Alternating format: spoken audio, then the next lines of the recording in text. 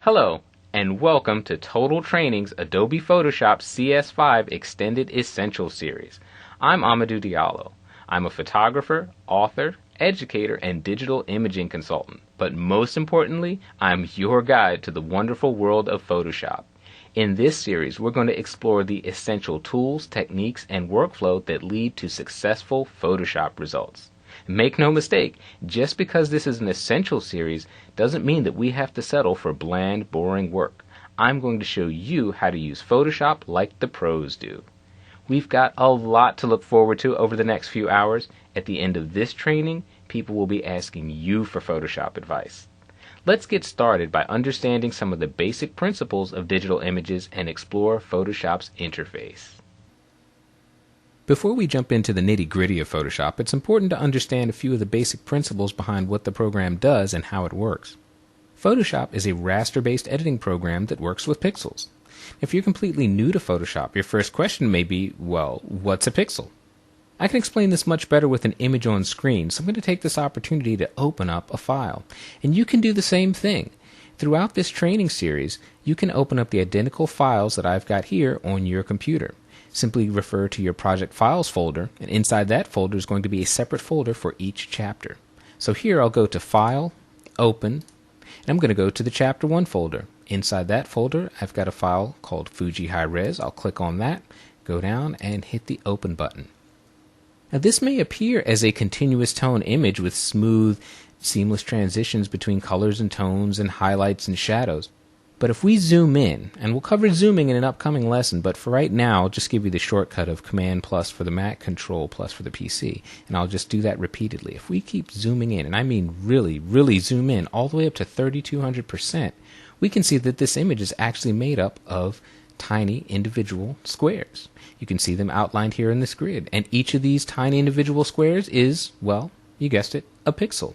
If you don't see a grid overlay on your screen, it may be that your video card doesn't support this feature.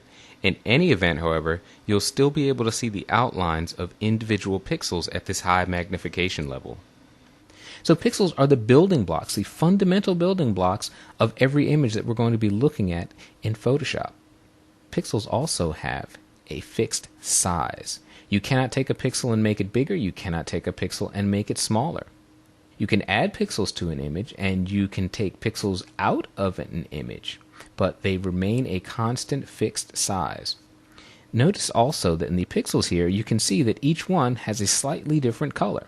You can see some have a little more of a cyan or blue, some have a little more magenta, some veer a little bit towards purple, and taken as a whole, these individual discrete colors combine to form our continuous tone image. So if I zoom back out, again on the Mac I'll do Command minus, on the PC Control minus. If I zoom back out to a more reasonable viewing level, we can see that grid of individual and distinct pixels forms a smooth continuous tone image.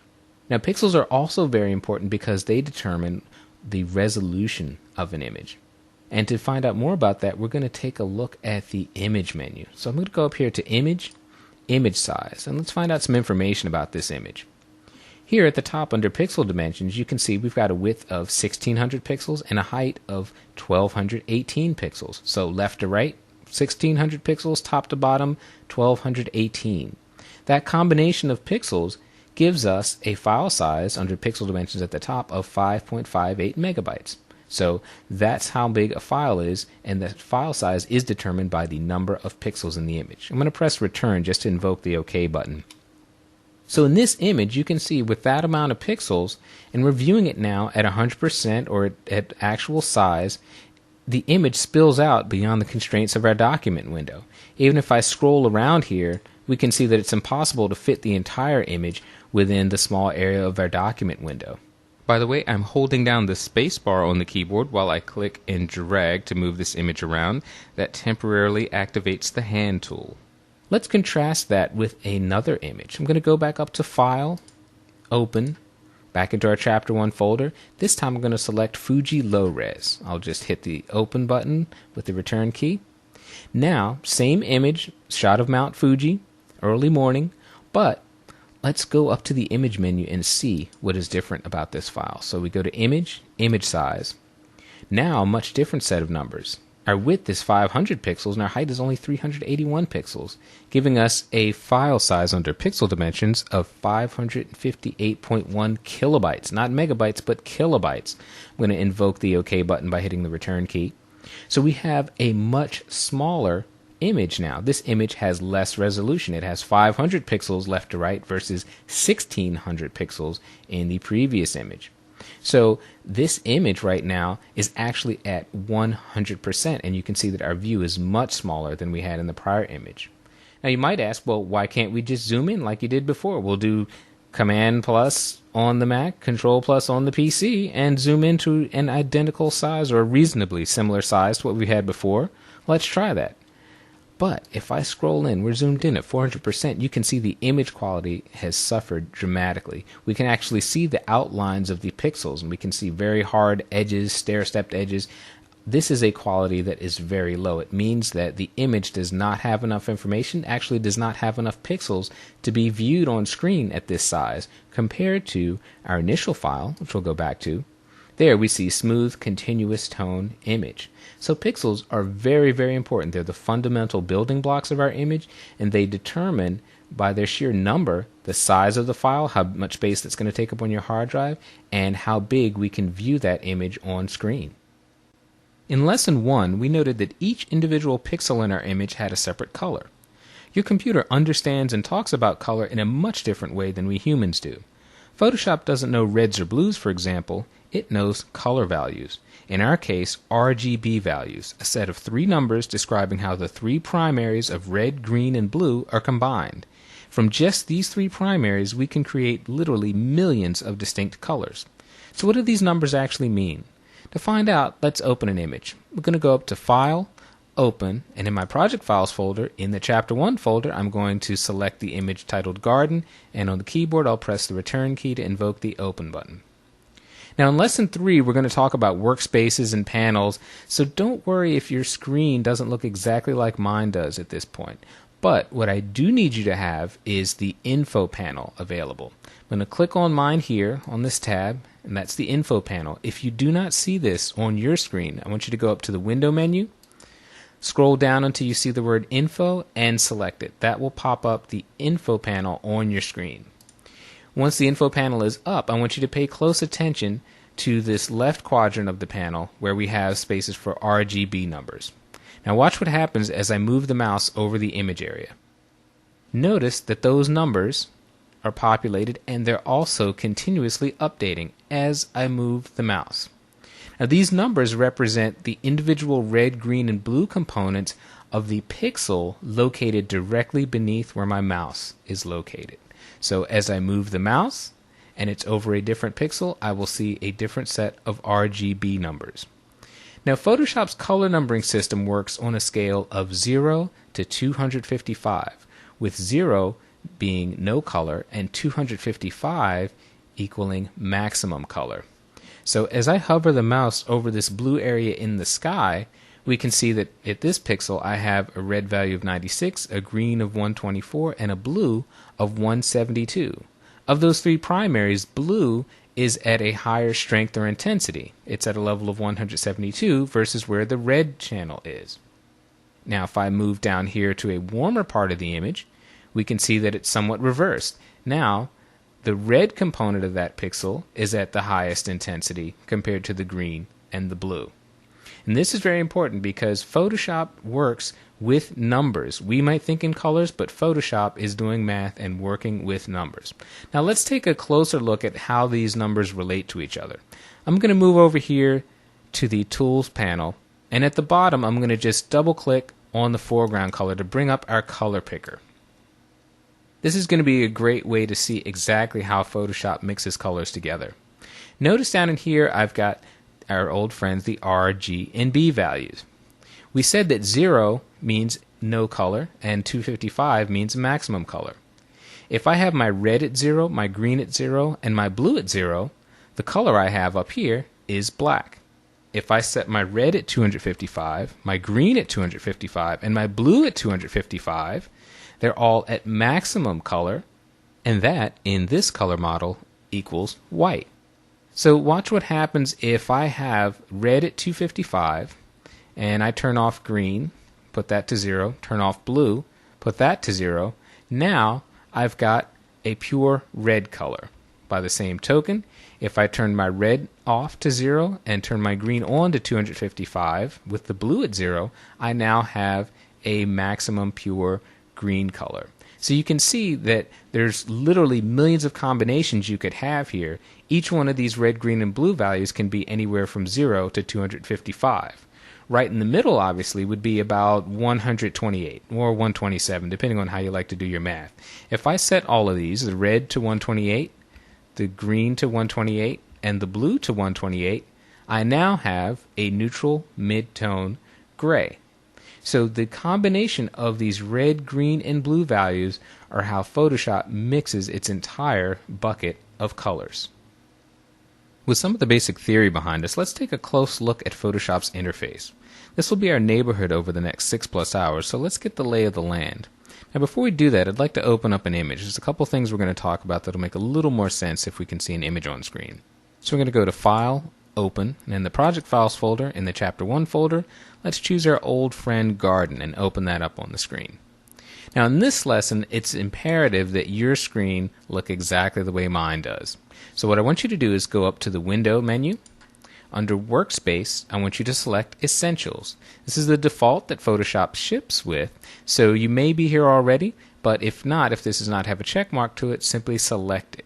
Once you do that, you should be looking at the same thing that I've got. Now if you've been playing around with the Essentials workspace and it looks a little bit different, what I'd like for you to do is go up in the Applications bar.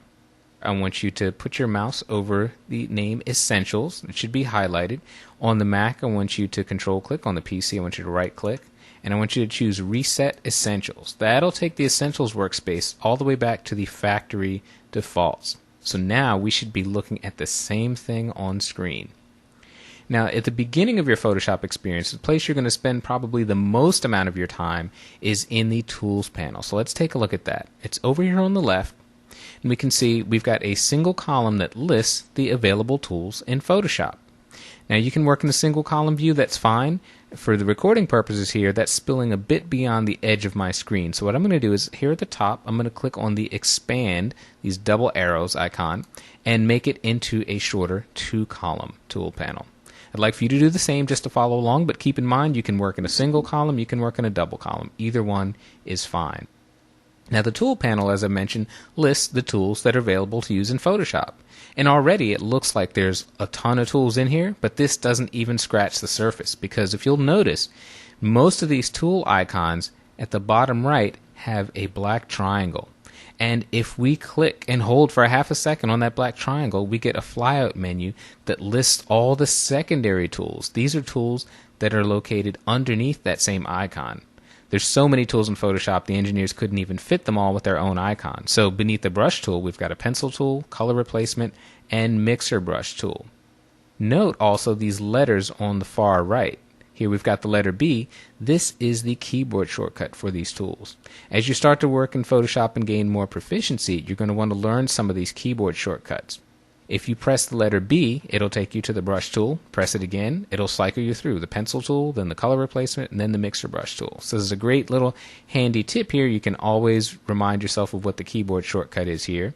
If we go to another tool, let's say the clone stamp tool here, click and hold for a second. We've got a clone stamp tool and a pattern stamp tool. So any tool in this tool palette that has a black triangle, you know that there are other tools hiding under there just waiting for you to use them.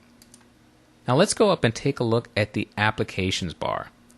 This application bar gives you access to a lot of good features. You can launch Bridge from here, you can launch Mini Bridge, we'll talk about those in an upcoming chapter.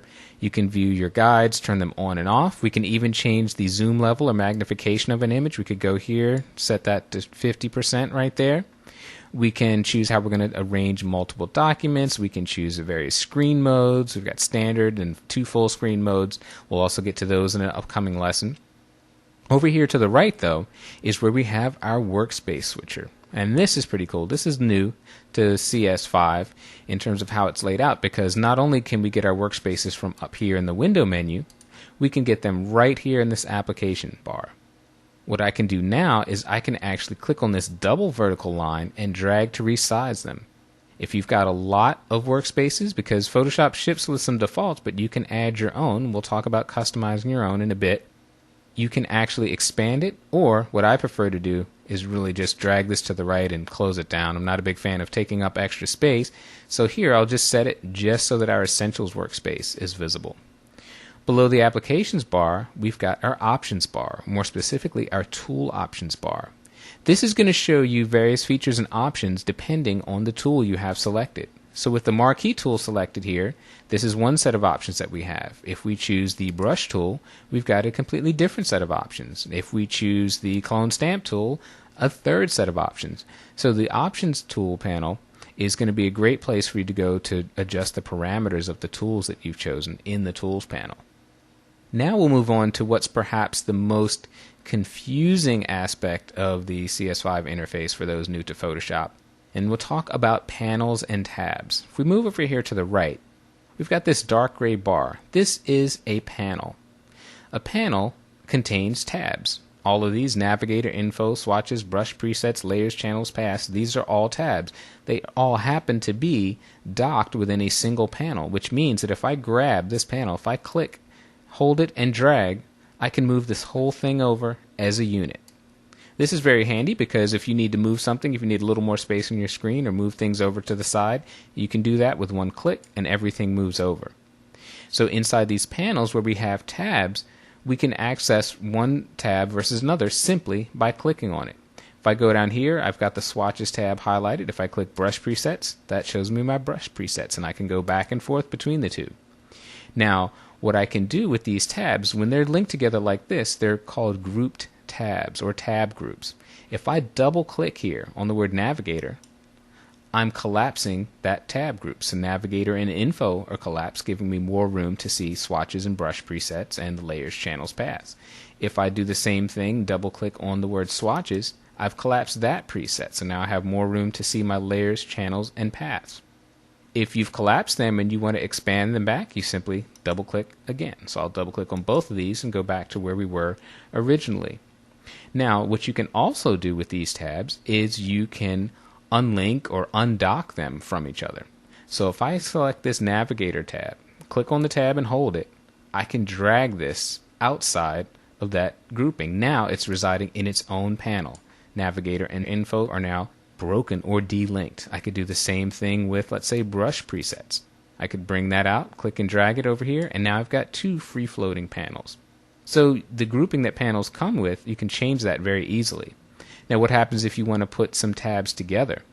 I can click on this brush presets, drag it up over the Navigator panel until I see a blue horizontal line. I'll let it go, and now these two tabs are linked. If I move the panel, it's moving both Navigator and brush presets. I could also take brush presets, click and drag it up until I see a blue outline here, and I can make it part of the tab group side by side. So I can simply go back and forth between Navigator and brush presets in that way. So there are a multitude of ways that you can adjust the Photoshop workspace. The way Photoshop ships is not the way that you have to use it, and that's one very powerful feature of it, is that you can customize it to the way that's most efficient for you to work. Now the last thing I want to talk about here is the application frame. And before we get to that, let's go reset these essentials so we can clean up our workspace again. Up in the Applications bar in the Workspace switcher, I'm going to go up to the word Essentials, and on the Mac I'm going to Control click. On the PC I'm going to right click, and I'm just going to hit Reset Essentials. That takes us back to the factory defaults. Now in the window menu, let's go all the way down near the bottom, Application Frame. I'm going to select that. If you're on a Windows machine, you're already in an application frame, but on a Mac, this is something that's only been around for the last 2 versions of Photoshop. Now what has happened is that Photoshop is now contained in a single window. We can move the whole application around as one group. And you can see here it's filling up the screen. If yours isn't filling up the screen, you can click on this expand icon up here with the plus sign, make that fill your whole screen. The advantage to this is that Photoshop in one contained unit blocks out your desktop area. So if you've got lots of files on your desktop, if your desktop is a sparkly blue that's distracting when you're trying to edit images, you can simply go up and choose Application Frame, block out any distracting elements, and you can work with Photoshop without any distractions. As you work in Photoshop, you'll have the option to create and save images in a number of different file formats. The good news is we only really need to be concerned with a few of them.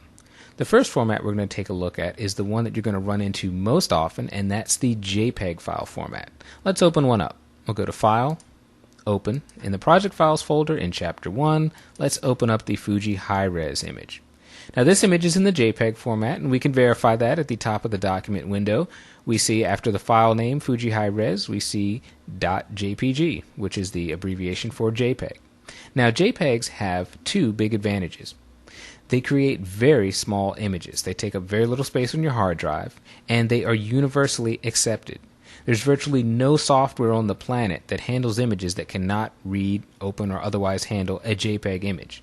You can open a JPEG in your web browser. You could even place a JPEG in your Microsoft Word document if you wanted to. So there's really almost nothing that you can't do with a JPEG in terms of putting it into other applications. The downside to this is that the JPEG achieves its great savings in file size by compressing your image. It's what's known as a lossy file format, meaning that it reduces the file size by throwing away information about your image. Now let's take a look at how that works. With this image open, we're going to go to File, Save As. We're going to save a copy of this. We're going to keep the format at JPEG. I'll go down here and click the Save button. It's going to ask me if I want to overwrite the other file. I'm going to hit Replace because we're actually going to stop before it writes it. Under the JPEG Options dialog box, we have a quality setting. At 12, which is the maximum setting, we can see below the Preview checkbox, we have a file size of 1.3 megabytes. That's what we'll get if we choose the maximum quality setting for JPEG. If, on the other hand, we drag this slider all the way to the left to get the smallest possible file size, we can see now under the preview box that our image size has been reduced to 62.1 kilobytes. That's just over a half of 1/10 of a megabyte. Fantastic, you might think. I could fit a gazillion of these on my hard drive, but look at what's happened to the image document window. With this preview button on, I'll turn it off so you can see the image that we started with. Nice, smooth, seamless transitions. If I turn the preview on, you can see that our image now is completely wrecked. We've got very muddy waters, we've got skies that have blotches of cyan and magenta all through them, and it's just completely destroyed. So we've got a small file size, that's great, but we've wrecked the image quality. Now, of course, you can go somewhere in between these two extremes. You could move the quality settings somewhere more in the middle where you've got a decent file size, but you have an acceptably good preview of the image. But that's the delicate dance that you'll have with JPEGs. Either you get the smallest possible file size and the quality is bad, or you keep as much quality as you can, but you don't get as much savings in the file size reduction. Now let's just hit Cancel.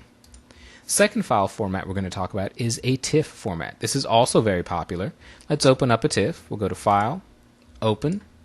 Again, in our Chapter 1 folder, let's select the file called TIFF. Now, the great advantage of TIFFs is that they don't throw away image information. You're not going to get a small file size like a JPEG, but you're not going to lose any image quality.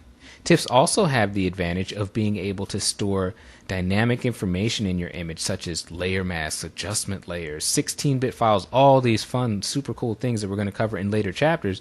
Those can all be saved in the TIFF format. None of those things that I just mentioned can be saved in a JPEG format. So once you really start to work in Photoshop and do amazing things with layer masks and selections and adjustment layers, then you're going to be really looking at a TIFF file format. Let's see what happens if you go to create a TIFF or save a TIFF. We'll go to File, Save As. We're going to select this. We're going to keep the file format at TIFF. We'll hit the Save button, and like with JPEG, it's going to ask me if I want to overwrite the other file. I'm going to hit Replace because we're actually going to stop before it writes it. Under Image Compression, the first choice is None. That means that this TIFF format will apply no compression to the image. The file size will not get smaller, but we've not lost any quality. Now here's the sort of magic button. Right below it is LZW. Now this does apply some image compression, but it's a lossless compression. It will make the file size smaller where it can, but it will not throw away any image information. How it does this can only be answered by the Adobe engineers and their super secret ways of committing algorithms to pixels. But the upshot is we can get a slightly smaller file size. We're not losing any image quality. It'll be nowhere near as small as a JPEG, but every little bit can help. So you've got those two great options for TIFFs. We'll hit cancel for now. And so we've got JPEGs, we've got TIFFs. Another lossless file format is the native Photoshop file format, which is a PSD. Let's go back to File, Save As. And this time for the image, instead of saving it as a TIFF, we're going to choose, all the way at the top, the Photoshop option. Notice that in the Save As box at the top of this window, the file name is now appended with .psd. That's the abbreviation for the Photoshop file document. Now, I don't want you to be under the impression that because you're working in Photoshop, you have to save the file with a Photoshop file format. That is not true. We can think for our purposes of TIFFs and PSD files as being virtually identical. There's no one big advantage over the other. Everything that a TIFF can hold, a PSD can hold, and vice versa.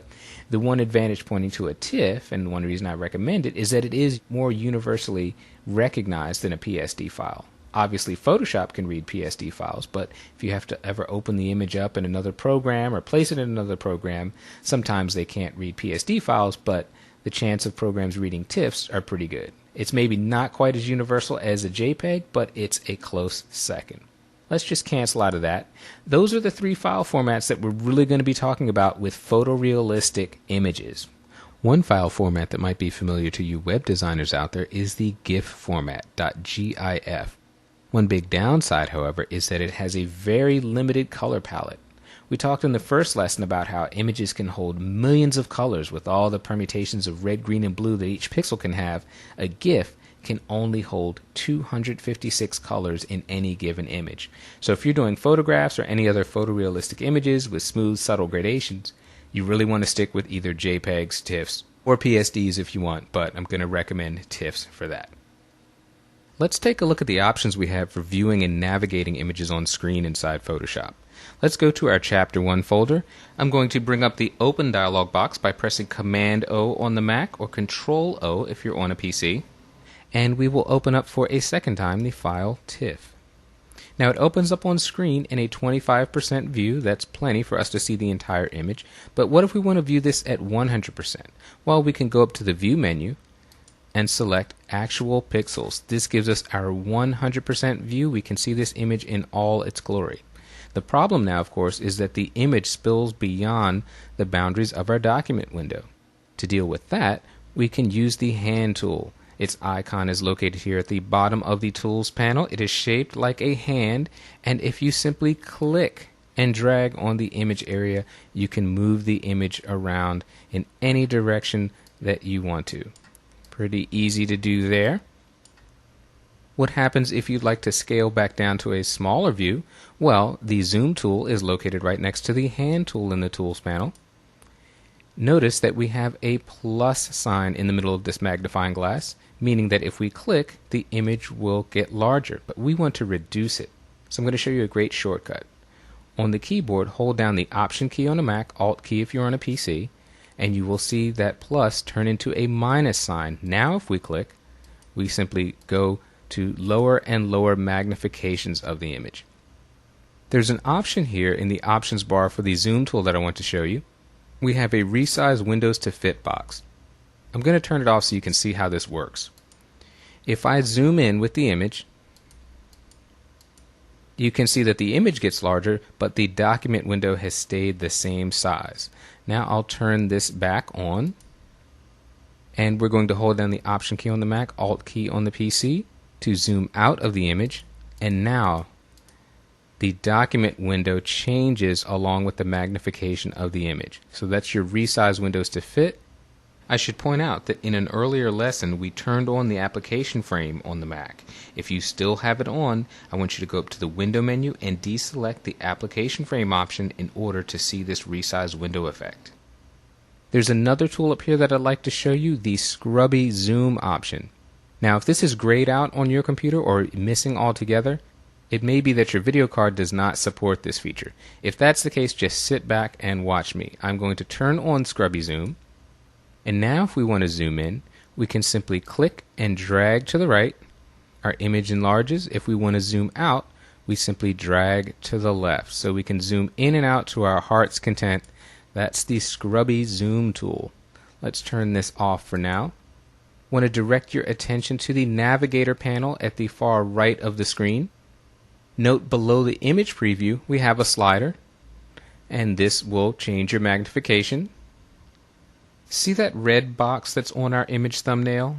This is great when you're zoomed in at a high magnification, because if you need to navigate around the image, you simply click inside this red box and drag it around wherever you want to go. Now the super cool thing about this feature is that since you can see the entire image with this thumbnail, you can simply click to an area of the image and Photoshop will take you there right away. A very fast way to get around an image when you're in a 100% view. I'm going to go up to the View menu for now and select Fit on Screen. This is going to give us a view that fits nicely to our screen. We can also rotate images in Photoshop, and we can do that by going up to the Image menu and selecting Image Rotation. I'm going to choose 90 degrees clockwise. Our entire image is rotated. If we sent this to the printer, this is how it would print. If we save and close this file, we would reopen it and have it be in the same orientation. I'm going to undo that by going up to the Edit menu and selecting Undo Rotate Canvas. There's another option here. If we click and hold the mouse on the hand tool, we can see just below this we have a Rotate View tool. I should point out that if your Rotate View tool is grayed out, your video card may not be able to support this feature. Now let's see what this does. If we click and drag on the image, you can see that compass showing up and we can rotate the view of the image. Now what's different about this than what we did previously? When you go up to the Image menu, you're rotating the canvas. That is a permanent change to your image. With the Rotate View tool, we are temporarily rotating the view of the image. This is not saved. We're not altering any pixels. This is just for on-screen purposes only. So if you save the file right now and open it back up, it will show up in its original orientation. The Rotate View tool can be useful if you're doing some retouching, particularly if you're using a tablet. You can get a more comfortable drawing angle. In the options bar, we have a Reset View button, so once we're done playing with the Rotate View tool, we can simply hit Reset. Photoshop offers 3 screen modes that I want to take you through, and before I show you these, I need to give you the shortcut. If we look up here in the application bar, we have a standard screen mode, that's what we're in now, a full screen mode with menu bar, and a plain old full screen mode. The keyboard shortcut to cycle through these is the F key. So we're going to do that with the F key, and I'm going to show you why in a second. I'm going to press F once. We're now in full screen mode with menu bar. We still have our menu bar, but here's the beauty of this mode. If we select the hand tool, we can move this image freely around the entire screen. We can move it behind panels, we can move it up above there, we can move it wherever we want. Our next mode is the full screen mode, and I'll press the F key to get to this. Now we have no menu bar, no panels, no Photoshop interface. And this is precisely why we need the keyboard shortcut. There's no menu for us to click on to go back to our standard view, so I'm going to press the F key. And that takes us back into our floating document window. Now Photoshop gives us a lot of options for how to deal with multiple images open at the same time, so let's open a couple more. We'll go back to our Chapter 1 folder. We're going to select 2 files this time, so I want you to select the 16-bit file, and then just below it, I want you to hold down the Shift key on the keyboard and select Fuji High-Res. Both of these files will be selected. They will both be opened. Notice what's happened. We still have a single document window, but it contains 3 tabs, one for each image. And we can move among the images simply by clicking on each tab. Now, if you don't like this tabbed interface, you can simply drag an image into a floating document window. Click on the tab, drag it out until you see that outline, and you have it in a floating document window. You could also accomplish that by going up in the application bar and selecting Float All in Windows. This gives us now free floating documents for each image. I'm going to close these for now, and I want to go back to TIFF to show you one last thing. Photoshop gives us some very good visual information without having to go and open up any menus. The first place I want you to look is in the title bar right at the very top of the document window. We have a file name, we have the view percentage, we have RGB, which tells us the color mode that the image is in, and we have an 8, which tells us that this is an 8-bit image. There's a copyright symbol here to the very left that indicates that copyright information has been embedded into this file. I'm going to widen this image window by dragging down at the bottom, and down here we have pixel dimensions for the image. If I click on this triangle, we can see various elements that we can show in that window. We can see the document size, we can see the profile, what color space is attached to that image, and there are all of these choices down here: measurement scale, scratch sizes. I think you're going to find most helpful document sizes, profile, and dimensions. So you can set it to any one of those three and know that you can always quickly access the additional information. So we can see that Photoshop gives us a lot of ways to manage our images on screen.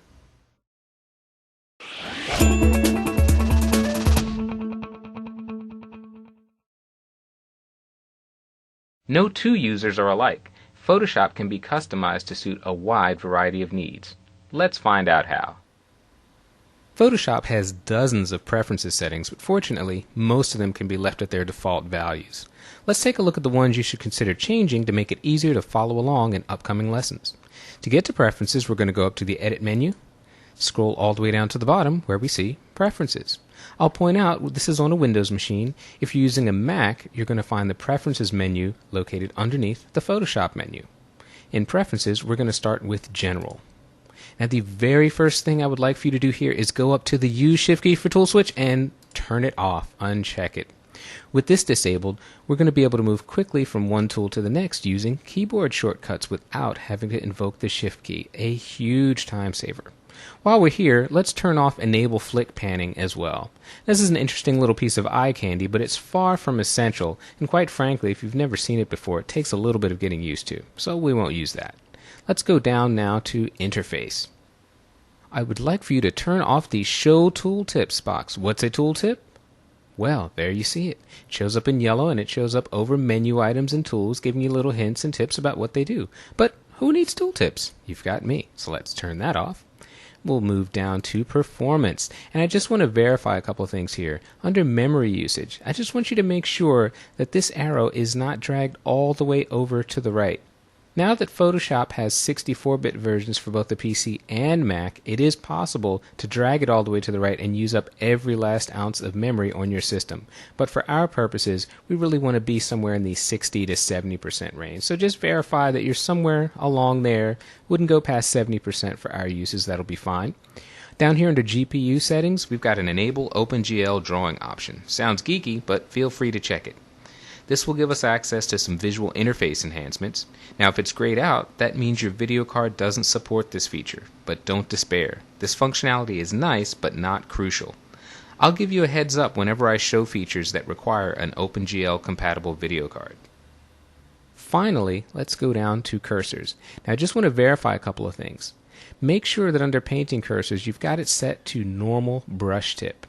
And then, to the right under Other Cursors, please set it to Standard. With these two settings, we'll guarantee that we are looking at the same thing on my screen and your screen once we start painting and brushing and all that other cool stuff. And that's it. Our preferences are set up and we're ready to move on. The color settings in Photoshop are often overlooked, but with just a few changes to the defaults, we can avoid color issues down the road. We're going to go back to our old friend, the Edit menu. Scroll down to Color Settings.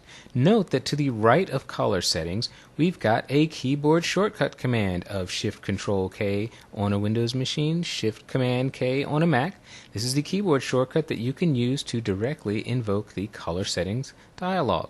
So as you're reaching up and pulling down menus, keep an eye on the keyboard shortcut commands where available, and if you find yourself going to the same menu numerous times, you can start using that keyboard shortcut. It saves a ton of time.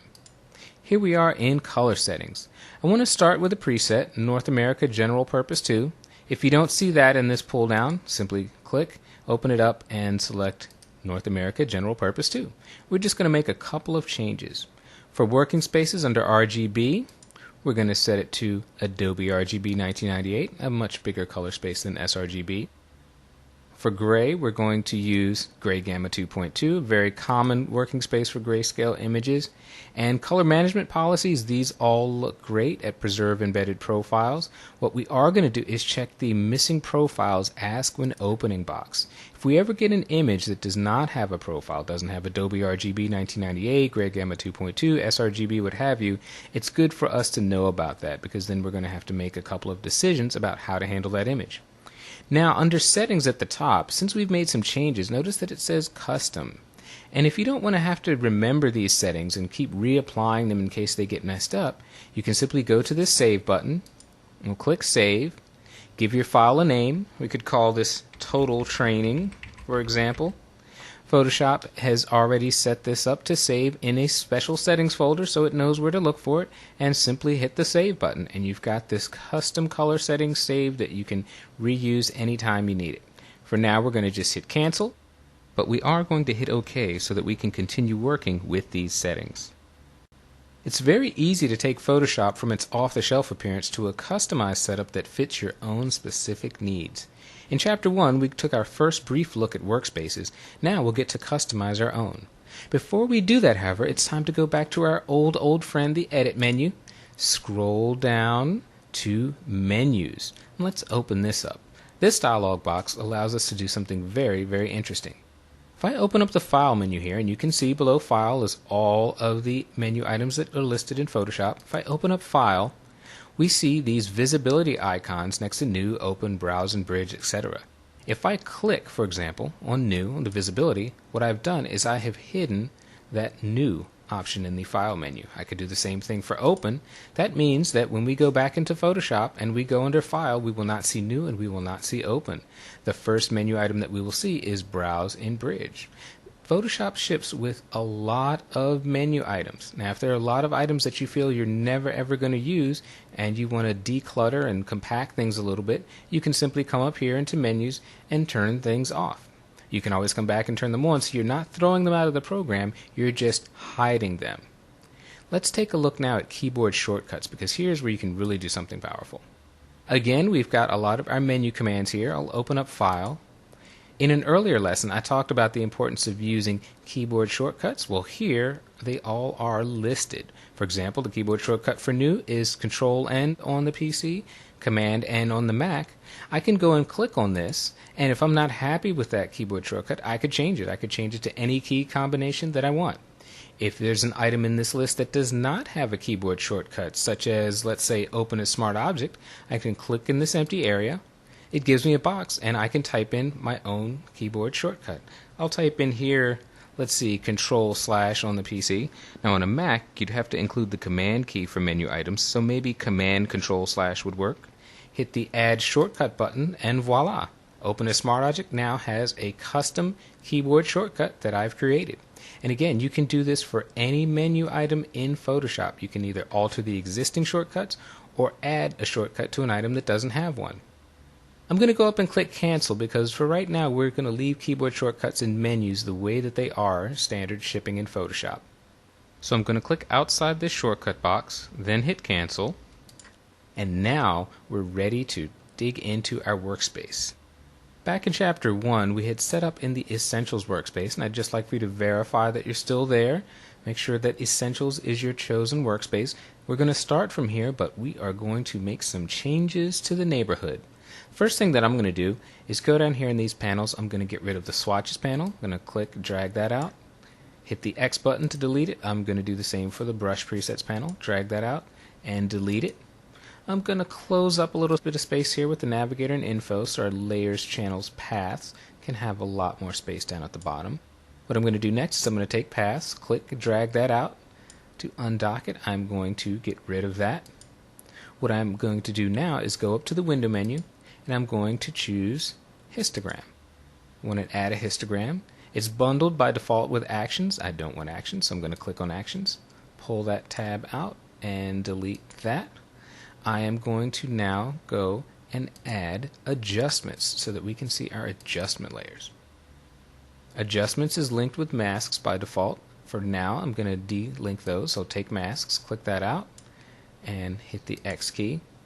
Now, I don't want mini bridge and I don't want the history panel in here, so I'm going to click on this double dotted horizontal line, drag that out, hit the X, close those two. Now, we've freed up a little bit of space, but we've got a lot more room in layers and channels. We've still kept navigator and info, but now we've got histogram and adjustments, and those are going to come in handy over the next couple of chapters. Keep in mind, if we go back and look at our workspace switcher, it still says Essentials.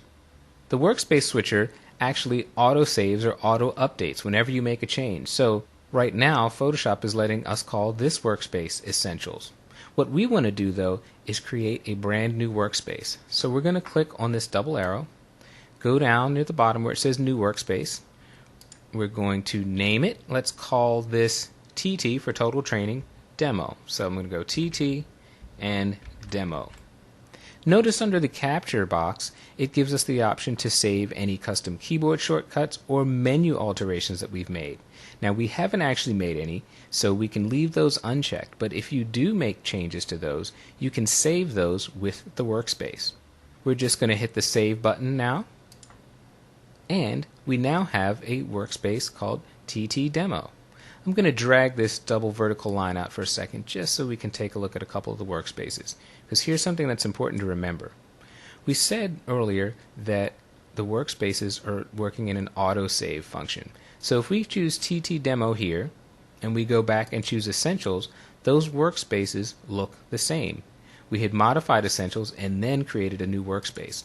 What we want to do now, so that we don't get confused between these two, is we want to click on Essentials. I'm going to right click on the PC, control click on the Mac on the word Essentials, and I'm going to reset Essentials. This will take it back to its factory defaults.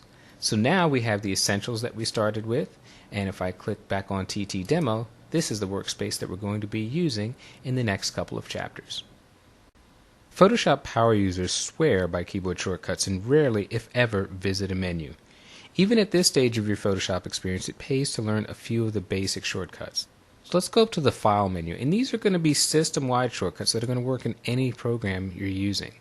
For New, on the PC, it's Control-N. On the Mac, it's Command-N. Open, as in open a file, Control-O on the PC, Command-O on the Mac. Close, very important. Instead of clicking on that little small tiny X, we can do Control-W on the PC and Command-W on the Mac. And let's not forget Save, which we should be doing often, Control-S on the PC, Command-S on the Mac. In the Edit menu, we have the all-important Undo, which we will make use of throughout this training, Control-Z on the PC, Command-Z on the Mac. So let's put our newfound mastery of these basic keyboard shortcuts to use. We're going to open up a file. Now, we're not going to go to the File menu. We are going to hit on the keyboard, Control-O on the PC, Command-O on the Mac. That brings up our open dialog. We're looking in Chapter 2 in our Project Files folder, and we have the file guides. We're simply going to click on it to highlight it. Now, instead of mousing down and pressing on this Open button, here's our next keyboard shortcut. Anytime you have a button on Mac or Windows that's highlighted and it's active, waiting for you to invoke it, you can do that by pressing either the Return key or the Enter key on your keyboard. So I'm going to press Return, and that automatically invokes the Open button. Now we have a missing profile dialog box. If you followed me carefully in Lesson 2 when we set our color settings, you should be seeing this warning box that says the document guides.tif does not have an embedded RGB profile. What would you like to do?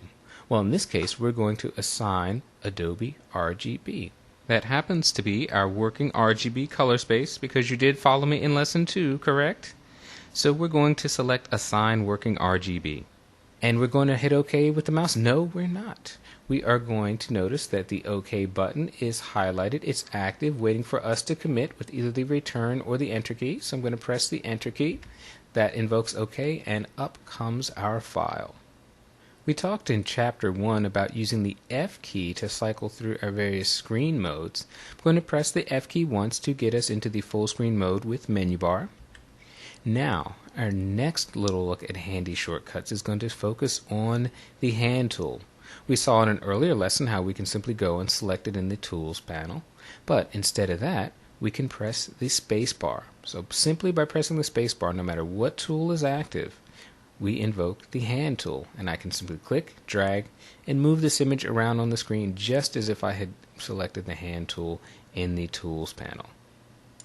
When we talk about increasing or decreasing the magnification or the view of this, we noted that the zoom tool does that, and I also gave you earlier a shortcut which I will reiterate here. On the PC it is Control plus Command plus on the Mac.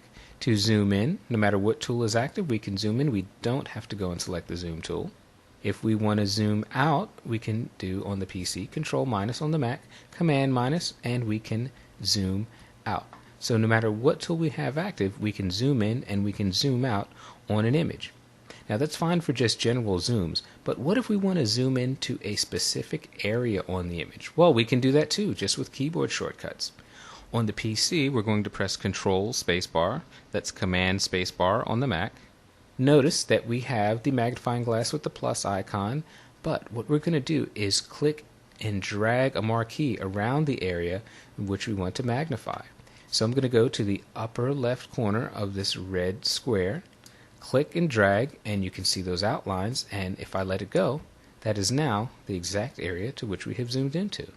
If you're not seeing this same behavior when you click and drag, select the zoom tool, that's the magnifying glass icon, then go up in the options bar and make sure that the scrubby zoom option is unchecked. If I need to zoom back out, I can do Control minus on the PC, Command minus on the Mac, bring us down to a smaller view. If I want to go to fit to screen view, I can do Control 0 on the PC, Command 0 on the Mac.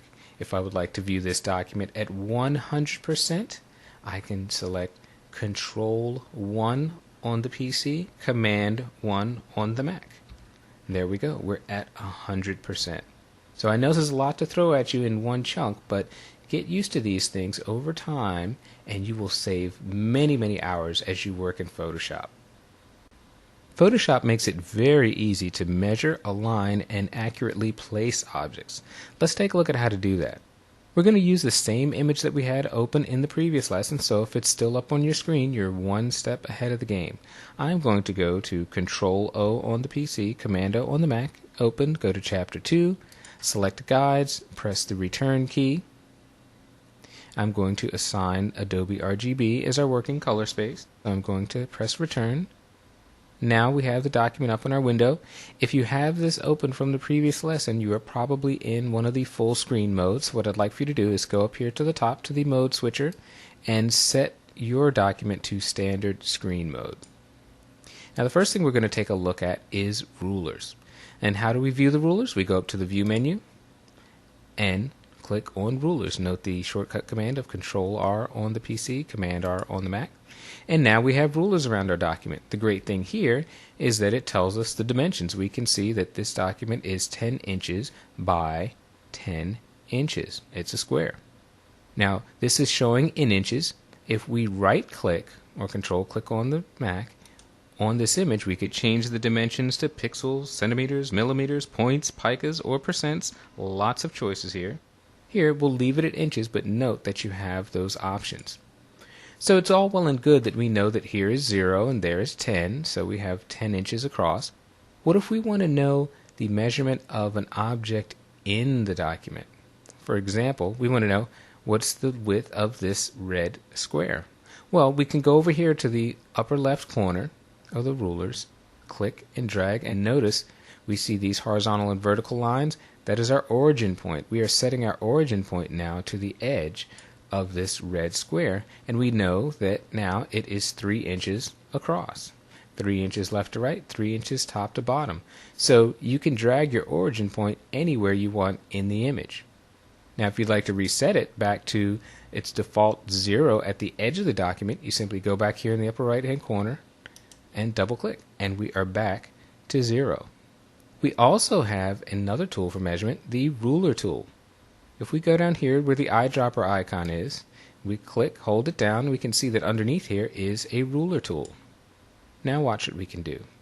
If we didn't know that this square was 3 inches, we could simply take the ruler, set it on the left edge of the square, drag it over to the right edge, and if we let go, note up here in the options bar, L1 is our length. That is showing us that it is 3 inches. If you're seeing a drastically different number here, make sure that in the options bar you have Use Measurement Scale unchecked. Well, with a 3 inch by 3 inch square, how long is the diagonal? I wasn't very good in math, so I'm going to have to actually measure this. Staying at that upper left-hand corner, we bring it all the way down here to the right, and we can see that the diagonal of a square is 4.2 inches and some change. So that's great. We've got the ruler tool that we can use to measure lots of different things. We've also got guides that we can use. I'm going to go and click on the marquee tool just to get rid of that display of the ruler. And I'm going to move right up into the ruler bar, click and drag down to the image, and I've got a horizontal guide. I'm going to move over here to the ruler bar on the left, click and drag, and I've got a vertical guide. Now guides are great for aligning objects along their edges. You'll notice down here in the layers palette that we have 3 separate layers. We're going to go into layers in a future chapter, but for right now the thing to understand about layers is that they allow us to move objects individually. So let's go to the tool panel, select the move tool. Make sure you have auto select checked. That's very important. With this checked, we're going to be able to click on this red square, drag and move just that red square, leaving the other squares alone. So you can see we can easily align this up against the guides. Now you'll notice that when you drag, you sort of feel a tiny little magnetic pull that's letting you butt right up against that edge without spilling over. That's because we've got Snap to Guides on. In the View menu, you can see this snap has a check mark next to, and what is it snapping to? Well, one of the things it's snapping to is guides. So that's a handy feature. We don't have to sort of guess of when we're there. You can kind of feel the tug of it snapping your image right there. Now once we've placed guides, we can move them. You can see the cursor turning into a double vertical line with arrows on either side. That means that we are selecting the guide, and I can drag it in any direction that I want to. I can do the same for the horizontal. If you're finished with the guides and you want to just get rid of them, you can go up to View and Clear Guides, and that is going to throw your guides away. Now the last thing I want to talk to you about is something called Smart Guides. Let's go up to the View menu, and we're going to go to Show and Show Smart Guides. Well, nothing has happened, but watch what happens as we start to move this red square. As I move it over, look at that. As soon as I am centered over the blue square, I get 3 magenta smart guides. It's telling me that I've aligned in the center and I've aligned on the left and right edges. If I move further to the right, it shows me now that I have aligned to the center and to the right edge of that blue square. If I keep going, look at this. Now I'm completely aligned bottom edge to top edge. Smart guides are great when you're trying to just visually place things very quickly, but you want to be precise. So you can see that we have a lot of ways to move and align images and also measure them. These are going to come in very handy as you start to work with discrete elements in Photoshop and put them together into a single image.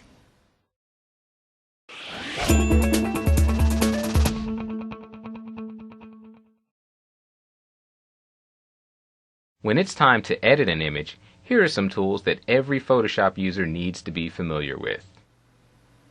The Levels tool is really the key to understanding how Photoshop manipulates pixels when you edit an image. Let's open up a file, Control-O on the PC, Command-O on the Mac. We're inside our Chapter 3 folder, and we're going to open the file Full Range. Now in the last chapter we turned rulers on. We're going to turn them off. Up in the View menu, scroll down to where it says Rulers and select it. Now when we made our custom workspace, we included a histogram panel. So let's click on it to open it up, and let's make 2 quick changes. Here in the flyout panel in the far right, I want you to set it to expanded view, and to the right of channels, instead of colors, let's set the histogram to luminosity. Now the histogram is a graph that shows the distribution of pixels in your image based on one thing only: brightness. So it shows you how many pixels reside at a particular level of brightness. The far left end of the histogram is reserved for maximum deep dark shadows. The far right end of the histogram is reserved for complete, super duper, blown out whites. Remember that Photoshop works on a level of 0 to 255 in terms of image brightness? So let's see how that translates to this image of the waterfall. If we start over here on the left, down at a level of about 3, and note that we have here level and count, I want you to pay attention to those. We have no pixels at this location. There's no data here in the graph, it's all empty. But as we move over to, say, a level of 25, we start to get some pixels. 25 is a relatively dark tone. As we move over to the right, just underneath where this peak is, at a level of about 60, 61, we can see that's where we have the greatest number of pixels in this image. And we've actually, if you look at count, we've got 3,260 pixels residing at that level. As we move over to the right, we're heading towards our mid-tone areas. Now we're at a level of 128, and we have a small little peak there, a little hump. We've got 818 pixels at that mid-tone level. And as we move over here along the right, another little hump comes down, tapers off nicely, so that by the time we get over here to a level of 250, we have no pixels occupying that range. So the histogram is really just a diagram of where our pixels fall in terms of brightness. Now there's no such thing as a perfect histogram. Each image is going to have its own unique shape. Let's open up a few. Control O on the PC, Command O on the Mac. This time we're going to open up multiple images. So I'm going to click Shadow down here at the bottom, and now I'm going to hold the Control key on the PC. On the Mac it'll be the Command key. I'm going to Control Command click on Mid, Control Command click on Highlight, and Control Command click on Clipping. We're going to open up 4 files at the same time.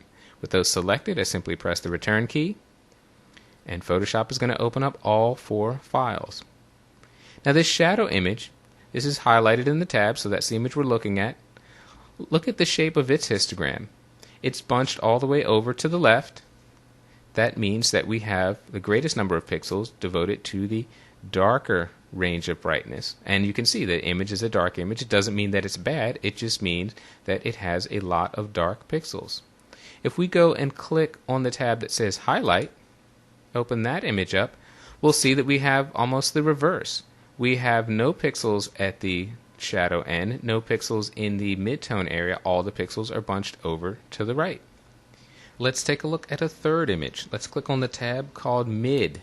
Let's see what that image looks like. Here, the bulk of our pixels are in the mid-tone range. They're all bunched up in the middle of the histogram.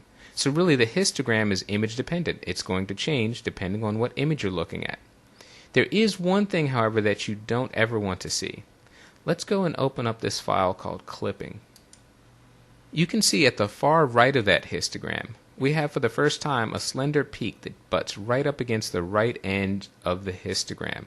That means that pixels have been clipped, or there's no data for them. That's the one thing that we do want to avoid with a histogram.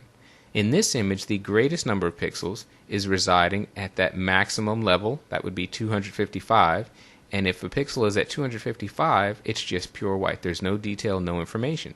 And we can see in the image that corresponds to this area here with our blown out sky. There's no detail, no information in there, and that's a situation that we'd like to avoid at all costs.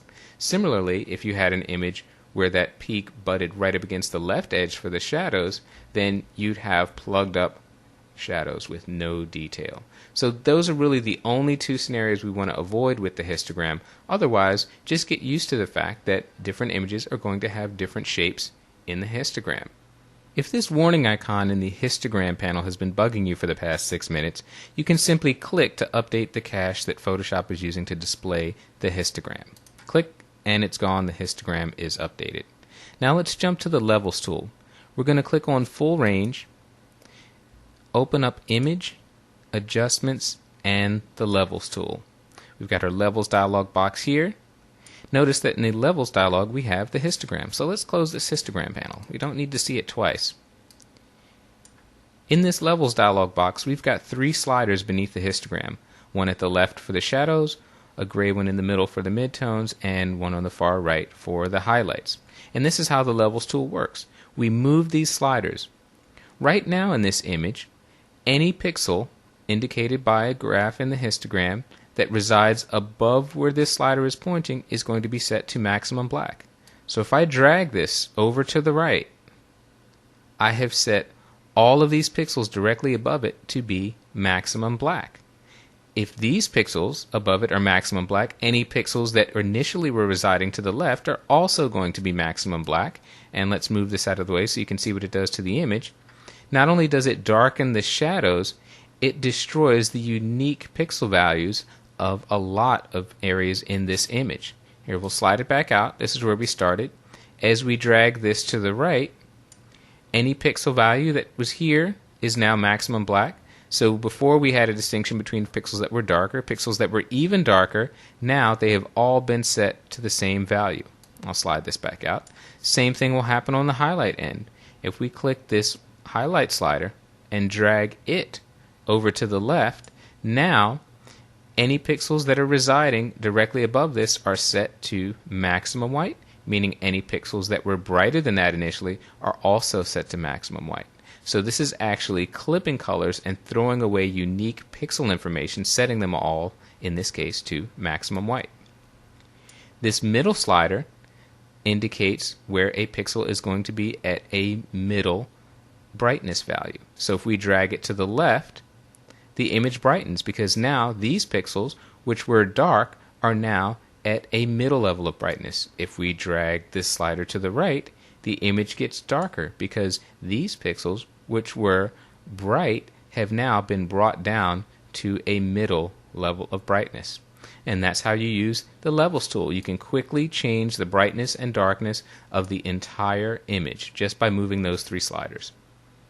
The Curves tool, while a bit harder to wrap your head around, offers a degree of precision and control that is unrivaled in Photoshop. Let's start with a new image. Control-O on the PC, Command-O on the Mac to open. In our Chapter 3 folder, we are going to open the image titled Curves. Now this is going to open up by default in our standard screen view. Let's go up to the Applications bar, and we're going to select Full Screen Mode with Menu Bar. We could also use our handy shortcut F key to do this. Now we're going to go to Image, Adjustments, and Curves. And this is why we switch to screen mode. Over the image, I'm going to press the space bar to invoke the hand key. You remember that from lesson 2, right? We're going to move this over here so that we can see both the image and the curves dialog box at the same time. Now there's an option here I want you to set in Curve Display Options. I want you to click and open that up. Drag this box up to the top. Under Show, I'd like for you to turn off the check mark for intersection line. We don't want to really confuse ourselves with too many things to look at one time, but do make sure that under Show Amount Of, you have the radio button set for light. This will give us our 0 to 255 numbers that we've been talking about all along. So we can close this options box now. In the Curves dialog window, first thing you're likely to notice is that we have a histogram behind it. So this should look very familiar to us. We have a triangle on the left and one on the right, again very similar to what we saw in the Levels tool. And Curves is oriented in the same way. Shadows are on the far left, highlights are on the far right. Every curve starts with a diagonal line that represents no change to the image. Now let's see how this tool works. We're going to go click on the On Image Adjustment tool. That's this finger hand icon with the up and down arrows. We're going to click on it to select it. And as I hover the mouse around the image, I'm not clicking, I'm not dragging, I'm simply hovering over the image. Note that in the main window of the Curves dialog, we have a hollow circle that is moving along that diagonal line. That hollow circle represents the brightness value of the pixel located directly underneath my cursor. So as I'm moving up in here in the clouds, you can see that that hollow circle is to the right side towards the highlights. But if I move my cursor down into these shadow areas, you can see that hollow circle now has drifted down to the left end of the histogram. So here we're focusing on shadow pixels. If I move it up here, we're focusing on highlights. So it's very important to note that this is a live update and will continuously track where you're moving the mouse. When we want to edit the image, we simply click, and notice that when we click on the image area, we have this hand icon with the up and down arrows, but in the Curves dialog box, that hollow circle has now turned into a solid black square. That means that point is selected, and if we drag up with the mouse, we're holding the mouse down and dragging up, we are brightening the image, and look at what happens to our curve. Now, in the curves window, we have changed the shape of this curve. We have raised it up above where this original diagonal line was. Whenever the curve goes above the line, those pixels are being brightened, and you can see that we brightened the image. If I were to go and drag this curve down, and as you can see, I can simply click to select a point, drag this down, the image gets darker. Look at the shape of the curve. It's now fallen below the diagonal line.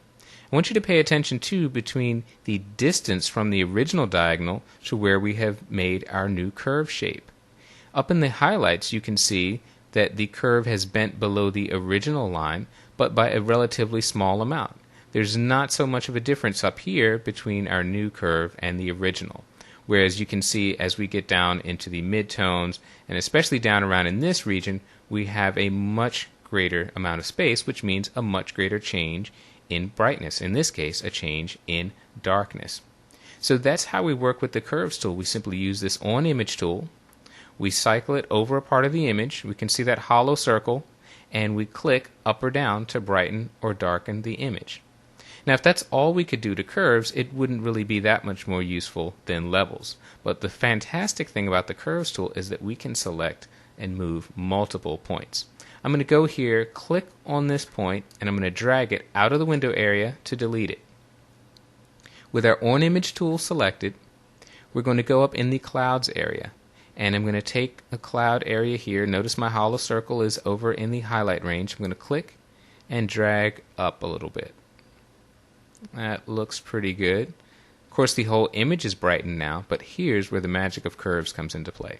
I can go down here into my shadow areas. I'm way down to the left end of the curve dialog window. I'm going to click and drag down. Down a little bit more, right about there. Now notice what has happened. In the shadow region, I have pulled my curve down below the original diagonal, so those pixels have gotten darker, while in my highlight end, my curve is above the original diagonal, meaning those pixels have gotten brighter. So I've done two separate things to the image. The bright pixels I've made brighter, and the dark pixels I have made darker. And notice the shape of our curve. It's fairly shallow, but it's still an S shape. I could enhance it a little bit more. I'll click here, open this up a bit, and maybe click down here and pull those shadows down a little bit so you could really see it look like an S shape. This will be a very familiar shape to you as you work with images in Photoshop, because this is the way to enhance contrast, to add contrast to an image. An S-shaped curve means that your highlights have gotten brighter and your shadows have gotten darker. What we've done so far is taken a few minutes of explanation, but in actual practice we're really looking at just a few seconds of work. Let's take a look at the preview by toggling it on and off to see just how far we've come. If I uncheck preview, here's where we started, a flat, low contrast, uninteresting, dull image. With just 2 points on the curve, however, we quickly go to a much fuller, richer, and dynamic image. And that's part of the beauty of working with the curves tool. So far we've talked about changing the brightness or luminance of pixels. Now we're going to look at how to change actual colors. We're going to open up a file in our Chapter 3 folder, Control-O on the PC, Command-O on the Mac. And in this Chapter 3 folder we are going to open Saturation. Pull that up on the screen, and like we did in the previous lesson, we are going to change the screen view to full screen with menu bar. So we can do that up here in the screen view switcher, full screen mode with menu bar. This is going to let us move it out of the way once we call up the Hue Saturation dialog box. To get to that, we go to Image, Adjustments, and Hue Saturation. We'll move this over here. Again, the space bar to temporarily invoke the hand tool. We'll slide this image over and move the Hue Saturation dialog box there. Now, when we talk about hue, we need to really understand what we mean. Hue we can think of as color. Saturation, on the other hand, is the intensity of the color. So we can have a single hue, a single color, and we can have that at various levels of intensity or various levels of saturation. Now, the Hue Saturation tool is fairly straightforward. we've got a hue slider, a saturation slider, and a lightness slider. For now, we're just going to concentrate on the first two. When we're set to the master mode like this, we can simply go, take the hue slider, drag it to the left, the image is going to get warmer. If we drag it to the right, the colors are going to get cooler. So that's pretty straightforward, but not very useful. There aren't that many times when you would want to just take the hue slider and drag it all the way to the right. One thing you will do more often, though, is adjust the saturation. If you wanted to add more saturation to this image, you drag this slider to the right.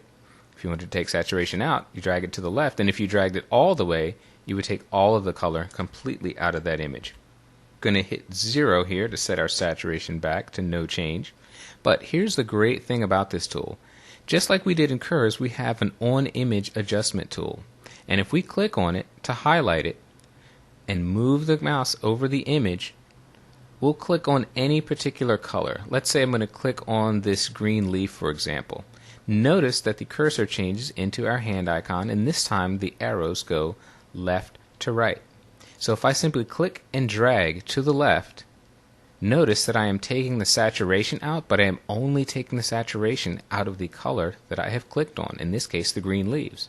So we're leaving a bunch of color in the petals and in the background, but these green leaves are losing saturation. We could drag it the other way to greatly saturate that, and we can quickly end up in a big old mess, but you can go any direction and you can isolate your change to a particular color by using the On Image tool.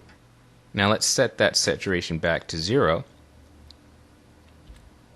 And how would we adjust the hue with this tool? Well, again, with the On Image Adjustment tool selected, we're going to click on an area of the image, but this time we're going to use a modifier key, Control on the PC, Command on the Mac, and if we Control Command click, now we'll notice that it's not the saturation that's changing, it is the hue.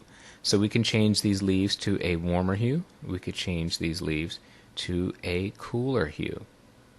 So again, we've got a quick, fast, and easy way to isolate particular colors just by using the On Image Adjustment tool. I'm going to reset this value in the hue from 97 back to 0, and we can further refine the choices of colors that get moved and colors that do not get moved. On Image tool is selected down here. We're going to move over to the petals of the flower, click, and drag to the left. Now that's desaturating the petals, leaving the other colors alone. But suppose there are colors in this image that we would like to include in that desaturation effect. Well, if we look at the Hue Saturation dialog box, we've got 3 eyedroppers here down at the bottom, and I want you to pay attention to the last 2. One has a plus sign, one has a minus sign. We're going to click on this plus sign.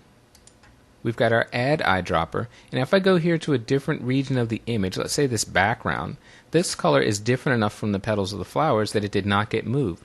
But if I simply click with the Add Eyedropper, it now expands the range of colors that are selected to include that background area, so that is automatically now desaturated to the same level as the petals of our flowers. So that's a great way to expand the range of colors that you want to desaturate in this case. If we wanted to take colors out of that range, we can simply go and choose the minus eyedropper tool, and we can simply click, let's go back on this background area, and we'll simply click the minus sign, and look at that. That's taking those colors out of our desaturation effect. Again, limiting it to the petals of the flowers. So you've got a lot of flexibility and precision here in the Hue Saturation dialog box. Let's take a look at how to crop and straighten an image. We're going to start with a file. We're going to open a file in our Chapter 3 folder. Let's go this time to the image titled Crop. We'll bring that up on screen. The tool we're going to use is named, appropriately enough, the Crop tool. That's located here in the Tool panel. The shortcut command for this is the letter C. And the easiest way to use Crop is simply click and drag on an image. Once I let it go, I'm not committing to the crop. I can further refine this. I could say, well, that's a little bit too high, I'll bring it down. We could bring this out on the side, and we can move it freely anywhere we want in the image. Notice a few things in the options bar. We've got a crop guide overlay. Mine is set to none. Yours might be set to rule of thirds, for example, which breaks the image up into grids. There's a finer grid called grid, so you're free to use any of these you want. For now, I'm going to leave it set to none. We have a shield color. We'll toggle this off, and you can see that the shield color applies a separate overlay to the area that is going to be removed, the area that is going to be cropped out. That's helpful. It gives you a little visual idea of what your image is going to look like by blocking out the material that you're going to crop. We can choose a color for that shield. Right now it's set to black, and it has an opacity of 75%, which is great because we can still see through it in case we need to make fine-tuning adjustments. Now if we go, I'll drag this out to the bottom. To commit to this crop, you can simply press the return or enter key on the keyboard, or on the PC we can right-click, control-click on the Mac and select crop. And there we have our crop. I'm going to undo this with Control-Z on the PC and Command-Z on the Mac because there's something else I want to show you. We just did a freeform crop, but suppose you want to crop to a specific ratio or perspective. In the width and height box, I'm going to type in numbers. For the width, I'll put in a 4, and for the height, I'll put in a 5. Now, when I drag with the crop tool, I am automatically constrained to a 4:5 proportion. So if I had to fit this for a magazine layout, for example, and their pages were spec'd for a 4:5 ratio, I could automatically crop to that perspective and know that my image is going to fit. I'm going to cancel out of this with a right click on the PC, control click on the Mac. Now, those of you who've been paying attention, I'll zoom into this a little bit more, may notice that this image is not level, it is not straight. When you use the crop tool, I'll draw it again, you have the option, if you move the cursor over one of the corners, you get this double bent arrow tool, and that lets you adjust the crop and move it, and you can use that to straighten out an image, but it's a very imprecise method. So here's how we're going to do it. We're going to go back to the tool panel, and we're going to choose the ruler tool. The ruler tool is hidden underneath this eyedropper tool. So we'll go here and select ruler. Now this is great because we simply click on something that should be straight. I'm going to use the top edge of this building. I'm going to click on the left corner and drag over towards the right corner. I've now drawn a line over an item that should be straight but that is currently crooked. In the tool options bar, I have a straighten button. If I click straighten, watch what happens. It not only straightens the image, it crops off the excess area of the image that it had to do to eliminate any white spaces. So that's a great, easy, one-step way to straighten an image and crop it at the same time. If you don't want the image to be straightened and cropped all in one step, here's a little trick.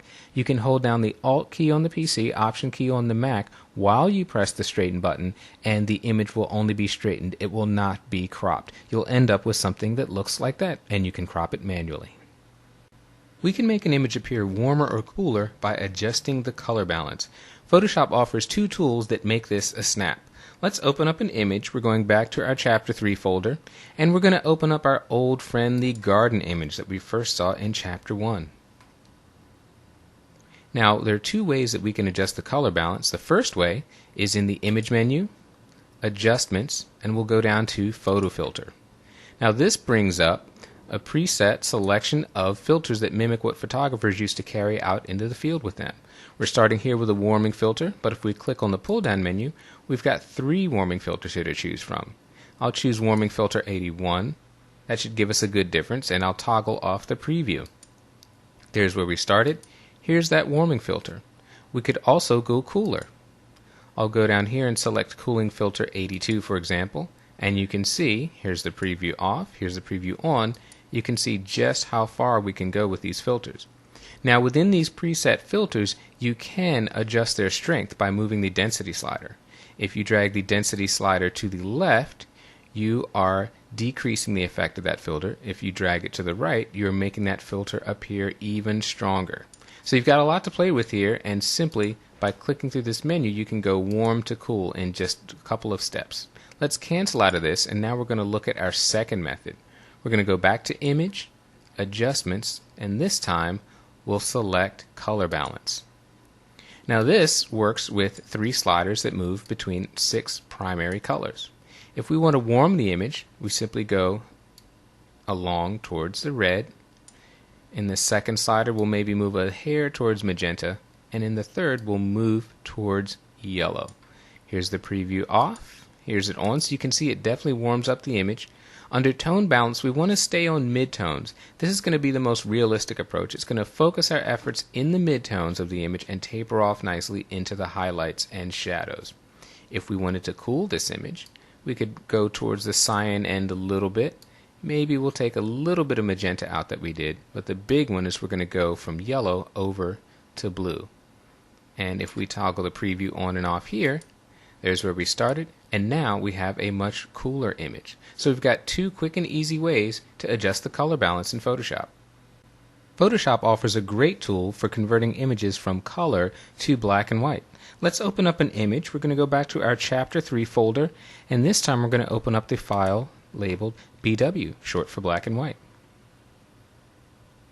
Now with this image on screen, what I'm going to do is select the Fit to Screen view. The shortcut for that is Control-0 on the PC, Command-0 on the Mac, to get it just a little bit bigger on our screen. And the tool we're going to use for this conversion is named, appropriately enough, Black and White. It's located in the Image menu, under Adjustments, and we'll simply scroll down and select Black and White.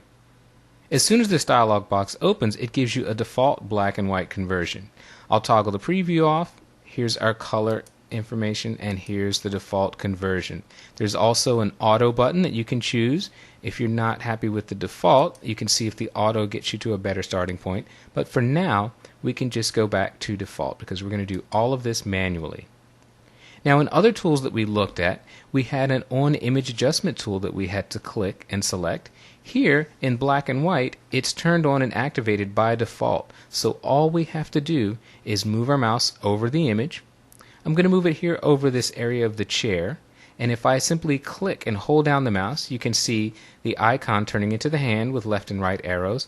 More importantly, in the black and white dialog box, you can see that the yellow value is highlighted. If I click and drag to the left, you can see those numbers go down, and the yellow parts of this image are getting darker. If I click and drag to the right, the yellow parts are getting brighter. Why yellow? Well, because I clicked on an item in the image that was yellow. Yellow was the underlying color information. So just because Photoshop gives you a black and white preview of the image doesn't mean it forgets the colors that were in this image. That's the beauty of the black and white tool. It lets you make image adjustments based on the underlying color information. If I go here and click on this chair, you can see that that's going to select blues primarily.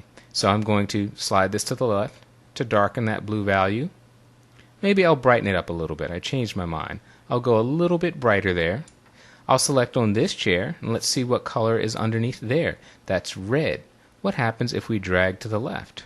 We're making those much, much darker. Notice that the yellow chair and the blue chair have been left alone. The table was also red, so that's getting darker. Let's go back here and find another color. In this foliage, let's click here and see if we can find a green color. We have green here, so we're simply going to click and let's lighten this up a bit. So we're going to open up those greens in there. And so with just a few clicks of the mouse, you can see that we can drastically alter the contrast in this image simply by changing tones based on their underlying color information. Let's go back for a minute, toggle the preview off. Here's the color information that we started, so you can see the individual discrete colors we have in the image of reds, blues, yellows, and greens, and now we've adjusted the brightness of all those values. Now there's another thing we can do with the black and white tool is we can tint the image. Once we're happy with this black and white conversion, we can go down and click on this tint box, and let's see how this works. We've got hue and saturation. The important thing when you're working with this tool is to boost your saturation up. It has to be very high so you can see the changes that you're making in hue. We're ultimately going to come down from this, so don't worry about your colors looking exactly right. Here the saturation is very high, but that's just so we can find a nice hue. If we wanted to get a nice sort of sepia print, we'll come over here. That's a little bit too much red. We'll add a little yellow in there, something about like that. Now to make it look real, we will bring the saturation down, way down. And if we come down here just to about 7%, you can see we've got a nice sepia toned image. If we wanted a cooler image, we can take this hue and drag it over towards the blue end, get a much cooler rendering of the image, something about like that. If that looks a little bit too strong, a little bit too cold for you, we can take the saturation slider and bring that down even further, down to about 3%, so we just have a slightly cool image. So within one dialog box, we can take the image from color to black and white and even perform a tint.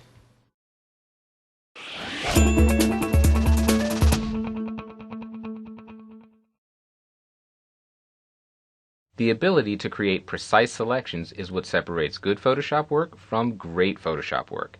Here are some tools to get you there. Photoshop has two sets of tools that come in handy when making basic manual selections. Let's see how they work. We're going to open up an image. We'll go to our Chapter 4 folder and select the file titled Marquee. The very first tool we're going to work with is, well, you may have guessed, the Marquee tool. It's the very first tool in our Tools panel. If you do not see a rectangle here, I want you to click on this bottom right disclosure triangle and scroll up and select Rectangular Marquee tool. In my image on screen, you can see two guides. If you do not see guides on your screen, I want you to go up to the View menu, Show, and select Guides. The last thing I'm going to do is change the screen mode.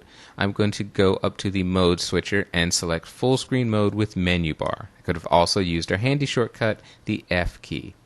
Now, using the Rectangular Marquee tool could not be any easier. You simply click and drag and draw any type of rectangular shape that you want. If you want to constrain your shape to a square, you click, drag, but on the keyboard you hold down the Shift key. And no matter how big or small you make it, you're automatically constrained to a square shape. Note that the point at which I click and drag becomes the upper left-hand corner of my selection. But there's a way to make that the center point of the selection. I'm going to move my mouse directly over the intersection of these guides, and if I click and drag, you can see that intersection is the upper left-hand point. But if I hold down the Option key on the Mac, Alt key on the PC, that starting point now becomes the exact center of my selection. Let's take a look at the choices that we have up in the Options bar. The very first icon here on the left is the New icon. That's what we've been using, so if you have a selection that you've drawn and you draw a second selection, this option automatically wipes out the first selection. Moving here to the right, we have the Add selection. So I'm going to start with the first selection. Now, notice that my cursor has a plus sign at the bottom. Any selection that I draw now will be added to the first one. So we're not wiping out the first one automatically. If we go over here, our next choice is Subtract. In this one, our cursor has a minus sign at the bottom. If I drag anywhere over an existing selection, that area of overlap will be deselected. Finally, we have the Intersect option. Now this one gives an X at the bottom of our cursor. And watch what happens. If I click and drag, the only area of the selection that ultimately will remain is where these two intersect. So I've got a thin sliver over here on the left, and if I release the mouse, that is the only part of the selection. Let's go back to our default. Under the Style menu, we've been working in normal mode, but suppose you want to have a fixed ratio or specific proportion for your image. We can simply go to Fixed Ratio, and here I've set it to a 6:7 proportion. So if I drag, no matter what I do with the mouse, I'm always going to be constrained to a 6:7 ratio. Underneath this, we've got Fixed Size. Now this one is interesting. Right now it's set to 3 inches by 3 inches. And this time I don't have to click and drag. I've already told Photoshop the dimensions of my selection, so all I have to do is click, and I have automatically a 3 by 3 inch square. Once we have a selection, we can move it. If I bring the mouse inside my selection area, notice that the cursor turns into a white arrow with a little rectangle around it. We can simply click and drag and move the selection anywhere we want to over the image. Once we've drawn a selection, what can we do with it? Well, if I move my mouse inside the selection and hold down the Control key on the PC, Command key on the Mac, note how my cursor changes. I can now cut the selection out of the image. So if I click and drag, I've now cut this out and made a hole in the image. I'm going to do Control Z on the PC, Command Z on the Mac to undo that. So one last thing I want to show you. We'll go back up and set normal mode. I'm going to draw a shape. Now, up to this point, we've been drawing a shape around the areas that we want to select. That would be the inner contents of this shape. But if we go up to the Select menu, we can scroll down to Inverse, and we can invert the selection and select everything that we did not draw with that shape. So this time, with Inverse selected, if I go inside my selection area, and on the Mac, if I press the Command key, Control key on the PC, and drag, I am now removing that inverted selection. Everything we've been doing with the rectangular marquee tool applies equally as well to the second tool that it is grouped with, and that is the elliptical marquee tool. The difference here is that you're starting with an elliptical shape. You can hold the Shift key to make a circle. Everything else is identical to what we've just been doing. The last two tools in here work a little bit differently. We have a single row marquee tool and a single column marquee tool. These allow us to click and make a selection of a single row or a single column of 1 pixel's width. Let's take a quick look at how that would work. I've selected the single row tool. I'm going to clear our existing selection. The keyboard shortcut is Command D on the Mac, Control D on the PC. And now with a single click, I have selected a row across the entire image that is exactly 1 pixel in height. If I go and select the single column tool, I can now click and select 1 column that is a single pixel width. Now we're going to move on to the lasso tool. To do that, we're going to close this document. I'm going to close it with Command W on the Mac, Control W on the PC, and we're not going to save this, so just hit Don't Save. We're going to go back to our Chapter 4 folder and open up the selection image. Before we get started with the lasso tool, I'm going to hit F to take us into full screen mode with menu bar, and I'm going to hit Command 0 on the Mac, Control 0 on the PC just to fit this image to screen. And the first lasso tool that we're going to use is the freeform drawing tool. It's just called lasso, and it's the first option in the lasso tool panel. This tool works by allowing us just to click and draw in a freeform manner. So I'm going to click, drag it around, and draw, and wherever I let go of the mouse, we're going to automatically have a completed shape moving from our first point to our last point. So there we've got this freeform shape, and again, if I move the mouse inside, I can move the shape. If I move the mouse inside and hold down the Command key on the Mac, Control key on the PC, I can cut this shape out of the image. Let's undo that with Command Z on the Mac, Control Z on the PC. Now the second tool here residing in the lasso tool panel is going to be a bit more useful. It's the polygonal lasso tool. And this works a little bit differently. Here we're going to click, drag, and click repeatedly. We're going to just connect straight line segments. So if I click here and then drag, and click again, you can see that I'm just creating straight line segments. In this case, around the gentleman in this image. They're all straight lines, and we're just setting anchor points in between them. So I can simply click repeatedly. I'm just making a very rough outline of his shape. When you're ready to close the selection, and with this tool you have to do it manually, you can see that my cursor now has a circle beneath it. Once you see that circle, you know that your next click will complete the selection. Now I have a selection, and again, we can move this selection or we can cut out the object. The final lasso tool that I'm going to talk about is the magnetic lasso tool, and this tool is very interesting. I'm going to zoom in here on the image onto this subway sign. The magnetic lasso tool is great because it allows us to trace over shapes and automatically snap along edges. I'm going to cut out this U in the Union Square sign. So with the magnetic lasso tool selected, I'm going to simply click and then start dragging. Points are automatically added, and it's following the outline of this letter. This tool works great in areas of high contrast, and obviously black and white have about the highest contrast you can get. So all I'm really doing is tracing along the edge of this letter. And there's my hollow circle that lets me know that I can complete the selection. Now it's not perfect, but I can move the mouse in here, Command click on the Mac, Control click on the PC, and I've made a very rough cutout of that U shape. One of the issues that new users have when they first try the magnetic lasso tool is they trace around an object and they get a very rough result that's a little sloppy, kind of like what we just saw. And then they give up on the tool and say, oh, it doesn't work. But if we go up here to the options bar, there are settings that can help us get a better result. First, I'm going to undo what we just did, Command Z on the Mac, Control Z on the PC.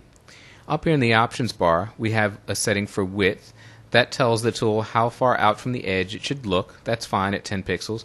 Contrast determines the amount of difference in contrast between what's going to be selected and what isn't. And that's what we're going to change here. 10% is a little low. We'll change this to maybe 40% and see what that does. Frequency just tells the tool how often it should place the anchor points. I think we're fine at 11.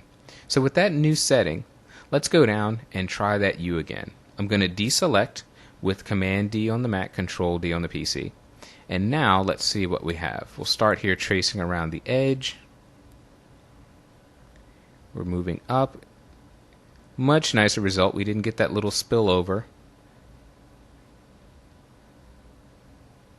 And there's our hollow selection. So we'll close it up. And a much better and tighter selection. So now if I cut this out, you can see a big difference. So when you're going to use the magnetic lasso tool, spend a couple of minutes experimenting with those width, contrast, and frequency settings, and you can get really great results with very little effort. For our next lesson, we're going to open up a separate image. So for now, you can simply close this without saving. The quick selection tool is a giant leap forward in making selections of real-life objects. In fact, it's downright awesome. Let's open up an image. We'll go back to our Chapter 4 folder, and this time we'll open up the image titled Quick Select. I'm going to hit F to go into full screen mode. I'm going to do Fit to Screen with Command 0 on the Mac, Control 0 on the PC, just to get the image size a little bigger. And we're going to go to our Tools panel and locate the Quick Selection tool. It's this brush with the little selection spilling around it. The shortcut for that tool is the letter W. Now I've got a brush size selected, but it is very small. You can see that as my cursor is over the screen, basically I just see 4 points. If I go up to the options bar and click on the brush size options, I can drag the size. Here it's at 15. I can make it much larger. Now that's one way to change the brush size. Here you can see I've got a bigger brush, but it's still too small. What I'm going to recommend is a shortcut to change the size of the brush. On your keyboard you have left and right bracket keys. If you press the right bracket key repeatedly, you continuously increase the brush size. If you press the left bracket key, you reduce the size of the brush. The beauty of this method is that you can actually see the size of the brush as you're adjusting it. Also in the options panel, I want you to make sure that you have this auto enhance box checked. Over here to the left, we have 3 painting modes, and we want to be on this middle mode, which is the add mode. Now what I want to do in this image is select the background and leave the subject alone. With the quick selection tool, all you have to do is start painting. I'm going to simply paint over this background area starting on the sky, and look at that, already it selected the sky and left our subject virtually untouched. I'm going to come down here to finish. Now notice that as I drag down to the left, it has spilled over and captured some of our subject's arm. And this is the beauty of the quick select tool. Right now my circle has a plus in it. That means we're in the add mode. I'm going to reduce the brush size a bit. And if I hold down the Option key on the Mac, Alt key on the PC, that plus changes to a minus. This is going to subtract from our selection. So now I just paint over the area that was included by mistake. And now I'm going to continue painting in my add mode. I'll come down here on the right side of his body. And I'm going to zoom in to make sure I get this area as well. My brush size is much too big for that. And again, I'm reducing the brush size by repeatedly pressing the left bracket key. This is a much better size here. I'm going to come in. And because I've got auto enhance on, as I let go of the mouse, Photoshop does its best to try to make my selection even more precise. That looks pretty good. I'll try to get this one little spot up here in the top. That's not bad. I've got a little bit of spill over here on the edge, so I'm going to go into my subtract mode with the Option key on the Mac, Alt key on the PC. And that looks pretty good. One last area down in the bottom that I want to get to. I'll paint in here with a little bit bigger brush size. And finally, this last area of green. But I'll take out some of this. I think this is part of the chair he's sitting on. Looks pretty good. Now we've got a selection of the background and we're leaving the foreground alone. Well, what can we do with this selection? Well, one thing we can do is use an adjustment on this. We talked about levels and curves. Let's go up to the image menu, go down to adjustments, and we'll bring up levels for this example. Now, because I have selected an area, in this case the background, any adjustment tool that I use in Photoshop is going to be restricted to that selection. So if I grab this slider in the middle and drag it to the right, you can see that I'm darkening the background significantly, but my subject in the foreground is being left completely alone. The quick selection tool is going to quickly become your very best friend when it's time to make complex selections. When we need to make a selection based on the color of objects in an image, we can sit back and let Photoshop do all the hard work. Let's open a file. We'll go to our Chapter 4 folder and this time open the color range image. I'm going to press the F key to take us into full screen mode with menu bar. I'm going to invoke the hand tool by pressing and holding the space bar while dragging this over to the left to make room for our dialog box. And we're going to go up to the select menu and choose color range. Now what we want to do in this image is select these tulips, but we don't want to select the stems. We just want to select these red tulip heads. In the color range dialog box, we have 3 eyedroppers. This first eyedropper is what we're going to use to actually make our color selection. So with this eyedropper selected, we simply move over the image and I'm going to click on a color area that I'm looking to isolate. Now, in the preview window of the color range dialog box, you can see some of the image has turned to white. The areas that are white are the areas that have been selected. So we've started to select some of these tulips, but we need to make our selection broader. To do that, we're going to click on this second icon, the eyedropper with the plus sign. This is our add eyedropper, and what I'm going to do is click on a color that has not been included in our selection. There we go. You can see that much more of the tulips are now white. There's a few more spots here that I'm going to go in and clean up. Get this down here. That's looking pretty good. Maybe one more click there. That looks great. Now you can see in our preview that all of those tulips have been selected. There is a fuzziness slider at the top of the color range dialog box that you can use to expand or contract your selection.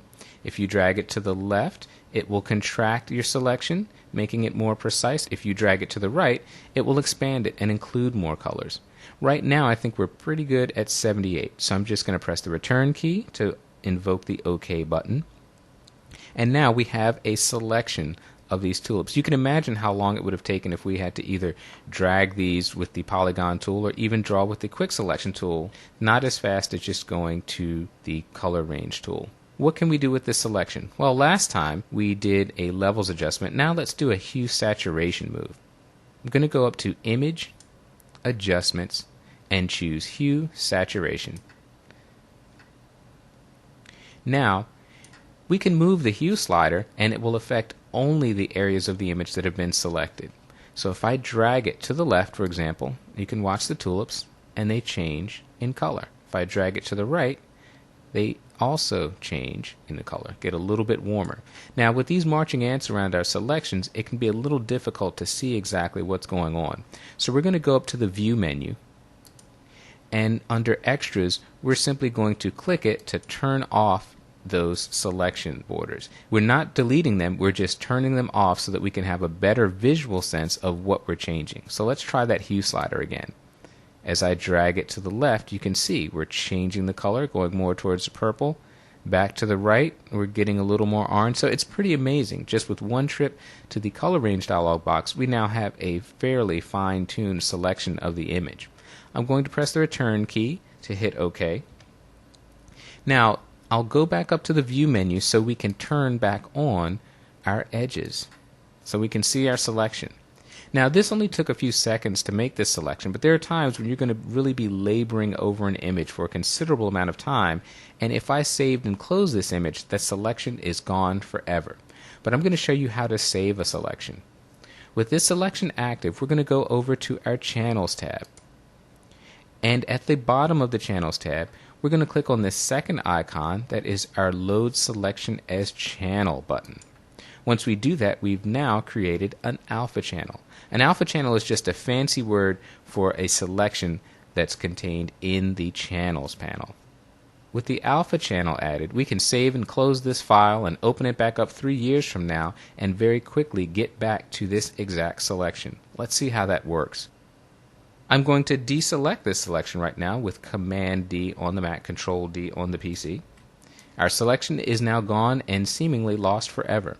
But if we go back to our Channels palette, select the alpha channel by clicking it so it is highlighted in blue, and this first icon at the bottom, the Load Channel as Selection button, we're going to press that. Now we're going to click back on our RGB channel, and voila, we have our original selection. How do we know it's the original selection? Well, let's try it out. Let's make another adjustment to the image. We'll go up to Image, Adjustments, and this time we'll do Levels.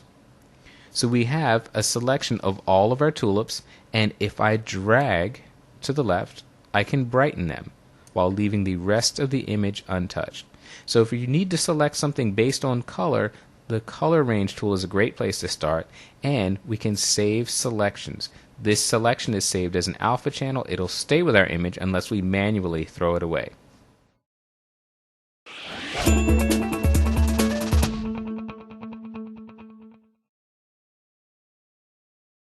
Non-destructive editing is a critical part of any high-quality workflow. What is it, and how do you apply it? Let's find out. Adjustment layers are the most common examples of non-destructive editing in Photoshop. They give us the ability to modify and undo changes to the image even after it has been saved and closed. Let's open up a file. We'll go to our Chapter 5 folder and select the Adjustment Layers image. Now I'd like to direct your attention to the bottom right portion of the screen where you find our Layers panel, and for the very first time we have a series of adjustment layers. We've got a Curves adjustment layer, Photo Filter, and Hue Saturation. Now we've worked with each of these three tools before. The difference this time is that they've been applied as adjustment layers. Well, what's so great about adjustment layers? The answer, a lot. If I move over here to the Layers panel, I can turn the visibility of each of these adjustment layers on and off independently. If I click on this eye icon, I'm temporarily disabling the effect of this adjustment layer. I'm not throwing anything away, I'm not tossing them out, I'm simply temporarily hiding their effect. So with all three of these turned off, you can see how the image looked before I started making any edits. I'm going to turn these three back on. Another great feature of adjustment layers is that at any point after they've been created, you can modify them. If I double click anywhere in this Curves adjustment layer, we open up an Adjustments panel, and you see our Curves interface that looks remarkably similar to curves that we've used in previous lessons, and the behavior is identical. You can see how I've modified the shape of the curve. The highlights have opened up a little bit and I've brought the shadows down just a hair, but there's nothing preventing me from going up, clicking on the On Image Adjustment tool, clicking and dragging somewhere in the image, and further modifying that effect. Another great thing that you can do with adjustment layers is change their overall strength or opacity. If I move back to the Layers panel, with the Curves adjustment layer selected, it's highlighted in blue, I'm going to click on the word opacity. Right now it's at 100% or full strength. If I type in a lower value, 30% in this case, you can see how much that reduces the overall strength of the adjustment layer. I'm going to set this opacity back to 100%. I think it works fairly well with this image. If you find yourself completely unhappy with the result of an adjustment layer, you can simply get rid of it, delete it. If I go back down to our Curves adjustment layer and right-click on the PC, control-click on the Mac, I can scroll down and select Delete Layer. Now that layer is gone as if it never existed. I'd like to point out that in the Layers panel right now, you're just seeing small generic adjustment layer icons, these little black and white cookie shapes. If we go to the flyout menu in Layers and scroll down to Panel Options, we can choose a larger thumbnail size. I'll choose one in the middle. We'll hit OK, and now we can see the individual icons for our adjustment layers. It's up to you whether you'd like to work with these small generic icons or larger ones. For our recording purposes, I'm going to go back into panel options and reset this for our smaller thumbnail size, but feel free to use whichever one you prefer. In our next lesson, we're going to continue working on this image, but for right now, I'd like for you to close this file without saving it, then reopen it so we can begin the next lesson with the image back in its original state. We're beginning this lesson with our Adjustment Layers file open. If yours is not on screen, you can find it in the Chapter 5 folder inside the Project Files folder. You may have noticed that in our Layers panel to the right of the eye icon, we actually have three separate icons. On the left is our Adjustment Layer icon. On the right is what's called the Layer Mask icon, and in between these two is a chain link. How do these elements work together? To find out, we're going to create a brand new adjustment layer. There are many ways to do this in Photoshop. Perhaps the easiest is to move to the Adjustments panel, and you can see 15 icons along 3 rows, each representing a separate type of adjustment. If you hover the mouse over an icon, its name shows up at the top of the panel. That saves you a lot of work from having to decipher what these icons mean. We're going to start with the Hue Saturation layer. It's in the second row and the second icon. By clicking, notice that we have automatically created an adjustment layer. It's towards the bottom of our Layers panel, and it's named Hue Saturation 2. I'm going to move the saturation slider fairly far to the left and desaturate this image. Now, big deal, you're saying we could have done this without an adjustment layer. But what if we wanted this desaturation effect to be applied not to the entire image, but just to a portion of the image? Well, now we need to really take a look at layer masks.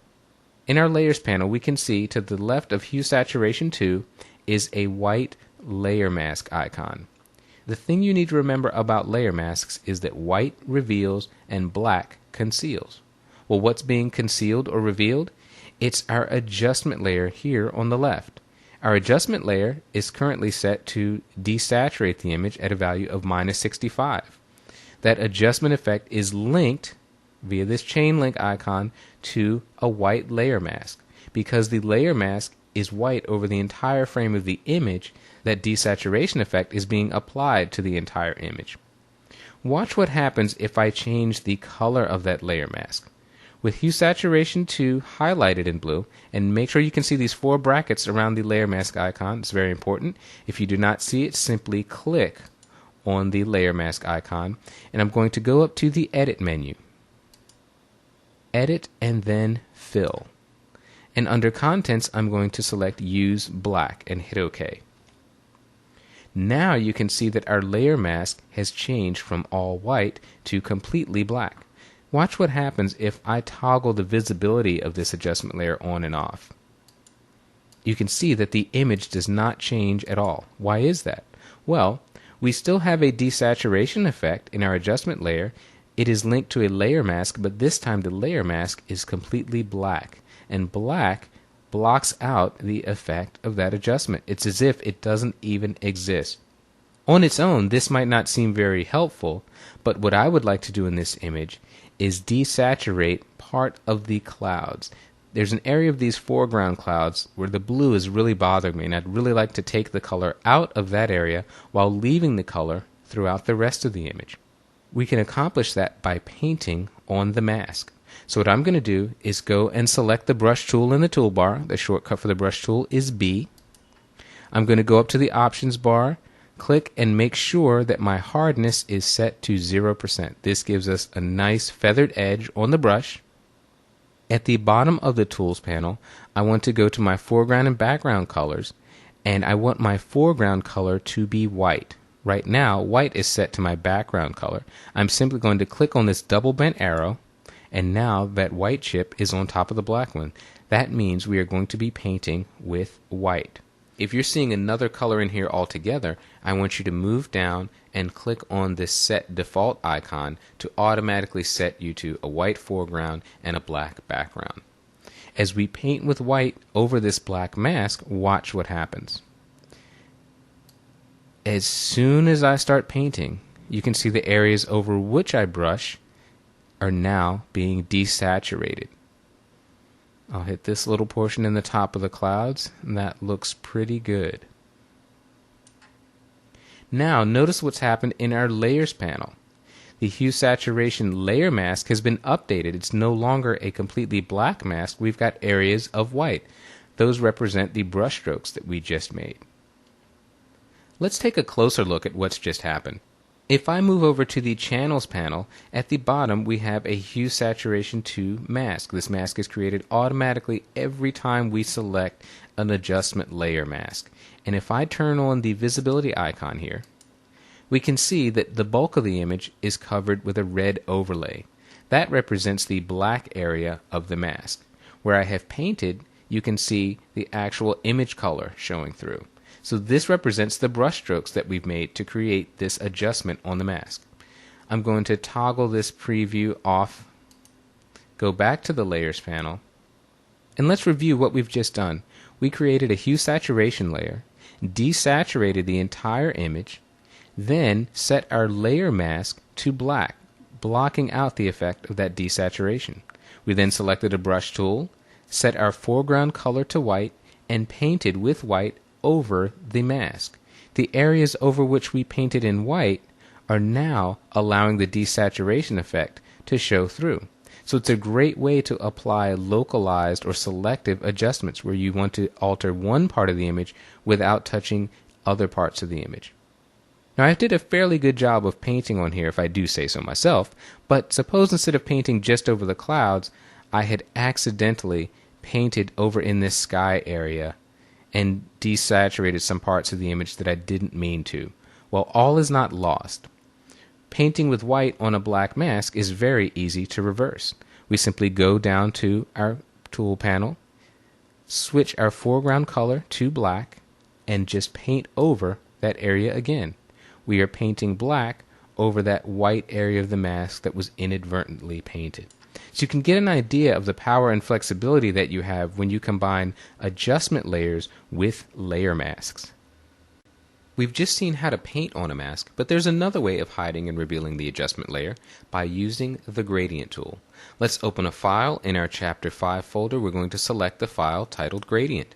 Notice in our Layers panel, we have a Curves Adjustment layer, but the visibility is toggled off right now, so we're looking at the image in its original state. As it stands, the sky in here is pretty good, but the foreground is a little dark and heavy. Let's turn on this Curves Adjustment and see what change has been made. Here I've made a curve that has opened up the foreground nicely, but the sky is too bright and washed out. We're going to fix that with the Gradient tool, but two things we need to verify. In your Tools panel at the bottom, you need to make sure that your foreground color is set to white and your background color is set to black. If these colors are reversed, simply go to this double bent arrow and click. That will reverse the colors. If you're seeing another color in here altogether, I want you to move down and click on this Set Default icon to automatically set you to a white foreground and a black background. Let's go and choose the Gradient tool. It's located in the Tools panel, and the keyboard shortcut is the letter G. The last thing we need to verify is up in the Options bar. Here we've got a gradient picker that lets us set the mode. I'm going to click, and we want to make sure that we have the very first option selected. This is our foreground to background gradient. In this case, our foreground is white and our background is black. That's what we want to be painting with. So I'm going to click that to select it. And just to the right of this gradient, I want you to make sure that this very first option is highlighted in terms of the type of gradient. Now we're ready to get started. The Gradient tool works by drawing a gradient from, in this case, white to black. So where we start drawing with the gradient is going to set white, and where we release the mouse is going to set black. In this image, what I would like to do is have the foreground area of the image remain white on the layer mask. So I'm going to start my gradient here at the base of this tree. I'm going to click and drag up, and I'm going to hold the Shift key while I drag to constrain what I'm drawing to a straight line. I'm going to stop my mouse at about the top of this mountain range. The point at which I release the mouse is going to tell Photoshop to take the image area above here and set that layer mask to black. So right now the layer mask is going to be black above this mountain ridge, and it is going to be white below the base of this tree. The area in between where I have drawn this line will be filled in by a smooth, seamless gradient. I'm going to release the mouse, taking care to hold the shift key until I let go of the mouse. And now look at what we've done. Our sky has gone back to that nice rich sky, while our foreground has opened up nicely. So you can use the gradient tool to move seamlessly between white areas of the mask and black areas of the mask. I'd like to point out that although you can experiment and draw as many gradients as you like, each new gradient will replace the previous one. So on a single layer mask, you are limited to one gradient at a time. A thorough discussion of blending modes could easily take up an entire training series. Here, we'll look at a quick and easy way to build up image contrast using blending modes. First step, as always, is to open an image. We'll go to our Chapter 5 folder, and we'll open the image titled Blend. Simply put, blending modes perform math on your image using the RGB values of two sets of pixels. So in order for blending modes to work, you have to have at least two items in your Layers panel. We're going to add an adjustment layer above our background layer, and here's the trick. It really doesn't matter which one we use because we're not going to make any adjustments to the layer. We're simply going to use an empty adjustment layer as a conduit for invoking a blending mode. So let's go to our adjustment panel, and we'll just choose brightness contrast. I'm going to go to the Layers panel, and at the very top we have our blending modes menu. Now there's a lot of options in here, but let's break it down a little bit. This second group, starting with darken, is our darkening group. This is what you choose if you want to make an image darker. This is followed by the lightening group of blending modes, and they, of course, lighten an image. This third group, beginning with overlay, is our contrast group, and this is what we use to adjust the contrast in the image by brightening some pixels and darkening other pixels. We're going to choose overlay. Now you can see a huge difference in the image, much more contrasty. That's a little bit harsh here, so let's go and choose soft light, a much gentler approach. It's still a little too heavy in the water though, but we can adjust the opacity of the blending mode. Going to click on the word opacity. We're set at 100%. I'm going to reduce that to 50%. A much more realistic effect. Instead of adding contrast to the image, if we wanted to darken it, we would simply choose the multiply blending mode. If we wanted to lighten the image, we would choose screen. And of course, as you move between different blending modes, you can adjust the opacity as needed.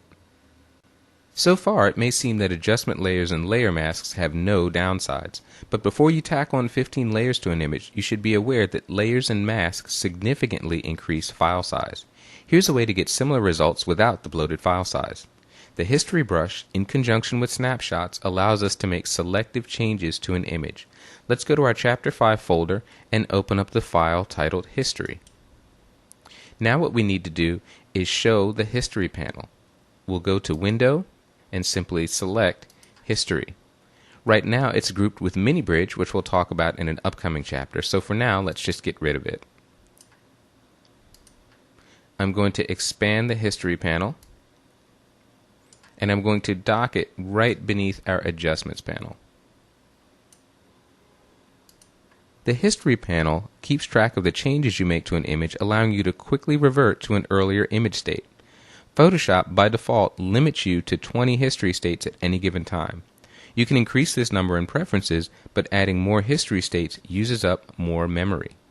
Snapshots allow you to create temporary copies of an image state that will reside at the top of the History panel, even if its corresponding history state has been recycled. In this image, I'm going to change the color of two of the outfits. To do that, I'm going to go to the Image menu, Adjustments, and select Hue Saturation. Here I'll take the hue and I'll drag it over to the right to turn this outfit into a nice light purple. I'll hit OK. Now what I want to do is add a snapshot. You'll notice that at the very top of the History panel, we've already got one snapshot that simply has the name of the image file. By default, Photoshop adds an initial snapshot every time you open an image. We can add a snapshot by clicking on this camera icon at the bottom. I'm going to hold down the Option key on the Mac, Alt key on the PC to allow me to name the snapshot while I'm adding it. I'll call this one Purple. Now I'm going to revert back to our original image state by clicking this initial snapshot.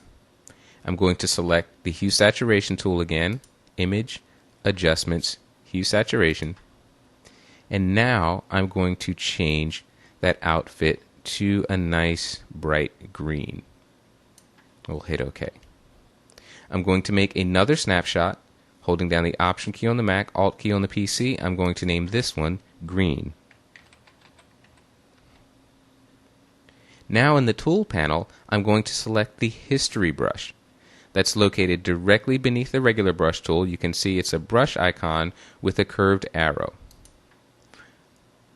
I'm going to go up to the Options bar and make sure that my hardness is set to 0. I want a nice soft feathering for this brush.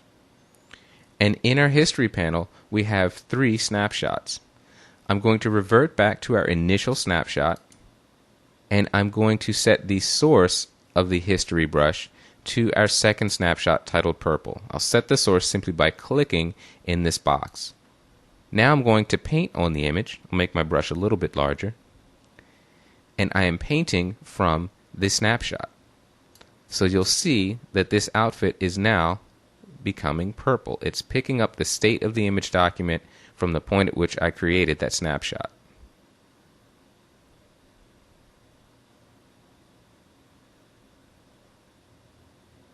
There we go. I'll just get a little bit on the upper left shoulder. And that looks pretty good. Now I'm going to set the source of my History brush to the green snapshot. And this will allow me to paint on the second outfit a completely different color.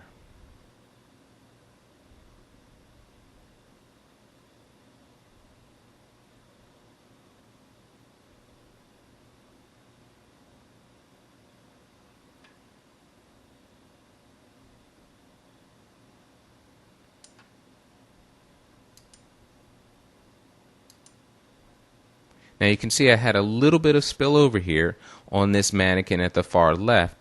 To get rid of that, I'm going to set the source from my History brush back to our initial snapshot, and I'm simply going to paint that back out.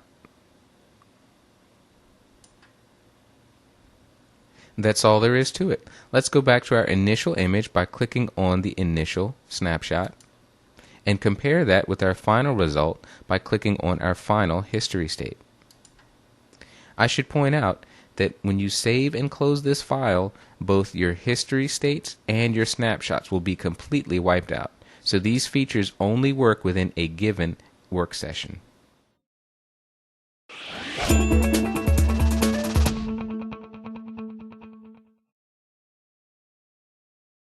Sometimes, even the best photographers take pictures that need a little touch-up to look their best. And just like Henry Higgins in My Fair Lady, Photoshop lets us improve upon the original. When it's time to clean up imperfections, Photoshop offers some fantastic tools to get the job done. Let's open a brand new file. We'll go to our Chapter 6 folder and open the image titled Film Scan. I'm going to zoom into a 100% view. That's Control 1 on the PC, Command 1 on the Mac. And I want us to start here in the upper left part of the image. And you can see we've got our work cut out for us. A lot of things in here that need to be cleaned up. The first tool we're going to look at is the Clone Stamp tool. This allows you to paint one part of the image over another, removing flaws and defects. The Clone Stamp tool is located in our Tools panel. It's the icon that looks like a rubber stamp. The keyboard shortcut for this tool is the letter S. To use the Clone Stamp tool, you must first select a sampling point, the area from which you will be copying pixels. To do that, I'm going to hold down the Option key on the Mac, Alt key on the PC, and click. You can see the cursor change with the crosshair in the middle of that brush, and I have set a sampling point. The trick to using the Clone Stamp tool effectively is to continuously update your sampling point. I want you to go to the Options bar and make sure that you have this Aligned box checked. If you don't turn this on, you'll be sampling from the same spot every time you click. a dead giveaway that you've been retouching the image. I'm going to set a new sampling point, Option Alt, and now I'm simply going to click, painting over the areas I want to remove. And that's really all there is to it. It can be tedious work, but it makes a huge difference at the end of the day. Notice that inside my brush cursor, you can see a preview of the area that is going to be sampled. If you find this distracting, go up to Window, scroll down to Clone Source, and at the bottom of this Clone Source panel, you can turn off the overlay. Now as I move the mouse across the image, you can see directly underneath my brush through to the underlying image. It's your choice whether you want to turn the overlay on or off. I happen to prefer it off, so I'm going to leave mine unchecked. Let's get rid of this panel, and I'm going to continue cleaning up. Now we don't have time for me to clean up the entire image, but I'll just do enough so that you can see a difference. A few more spots up in here. It's actually kind of soothing, and it's very gratifying to get rid of parts of an image that you don't want anyone else to see. Remove a couple of more spots.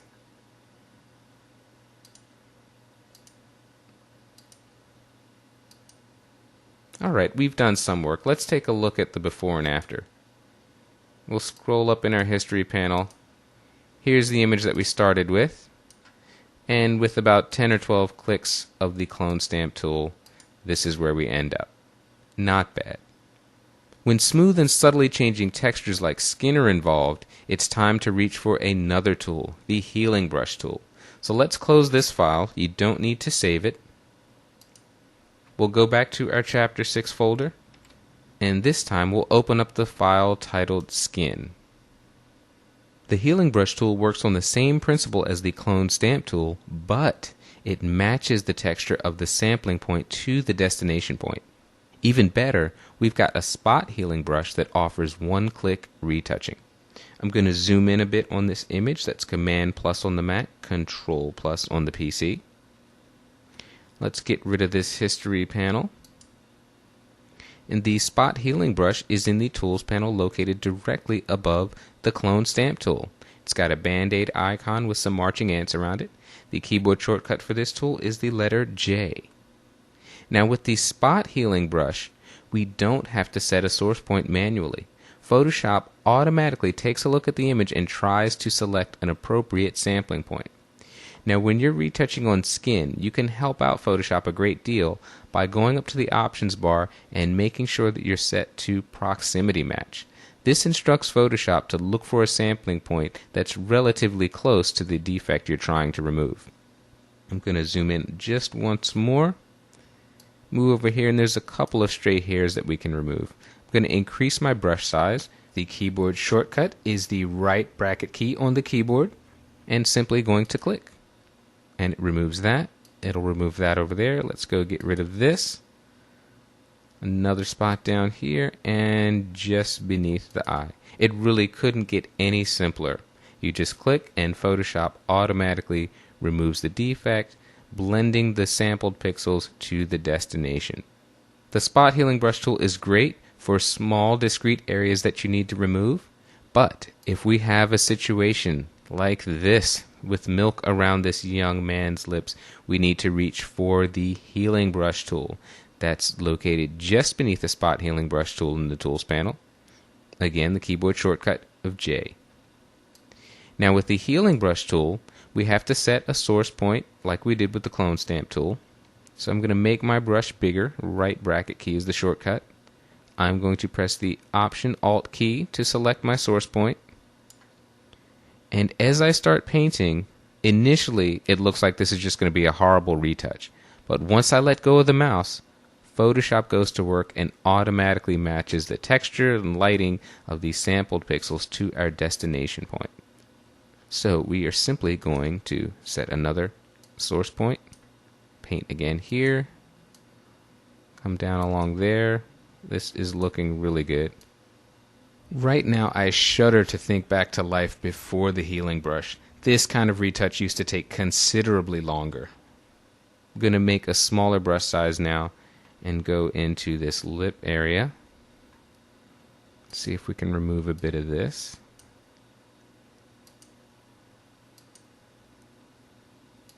And this last little bit around the edge.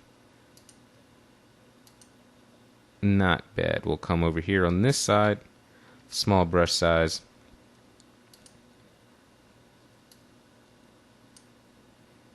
I'll get this last little bit.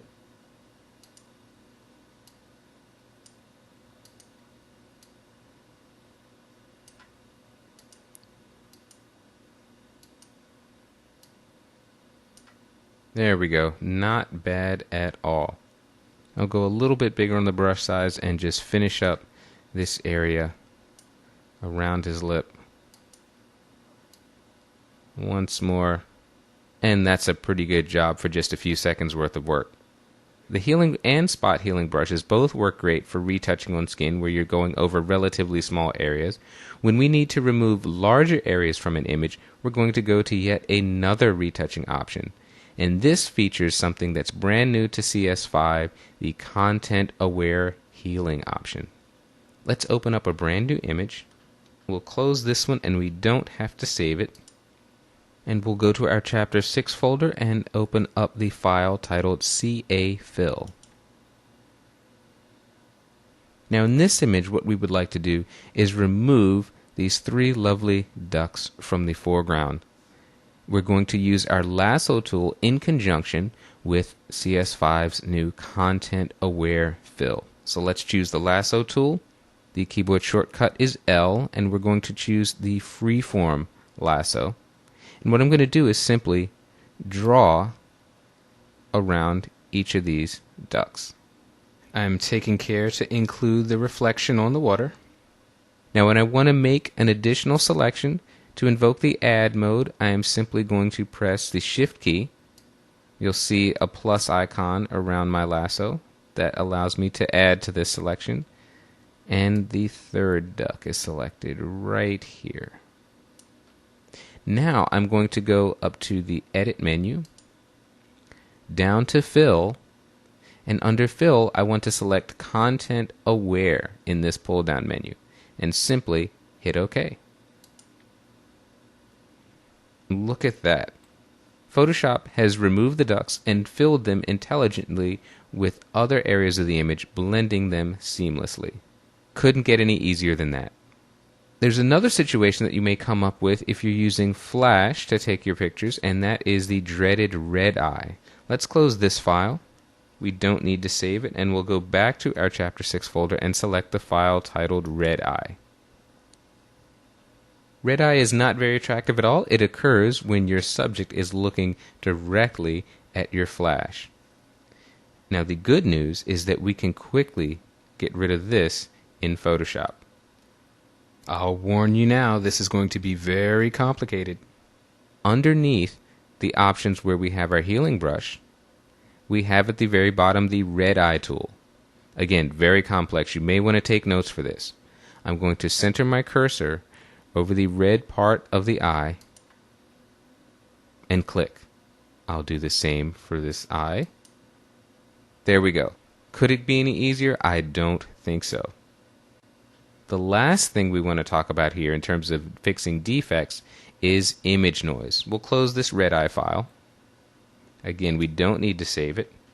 We'll go back to our Chapter 6 folder and open up the file titled Noise 1. Let's zoom into this image at 100%. That's Command 1 on the Mac, Control 1 on the PC. You can see in this image that we've got a lot of brightly colored pixels, reds, magentas, a little bit of blues in there. This is what's known as image noise, and the cause for it is shooting at a high ISO on your digital camera. This happens when you're in low light situations, and it's oftentimes unavoidable, but let's see how we can clean this up in Photoshop. We're going to go up to the filter menu, scroll down to the noise submenu, and go to reduce noise. Now this filter is nice. It pops up a nice big 100% preview of your image. And what we are going to do is simply move to the reduce color noise setting and boost this up. The default is at about 45%. And what we're trying to do simply is take the saturated colors out of those noisy areas. If you want to see the preview, simply move your cursor into this preview box, click and hold. That's where we started from. And if we let it go, we see the after. So that's pretty good. Strength, you want to be very conservative here. This affects luminance noise. And this can very quickly lead to a soft, mushy file. So you don't want to stray too far above the default. It's the reduce color noise option that you really want to be concerned with. They have a basic and an advanced mode. In most cases, you're going to be fine with basic. But if you need to reduce image noise on a per channel basis, if you want to work differently on the red channel versus the green or the blue, for example, you can simply click on advanced. And now, instead of an overall strength setting, you can go and make changes per channel. For this image, the noise is fairly uniform over all three channels, so we're good in the overall setting and in the basic mode. Again, you want to use the reduce color noise option to get rid of as much color as you can. With sharpen details, you don't want to stray too far from the default in most cases. If you drag it all the way to the right, you're going to start to introduce artifacts to your image. And if you go all the way to the left, the image is going to be a bit softer than it really needs to be. If you're working with a JPEG that's been heavily compressed, you'll find this Remove JPEG Artifact button very handy. That can help remove some of the jaggedness or blockiness that you see in JPEGs that have been very heavily compressed. But that's it. The reduce noise filter, just a couple of settings on that, and you can have markedly improved results. We'll hit OK, and now you can see that result applied over your entire image area. The clone stamp and healing tools work fine when your source and destination elements are the same size. But what happens when you need to sample elements that grow or diminish along a perspective-based plane? The answer lies in the vanishing point filter.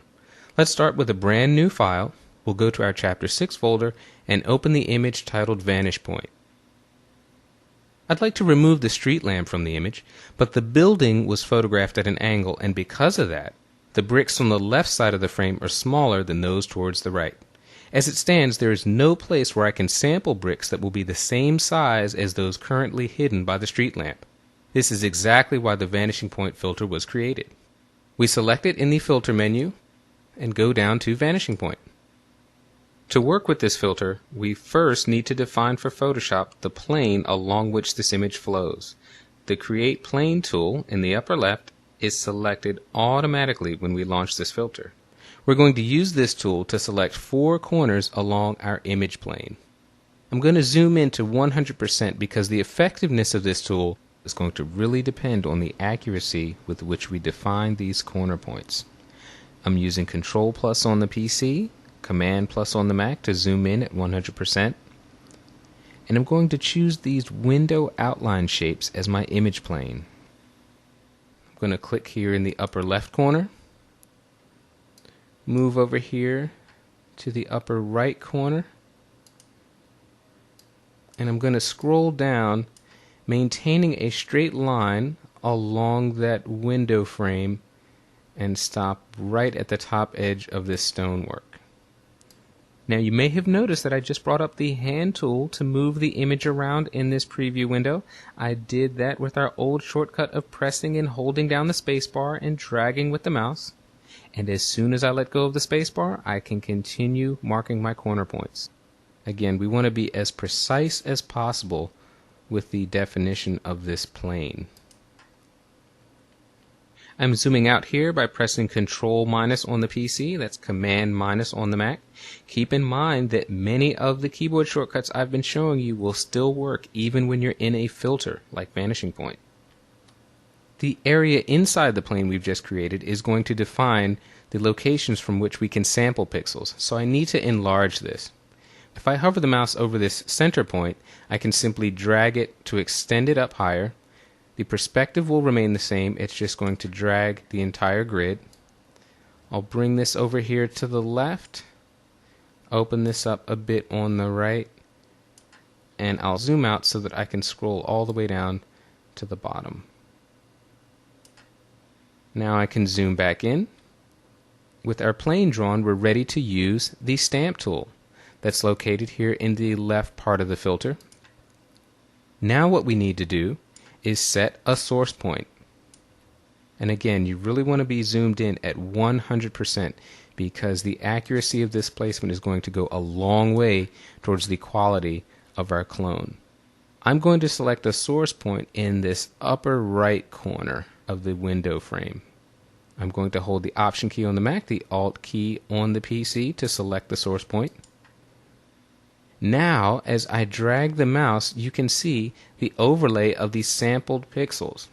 Unlike in the previous lesson where this overlay was optional, here it's crucial that we see what we're sampling from, because now what we want to do is find the corresponding location in this right window frame and line it up until we get an exact match. We want to have the bricks be a seamless, continuous match in both the horizontal and vertical direction. So I'm going to line this corner up. That looks pretty good. I'm simply going to click and start painting. And look at that. I'm completely removing the street lamp, and I've got a nice seamless blend of the bricks replacing it. I'm going to scroll up a little bit and get the remaining parts of this upper lamp out of the way. Here I'm going to pause for a second and give you time to pick your jaw up off of the floor. This is really an amazing tool. This is as close to magic as you're going to get. Simply paint out here. I'll come down and I'm going to stop before I hit this stonework. This part of the image has a lot of detail, so I'm going to choose another source point so that I can make a very precise alignment. I'll choose something in this corner area over here. I'm going to Option click on the Mac, Alt click on the PC.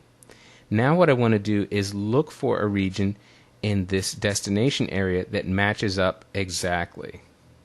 Let's see if I can get this lined up right over here. That looks like a pretty good match. Perhaps we'll start from this one. There we go. That's absolutely 100% perfectly aligned. So I'm simply going to click and start painting.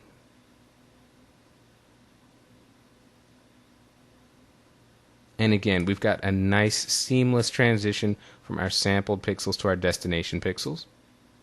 Once again, as we hit another detailed area of the image, I'm going to choose another sampling point. Here I'm going to start just at the left corner. I'm going to Option click on the Mac, Alt click on the PC. Now we want to match this corner up with the corresponding left corner. And we get something that's just about there. That looks really good. I'm going to click, move over our street lamp, and simply start painting.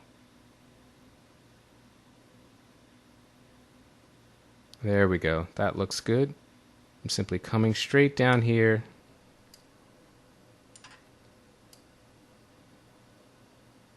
Painting out. And you can see I'm even duplicating the debris that is coming from our source area of the image.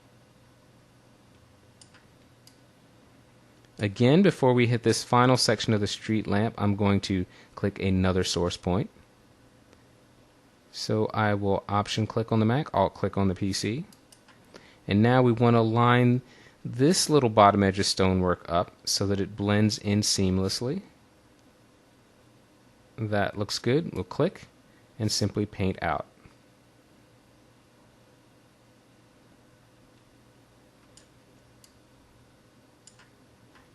I'll zoom back out.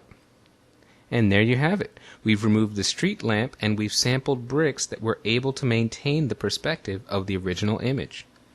If you're paying close attention to your screen, you may notice that there are some areas of bricks that are not lined up as perfectly as they could be. Normally I'd go back in and touch those up a bit, but since you have the image on your computer, I'm going to ask you to take a very close look at your results, and if necessary, go back into Vanishing Point and make some adjustments until each and every brick is perfectly perfect. We'll hit OK. and our work in the vanishing point filter is accomplished.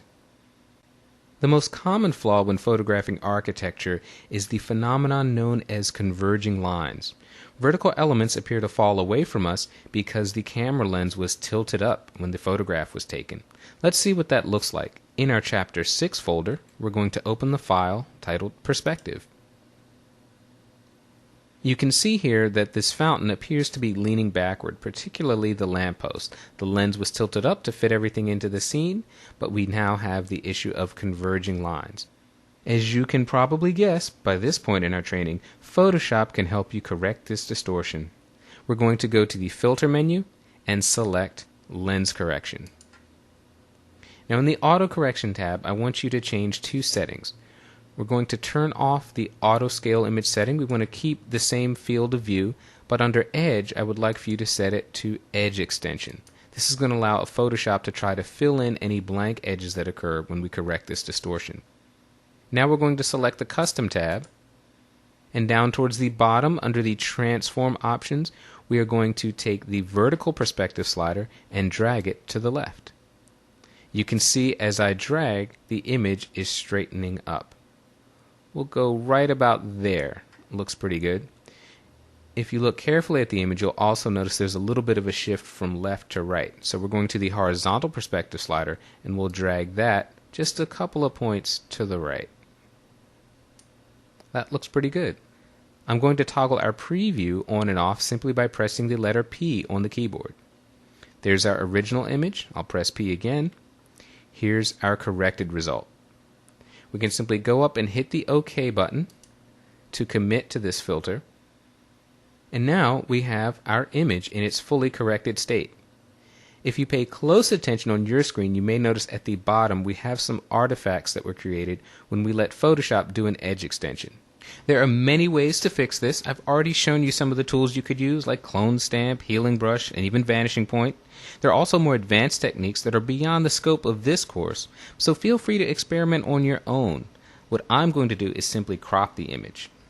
We'll select the Crop tool in the Tool panel. The shortcut is the letter C, and simply start from the top, and we'll go right about to here. Looks pretty good. And now we have a fully corrected image. If you need to change the ratio or proportions of your image dimensions and don't want to crop out any of the image content, the Content Aware Scaling tool is just for you. We're going to open a brand new image in, surprise, surprise, our Chapter 6 folder. This time we're going to open the image titled Scale. Now let's suppose I want to change the ratio of this image by making it shorter from top to bottom. Let's go back in time to life before the Content Aware Scaling tool. We would go to the Select menu, select All, then move to the Edit menu, and select Free Transform. This places control points around our image, and we would simply go up to the center top control point and drag it down. Now this does indeed change the ratio, but look what happens to the image. The people are squashed like bananas. Not a believable result at all. I'm going to move up to the options bar and click the Cancel button. Now, with our image still selected, I'm going back to the Edit menu, but this time I'm choosing Content Aware Scale. We have the same control points. I'm going to click on this top center point, drag down to change the ratio, and now look at what a difference that tool makes. The image has scaled very nicely, but the people still look like, well, people. I'm going to go back up to the options bar and click on this check mark to commit to that change. Now, the only thing left to do is simply crop out the empty white space from this image, and we have a completely new but believable image ratio.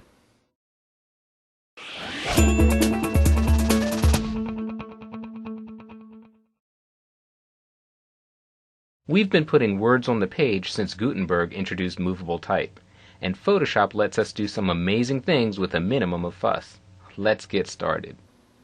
Although best known as a tool for editing images, Photoshop lets you do a lot of creative things with type. Let's take a look at some of the basic options for adding words to a document. We're going to begin in our Chapter 7 folder, and we'll select the file New Type. Now, if you get a warning message when you open this file asking you to update layers, you can simply hit the update button. This file was created on a PC, and moving from Mac to PC with a lot of typefaces can sometimes be a little tricky, but if you simply hit update, you'll be fine. Now, in order to start typing, you have to select the Type tool. That's located in the Tools panel, and its icon is the letter T. That is also the shortcut you use to select this tool. If I click and hold on the icon, you can see that we have 4 separate tools available here. A horizontal type tool, vertical, and then we have 2 mask tools. We're going to talk about the mask tools towards the end of this lesson, but for now we're going to start with the horizontal type tool. With the type tool selected, I want to point out a couple of features in the options bar. Here, we can choose the typeface that we're using. If you click on the pull-down triangle, you have a listing of all the active fonts in your computer. Next to that, we can choose our font style. Here, we can choose between italic, bold, or even bold italic. This is where we choose our type size. Right now, we're set to 12 points. I'm going to increase this so that as I start typing, you can actually see it on screen. To the right of that, we have our anti-alias options. Right now we're going to leave it at its default setting of sharp. Now the easiest way to add type is simply to click and start typing. When you finish typing and are ready to commit, you can move to the options bar and click on this checkmark icon to commit. The keyboard shortcut for that is simply to press the Enter key. As soon as you click with the type tool, Photoshop automatically creates a brand new layer. In our Layers panel, you can see at the very top a new layer. There is a T in the middle of that layer icon, and that signifies a type layer. Photoshop automatically names this layer based on the words you type. Because the type exists on a completely separate layer, we're free to move it around. Simply bring your mouse over the type, hold down the Command key on the Mac, Control key on the PC. You can see the cursor change to an arrow, and we can simply move that type around. If you need to edit your type, simply click inside the type. We've got our blinking cursor, and now we're free to add or edit that type any way we want. I'm going to hit the Enter key on the numeric keypad to commit to that change. If we want to change the type size, we can simply go up to the options bar, and instead of 60, I'll choose 48, make it a bit smaller. Another way to change the type size is to take your mouse, click on the type, again hold down the Command key on the Mac, Control key on the PC. You'll see we have a bounding box. We'll move to this upper right corner. I'll start to drag, and as I drag, I'll hold down the Shift key. What that's going to do is automatically scale the type up or down as I drag to make the box bigger or smaller. I'm again going to hit the Enter key to commit. Here's a great way to cycle between different typefaces. With our layer selected, you can see in the Layers panel that Photoshop CS5 is highlighted in blue. I'm going to click in the font menu box. Verdana is now highlighted. I'm going to use the up and down arrow keys on the keyboard to cycle through some of the fonts loaded on my system. This is the Verdana typeface. We'll go to Trebuchet, Trojan Pro, and you can see that you can quickly preview what different fonts will look like. We can easily delete a type layer in Photoshop. I'm going to move over to the Layers panel. We can see that our Photoshop CS5 type layer is active. It's highlighted in blue. And I'll move down to the trash can icon and simply press it. And there we go, no more type layer. If we want to add a block of type instead of just a few words, that's easy to do as well. In the document window, with the type tool, we are simply going to click and drag. And you can see we now have the outlines of a text box. Whatever type we enter will remain inside the constraints of this box. I'm going to cancel this. We'll move up to the options bar and click the cancel button. The keyboard shortcut for this is Command period on the Mac, Control period on the PC, because I have already created a text box. In the Layers panel, I'm going to turn on the visibility of this type layer called Alice. If I click, you can now see the boundaries of our text box. I'm going to reduce the size of this text. First, I'll press the Enter key to commit, then move up in the options bar and select a much smaller type size. There we go. Now we can see all of our type inside that box. Again, if I click inside the box, we can see the boundaries, and we can freely change the shape of this box. If I hold the mouse over this middle box, I can drag it out. The type will automatically reflow around the boundaries of the box. If I go to the upper right corner, hold down the Command key on the Mac, Control key on the PC, click and drag while holding the Shift key at the same time. Again, I can reduce the size of the type. It will get smaller. If I drag this back up, it will get bigger. I'm going to hit the Enter key again to commit. The last thing I want to do here is create a type mask. I'm going to go over to the Tools panel, click and hold on the Type tool, and select Horizontal Type Mask tool. Now to make the mask, I want the point size to be much higher than it is now, but the first thing I need to do is take the focus off of this existing type layer. I'm simply going to go to the Layers panel and click the background to make it active. Now I'm going to change the type size. I'm going to go all the way up to 72. Our Horizontal Type Mask tool is selected, and I'm simply going to click and start typing.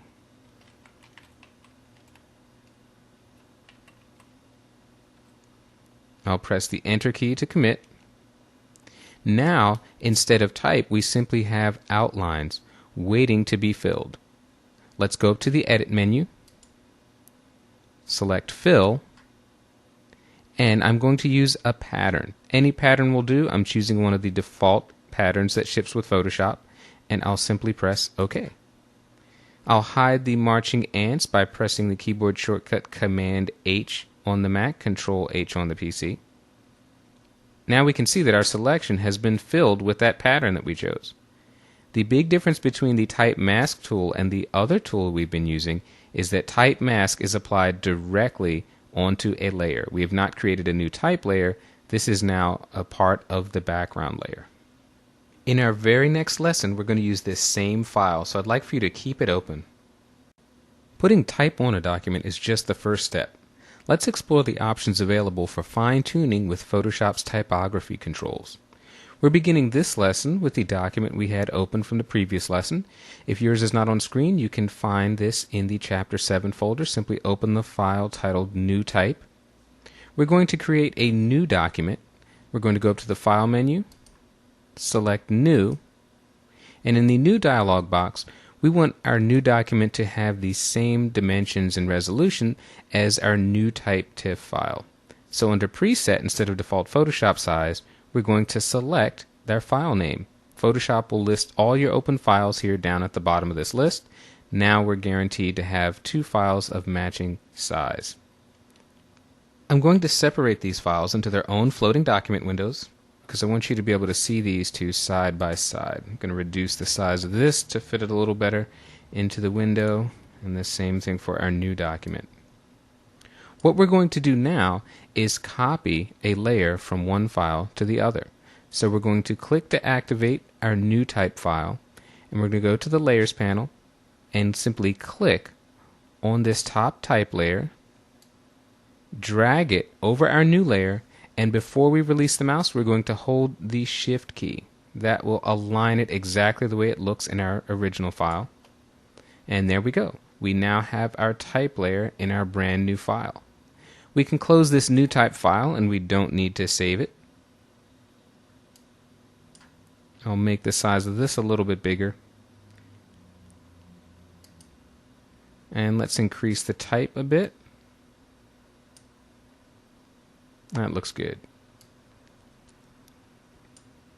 Now how can we make adjustments to this type? We're going to go to the Window menu and select Paragraph. That opens up a paragraph and a character panel. We're going to look at paragraph first. This first row of icons determines how our paragraph is going to be aligned. The default is a left align. If I click this center, our paragraph is now centered. And if we click right, it is now right aligned. What does it align to? Well, I'll click inside here. It aligns to our bounding text box. I'm going to move this entire panel down. Get it out of the way. That's much better. What we can also control in this paragraph tab is the justification. I'm going to set this back to a left align. Right now, we have a left aligned paragraph, meaning that all the characters are flush along the left end of the box, but they're staggered along the right. If we click this first justification icon, our words now flow from the left to the right edge of the text box. This second icon will leave our full justification, but the bottom line of the paragraph, it will center it instead. So you can see that change to the bottom line. Our third option here is again going to retain full justification, but it is going to right align the very last line of the paragraph. Our final option here is simply going to take that last line and stretch it out all the way from left to right. We're going to set it back to our initial state. And now we're going to look at the indent features. If I click here on this left indent, the default is at 0. If I type in 40, the whole paragraph indents 40 points from the left edge. I'll set that back to 0. If we move over here to the right, we can change the indent along the right. If I type in a 40 here, we now have a 40-point inset from the right side of our text box. Reset this. We can also choose to indent just the first line of the paragraph. I'll select this and type in 40, and you see just the first line of that paragraph is indented. Again, we'll reset it back to 0. These final two options at the bottom are our before and after spaces. When we have multiple paragraphs, these are going to determine how much space is in between each paragraph. To take a look at that, I need to open up this box. I'll drag it down so now we have the end of our first paragraph, the beginning of our second paragraph. If I click anywhere in the first paragraph and change this after space, we're going to see a difference in the spacing between our first and second paragraph. There we go. If I hit 40, we increase that after space. Instead of increasing the after space of the top paragraph, I could click in the second paragraph and change the before space. If I change that to 40, we'll see the same visual effect. This second paragraph is set to a right align. I'm going to reset this to a left align paragraph. Let's take a look at the character formatting options. We're going to click on the Character tab. Now the options here are only going to take effect on areas of text that we manually select. So the first thing we're going to do is select some text. I'll choose the first few words of this second paragraph. Now a lot of these should look familiar. We can change the typeface here. We can change the font style if we want to make it italic or make it bold. We can change the type size. So if we wanted just these first 4 words to be a larger type size, I'll simply click on the icon and I could change this from 30 to 40. I'll go and change this back. To the right we have our leading option. This controls the spacing between lines within a paragraph. In most cases you're going to be best off leaving it to auto because that way Photoshop will adjust the leading based on your type size. Below leading we have our tracking option. This increases spacing between both letters and words. So if I start with the default value of 0 and increase it, you can see that I now have more space within the area of text that was selected. I'll set this back to 0. Kerning is similar to tracking except it only increases the letter spacing. So we're going to place the cursor in between 2 letters, click, and then I'll simply increase the space here. We'll go up to 160, but you can see that the spacing is only increased between the I and the D. We'll set this back to its default of metrics. At the bottom we have vertical and horizontal scaling. We'll start with vertical scaling first. If I select the word considering here and change vertical scaling to, let's say, 150%, you can see now it's going to stretch that word. The same thing will happen if we go and change the horizontal scaling. It will widen that word. The last option here is baseline shift. Now this can come in handy. I'll select this entire first line. Baseline shift will move a line of words up or down. So if I click to select it and increase the value in the baseline shift box, the entire line has shifted up. I can bring the line down by entering a negative number and make it shift down closer to the second line. I'll put this back to 0.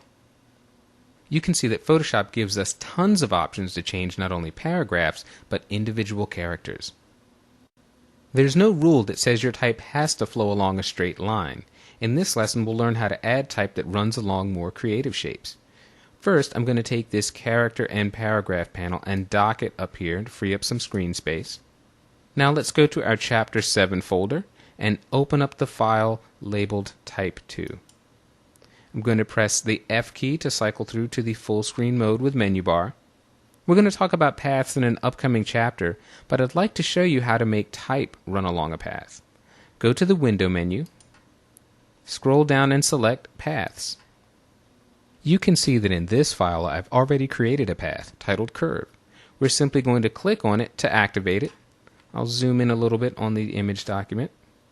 With the Type tool selected, watch what happens as my cursor goes right at the intersection of this path. You can see a little double bent line icon. That means that if we click, we are going to type along this path.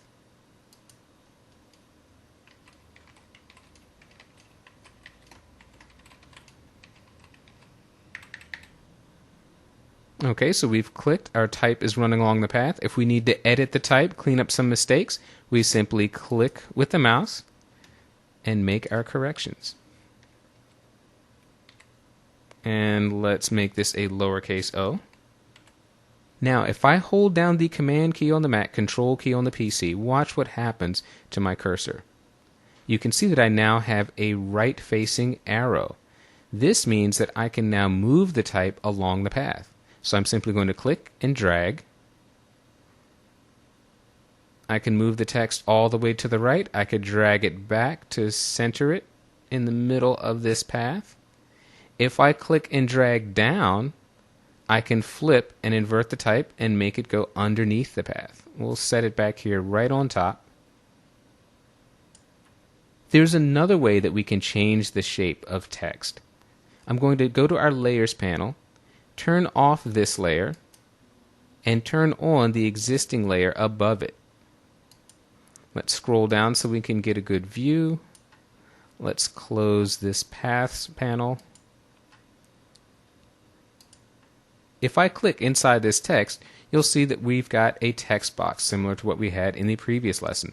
But in the Options bar, I'm going to go and click the Warp Text icon. Now we're going to have some options. Under Style, it's set to None, but let's go and choose the first option, Arc. You can see that it's skewing and stretching the text to fit in that shape. We can choose the amount of bend that this has. If I drag it to the left, the bend will move in the opposite direction. I can change the horizontal distortion.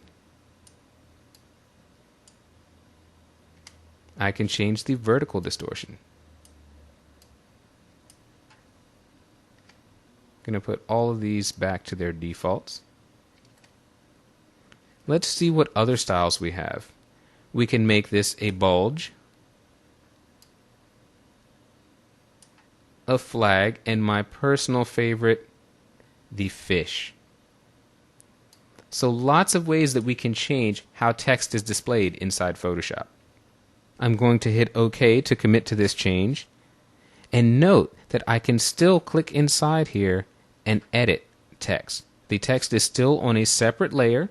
Notice in the Layers panel now, the icon has changed to show that we have a warp text layer.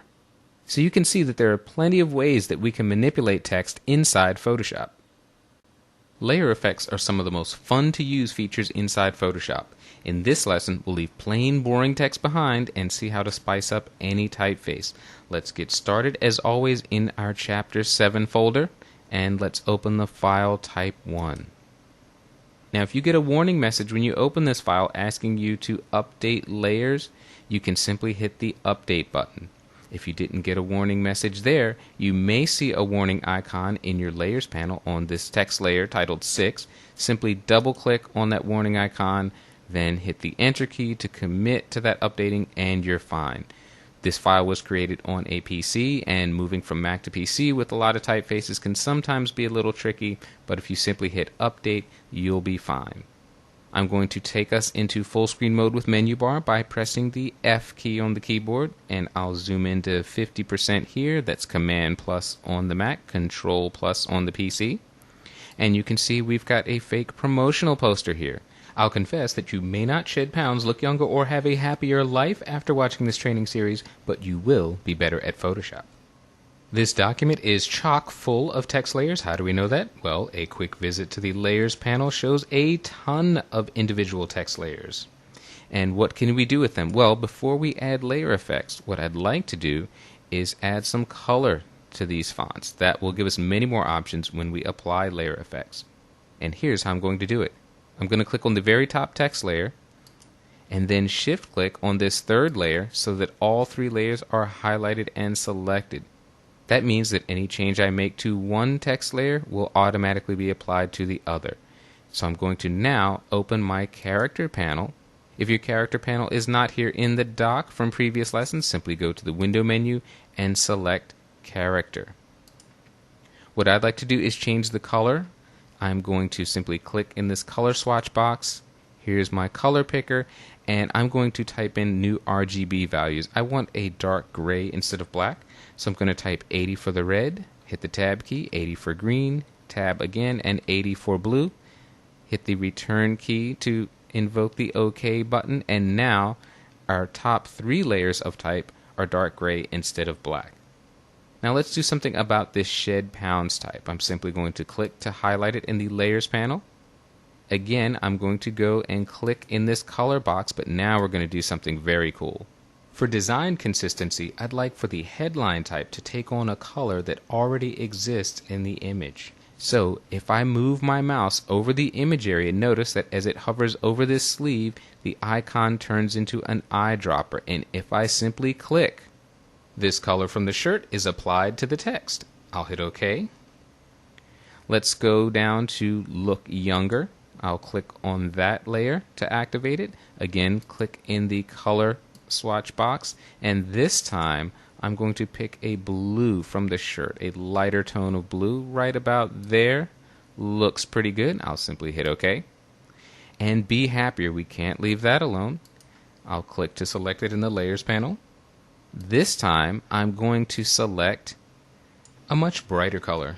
In fact, I'll pick up the white from this t-shirt. Notice that it's not a completely neutral white. It's got a hint of blue in it, but that's going to add a nice subtle touch to this design. I'll hit OK. Now we have some color to work with.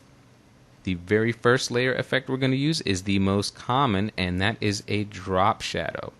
So let's go and click on the Adobe Photoshop CS5 Extended. That type is very big there, and it will be easy to see these results on screen. I'm going to zoom in at 100% view. That's Command 1 on the Mac, Control 1 on the PC. And I'm pressing the space bar to temporarily invoke the hand tool so that I can move this text to an area where you can see it. I'll close this character panel. And with my text layer selected, I'm simply going to go down to the bottom of the Layers panel and click on the Layer Effects icon. This brings up our Layer Effects menu, and I'm going to choose the drop shadow. This brings up the layer style dialog, and you can see a number of settings all at their default values. You're almost never going to want to use these defaults. They're very, very heavy-handed. So what I'm going to do is drop this opacity down to about 20%. So I'll move the slider here just about there. Looks pretty good. Next, I'll move down to the distance slider. As I drag it to the right, notice that the shadow moves further away from the text. We don't want to go that far, so I'll bring it back down and end up right around 6. That looks pretty good. If I drag the spread slider to the right, you can see the drop shadow spread out. We don't want to go too far with that either. I'll bring that down to about 5 or 6%, somewhere around there. We don't want to make a big move. And for size, we're going to leave this at the default. I'll show you what happens if you drag it to the right. When you keep going to the right, you simply obliterate any definition in there. So we're going to leave this right back at the default of 5, and we've got a nice, subtle, yet effective drop shadow. The last thing we'll do here is change the angle. You simply click on this line and rotate it around the circle. This changes the angle of the drop shadow in relation to the text. You can drag it to any angle that you desire. I think here let's try to look for something about 111. Maybe let's boost it up just a bit, right about in the 170 range, 173. That looks great.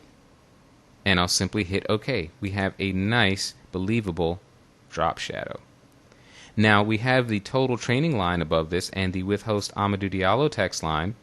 If we want to apply this drop shadow to these other lines of text, instead of clicking on drop shadow and going back into the menu and remembering our settings and reapplying them, watch what we can do.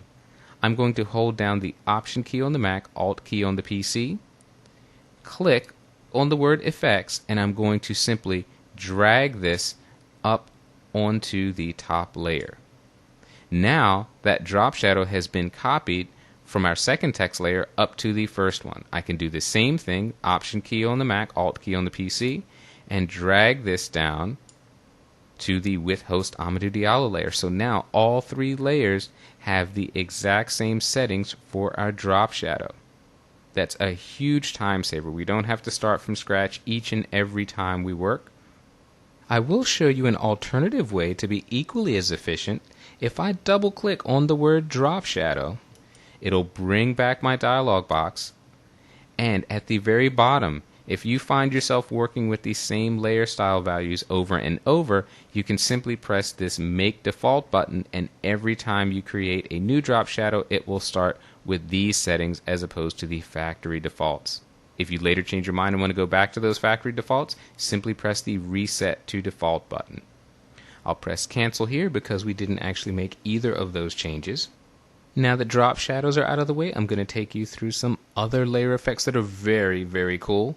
You'll see in a moment that there are a lot of layer effects to choose from. I'm not going to take you through each and every one, but I will show you the ones that are most effective when working with text. I'm going to scroll down in my Layers panel and let's select the Shed Pounds text layer.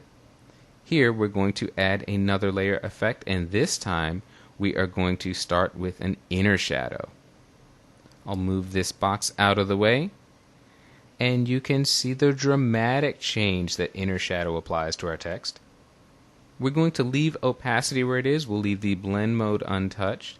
The distance, if I drag this to the right, you can see that it's actually moving that inner shadow away from our original text. We don't want to go too far with that. We'll leave it right here about 6 or 7. 7 doesn't look bad, so we'll leave it there. We have a choke slider. If I drag this to the right, it will add an almost beveled look. It restricts the original text color. We don't want to go too far with this either, so I'm going to back it off and leave it right about there at a value of 8. The size, as we did with the drop shadow, I'm going to leave that at its default. I will move the angle here a little bit. Maybe I'll come down just about there, for example. Just give it a nice bit of shading. Now in this text layer, I'm going to add a second layer effect. I'm going to click on Bevel and Emboss. I'd like to point out that two things happen when you click on the name of a layer effect. You get a check in the checkbox on the left. That means the effect is being applied, but you also have the settings for that layer effect show up directly to the right. What we're going to do is set Style instead of Inner Bevel. We're going to set that to Emboss. We're going to change the depth here. I want to get a little bit more embossed look there. Look at that. Look at what happens if we go very far. I'm not going to take it that high, but somewhere around here looks pretty good. I'm going to leave the bulk of the settings here at their defaults, but I am going to go down under Shading. Highlight mode is set to Screen. I'm going to set that to Multiply. I want a dark edge around the outside of the text. There we go. I'm going to hit OK. And now, by just selecting a couple of options, we have a vastly different rendering of text. If you want to see the before and after, I can simply go here to Effects and toggle this eye icon on and off. Here is the plain text, here is the text with our layer effects. Let's go down to this second headline type, look younger. What can we do with this? Well, first we'll select it in the layers panel, and this time we're going to take a look at outer glow. I'll slide the image over here to the left to get a better view of it. With outer glow, we're going to leave our blend mode at the default of screen. We'll leave opacity and noise at their defaults. Here I've got a nice sort of bright yellow color. If you have a different color here, I want you to click on this color swatch and simply type in these RGB values, 255 red, 255 green, and 190 for the blue, and then simply hit OK. Down here under elements, I want you to make sure your technique is set to softer, and we're going to change the spread value here. As we drag to the right, we get more of a glow. It spreads out further, and we want to go pretty far with this. We want to make this change very obvious. 43% looks pretty good. And now we're going to look at yet another amazing layer effect, the gradient overlay. Again, I mentioned that if I click on the text gradient overlay, I see my options. If I wanted to add it without seeing the options, I would simply click this checkbox. But let's click on the text gradient overlay so that we can manipulate this default setting. I'm going to change the blend mode here. Instead of normal, I'm going to set it to screen. That's going to be a nice blend between our original text color, which was the blue that we pulled into the shirt. We have a nice gradient here, but this is a linear gradient. We are going to click on style and change that to reflected, and watch what happens. Right now the gradient is light at the top and dark at the bottom, but if I change it to reflected, you can see this gives us a mirrored effect. The gradient is now starting at the top and the bottom of the text. I'm going to adjust my scale slider here. If I drag scale to the right, you can see that I've compressed the gradient. There are much fewer areas of white. So let's go back down to the left. Right about there looks pretty good, and you can see that I've expanded the highlights. Gives me a much more dramatic effect. And I'm going to hit OK. Let's move over here so we can take a look at our last headline type, Be Happier. I'm going to select that in the Layers panel. And here, when we work with white text, we're limited with the layer effects. Many of them require a color in order to show a visible change, but I'm going to show you a layer effect that will work on any color. This time, under Effects, I'm going to choose Stroke. Let's move things around a bit so we can see our text. There we go. What I'm going to do here is change the size of the stroke. That's a little bit heavy. I'm just going to come down 1 point to 2. So I'll type a 2 in there instead of a 3.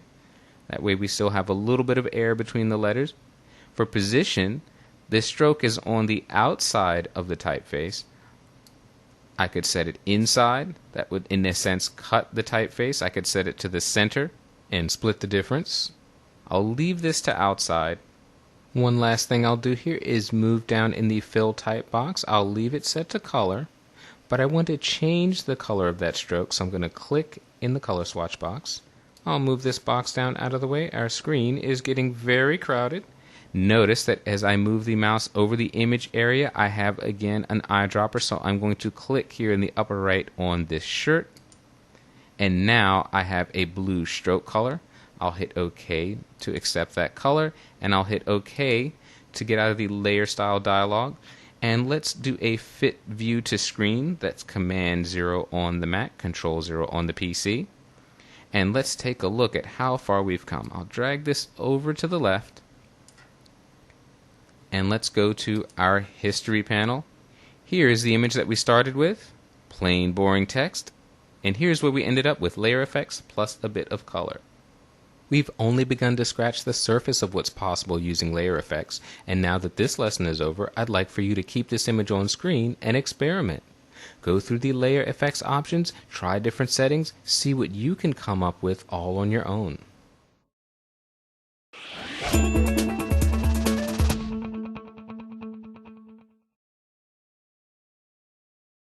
If you've never worked with vectors, you're in for a treat. Let's find out how to harness the power of shapes and paths. Photoshop's shape tools offer a powerful way to create vector graphics. What's that? You've never heard of a vector? Well, you're in for a treat. Let's back up a step. So far, we've been working with raster images, images made up of fixed-sized pixels. Vector elements are made up of line and or curve segments and have some unique differences. Vectors have sharp, crisp edges, take up much less storage space than pixel-based objects, and most importantly, vectors are resolution independent. They look great at any size. Let's open up a file. Inside our Chapter 8 folder, select the file titled Stars. I'm going to zoom in here to a 100% view, Command 1 on the Mac, Control 1 on the PC. Here we've got two identical looking stars. However, one is a vector shape, the other a raster shape. And let's take a look and see what happens when we make this image much larger. We're going to go up to Image, Image Size, and instead of a width and height of 720 pixels, I'm going to double that to 1440. We are now upsampling our image. I'll hit OK. And let's see what we've got. This star on the left looks pretty good, but oh my goodness gracious me. That star on the right is a raster shape. It does not hold up well in large upsampling moves. While you can see that on the left, we've got a great, nice, crisp looking vector shape. So that's one great advantage of vectors, is that you can create them at any size and you can enlarge them or reduce them with absolutely no quality loss. Now the first type of vectors we're going to talk about are shapes. And the easiest way to create a shape is using one of these shape tools. I'm going to zoom back out here. Actually, let's turn this layer off. It'll give us much more room to work with. We'll turn both of these off. The Shape tool is located in the Tools panel just below the Type tool. If we click and hold on the tool, we see we've got a number of options, but if we look up in the Options bar, we have those same shape options and a few more that I want to talk about for a moment. Here at the top, we've got our shape layer. This will create a shape layer when we draw. To the right of that, we have a Path tool. We're going to talk much more about paths in the next lesson. Here we have a Fill Pixels icon that will let us create a pixel-based or raster shape. We've got our two Pen tool options. Again, Pen tool coming up in Lesson 2. Here we've got our choice of shapes. We've got a rectangle, a rounded rectangle, an ellipse, a polygon, a line, and this amoeba-looking creature is our custom shape. Whichever shape we choose here, we have some very important options. I'll click here on this pull-down menu. We can choose to work in an unconstrained fashion. This means we can drag any dimensions that we like. We can limit ourselves to a square. We could type in a fixed size. If we know the exact dimensions that we need to be working with, we can type that in and simply click to draw the shape. We can restrict ourselves to a certain proportion or ratio. There's a From Center checkbox that will enable us to draw the shape directly from the center. That can be very helpful. And for all you web designers out there, this Snap to Pixels button should be checked. This will give you much cleaner graphics for the web. Now, which shape should we draw with first? Let's choose the polygon because that gives us another cool option. Here we can see that we can choose the number of sides that our polygon is going to have. Let's start with the default of 5. I'm going to simply click in the image area, drag with the mouse. Here is a big 5-sided polygon. As soon as you draw with the Shape tool, your shape is filled with a color. By default, that is the foreground color. But if you have a specific color in mind, in the options bar, we have a color picker. We just click on it, and let's choose maybe something in this blue range. Looks pretty good. Let's try an 8-sided polygon. Let's see what that looks like. I'll set this to 8 and draw a new polygon. There we go, 8-sided. And I'll actually select a different color for this one. Let's go back down towards the oranges. That looks pretty good. Notice in our Layers panel we have added two completely new layers, specifically two shape layers. Raster objects and vector objects cannot exist on the same layer. So if you start with a raster object and you add a vector object, you will automatically have a completely new layer. But we can have multiple vector objects on a single layer. Right now we've been working in the new layer mode that's up here in the options bar that's telling Photoshop to create a brand new layer every time we create a shape. Let's move to the add mode. This will allow us to add vector shapes to a single layer. So now with the add mode selected, I'm going to choose the ellipse tool and I'm going to draw an oval. Now we have, if you look in the layers panel, two shapes in our shape 2 layer. I can add a third here. Let's go with the rounded rectangle and I'll draw that down here. So we've got a total of 4 vector shapes but only 2 layers. The last shape tool I want to talk about is the custom shape tool, and that's a lot of fun because this is going to give us access to dozens and dozens of pre-built shapes. If I select the custom shape tool here, next to it we have our shape options. I'll click here on this pull down menu.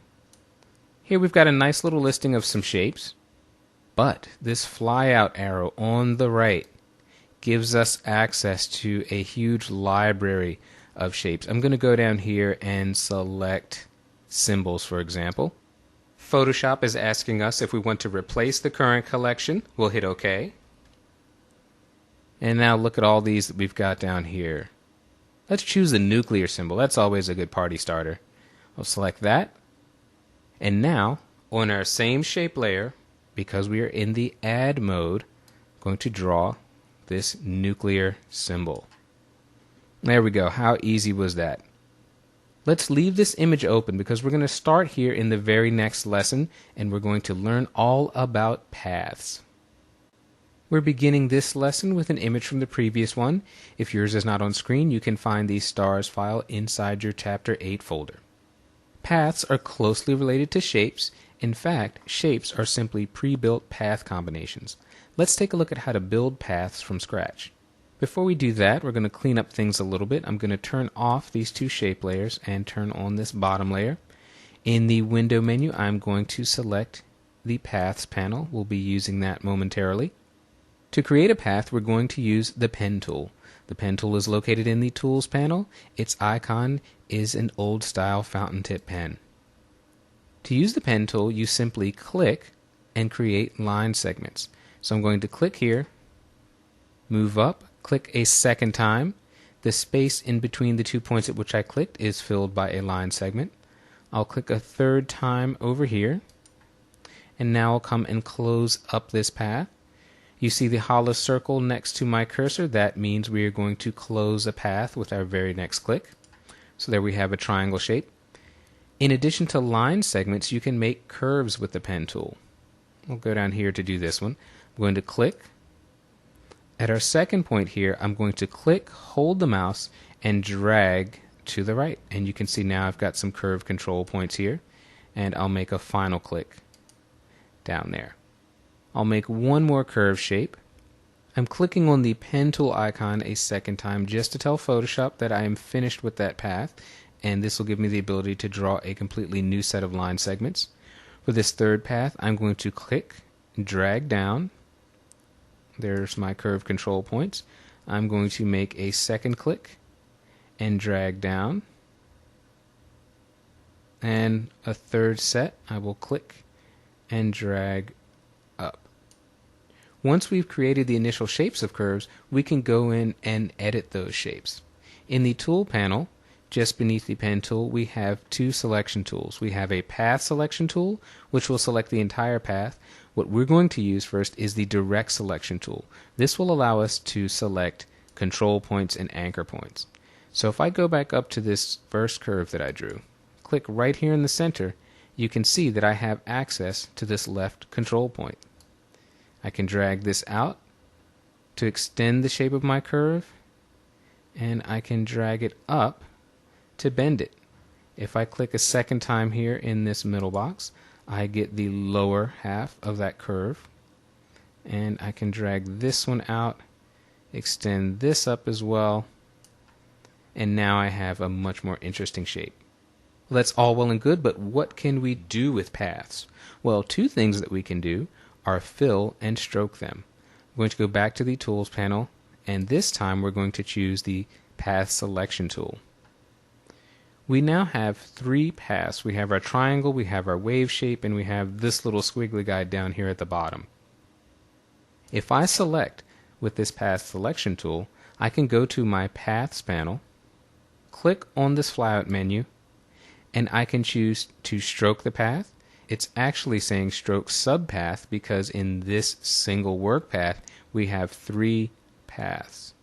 So I'm going to add a stroke, and it asks what tool we would like to stroke with. I'm going to select the brush tool. That's okay. And now we have a stroke. Where did the color for that stroke come from? Well, it came from our foreground color at the bottom of our tools panel. The width and hardness of that stroke, however, came directly from our brush tool.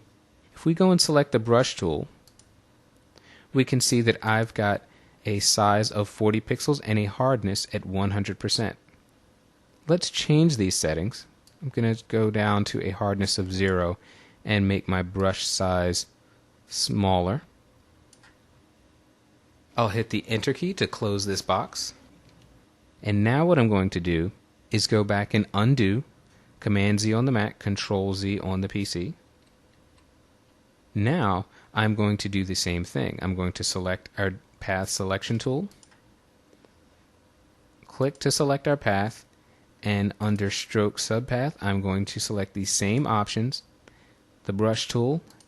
This time, however, you can see that because I had changed my brush options, the stroke is completely different. I'm going to go and select this triangle up here because I had closed the path, and I'm going to fill it.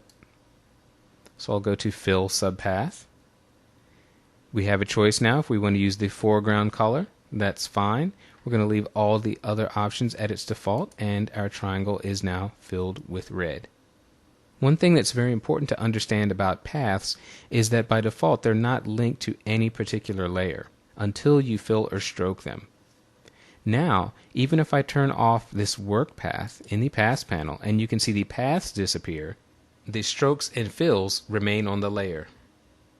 In this lesson we're going to learn how to save paths, convert paths into selections, and convert selections into paths.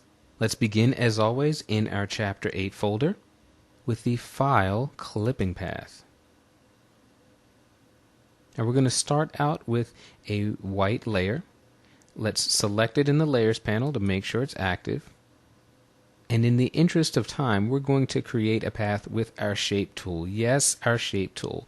Remember, I mentioned earlier that we can create paths with the Shape tool if we select the Path mode. So in the Options bar, instead of the Shape Layer mode, we're going to click on the Path mode. We're going to use a custom shape. I'm going to change one option here. I'm going to select from Center. And in these shapes, let's choose a different shape library.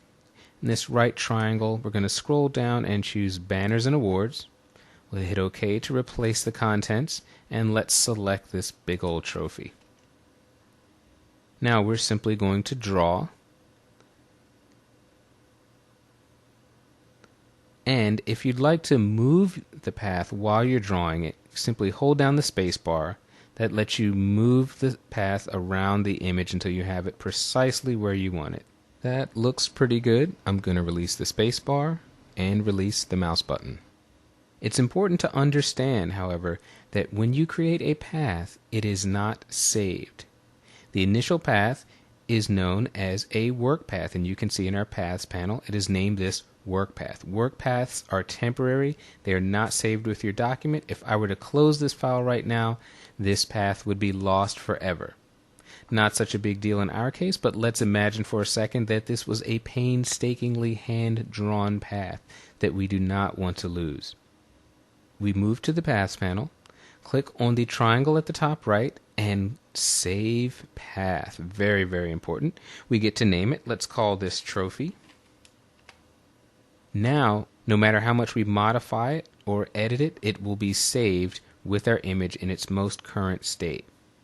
Well, what can we do with paths? We've seen in the last lesson how we can stroke them and fill them, but we can also convert paths into selections. At the bottom of our Paths panel, the third icon from the left is a Load Selection button. We'll press that, and now we have a selection. Well, what can we do with a selection? One thing we can do is fill it. Let's go to the Edit menu, down to Fill, and I've got pattern selected, and I'm simply choosing one of the 2 custom patterns that Photoshop ships with. So we'll hit OK. Now we've filled that with a pattern. We could also fill a path with a solid color. I'm going to click back on the path to activate it. In the tool panel, I'm going to click on the path selection tool, and I'm going to click and move this path. Notice we have a selection and a path. The path is separate now from that selection. By moving this trophy path, we can make a selection out of it. So I'm going to go back to our Paths panel, click on the Load Selection button. Now we have a selection active where we moved the path. Again, back to the Edit menu, Fill, and this time we'll just use a color. Let's choose something down here maybe. Hit OK, OK again, and there we go. So once we have a path, we can easily convert it to a selection. We can use that to make shapes. We could use that to make cutouts over images. Lots of possibilities there. We can also do the opposite. Take a selection and convert it to a path. Let's see how that works. I'm going to turn off this top layer. I'm going to deselect that trophy by hitting the M key to switch to the Marquee tool and clicking anywhere in the image. There's also a keyboard shortcut to deselect. It's Control-D on Windows, Command-D on the Mac. And on this background layer, I'm going to go to Channels. In this image, I have saved an alpha channel that is actually a silhouette of this child. I'm going to show you what that looks like. There is our silhouette. I'm going to click on the alpha channel, and at the bottom of the Channels panel, there is a Load Selection button. So I'm going to click that, and that is simply going to make a selection from this alpha channel. I'll turn our RGB channel back on, turn the alpha channel off. So now we have a selection, a tight silhouette around our subject. In the Paths panel, I can make a work path from this selection. It's the 4th icon from the left. I'm simply going to click. Now you can see that I have a work path. Now what did we say about work paths? They are temporary. If we close this document right now, that work path is gone. So we are going to go in our Paths panel, click on the flyout menu, and Save Path. We'll name this Silo, short for silhouette. Now what can we do with this path? Well, if you're working on an image that's ultimately going into a page layout program, such as InDesign, we can make what's called a clipping path. A clipping path will allow this image to be placed in a page layout and automatically remove the background image. Our selection is just of the child riding on this toy. The background, the sky, the mountain are going to be removed. We can convert our saved path, Silo, into a clipping path simply by going back to the top of the Paths panel and select Clipping Path. We're going to choose which item we want to make the clipping path. Here we have the choice between Trophy and Silo. We're going to select Silo and simply hit OK.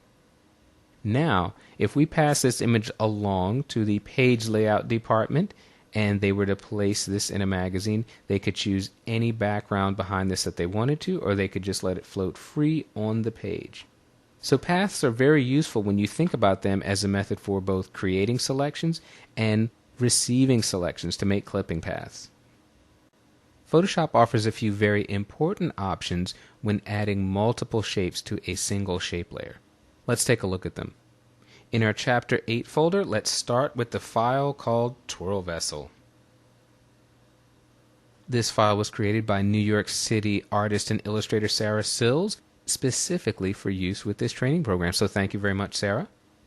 We are going to click on the Shape 1 layer in the Layers panel, and in the Pass panel, select the Shape 1 vector mask. We're going to add a shape with the Shape tool, and we're going to use the ellipse. Now over here, we've talked about the New option, which creates a brand new shape layer every time we draw with the Shape tool. And the following option is the Add feature, which adds the shape to our existing shape. We're going to start here with the Subtract option. If I drag an oval shape and intersect this image, watch what happens. Note that my cursor has a minus sign at the bottom. This shape subtracts color from everything it touches, so where it intersects the vase, the color is gone.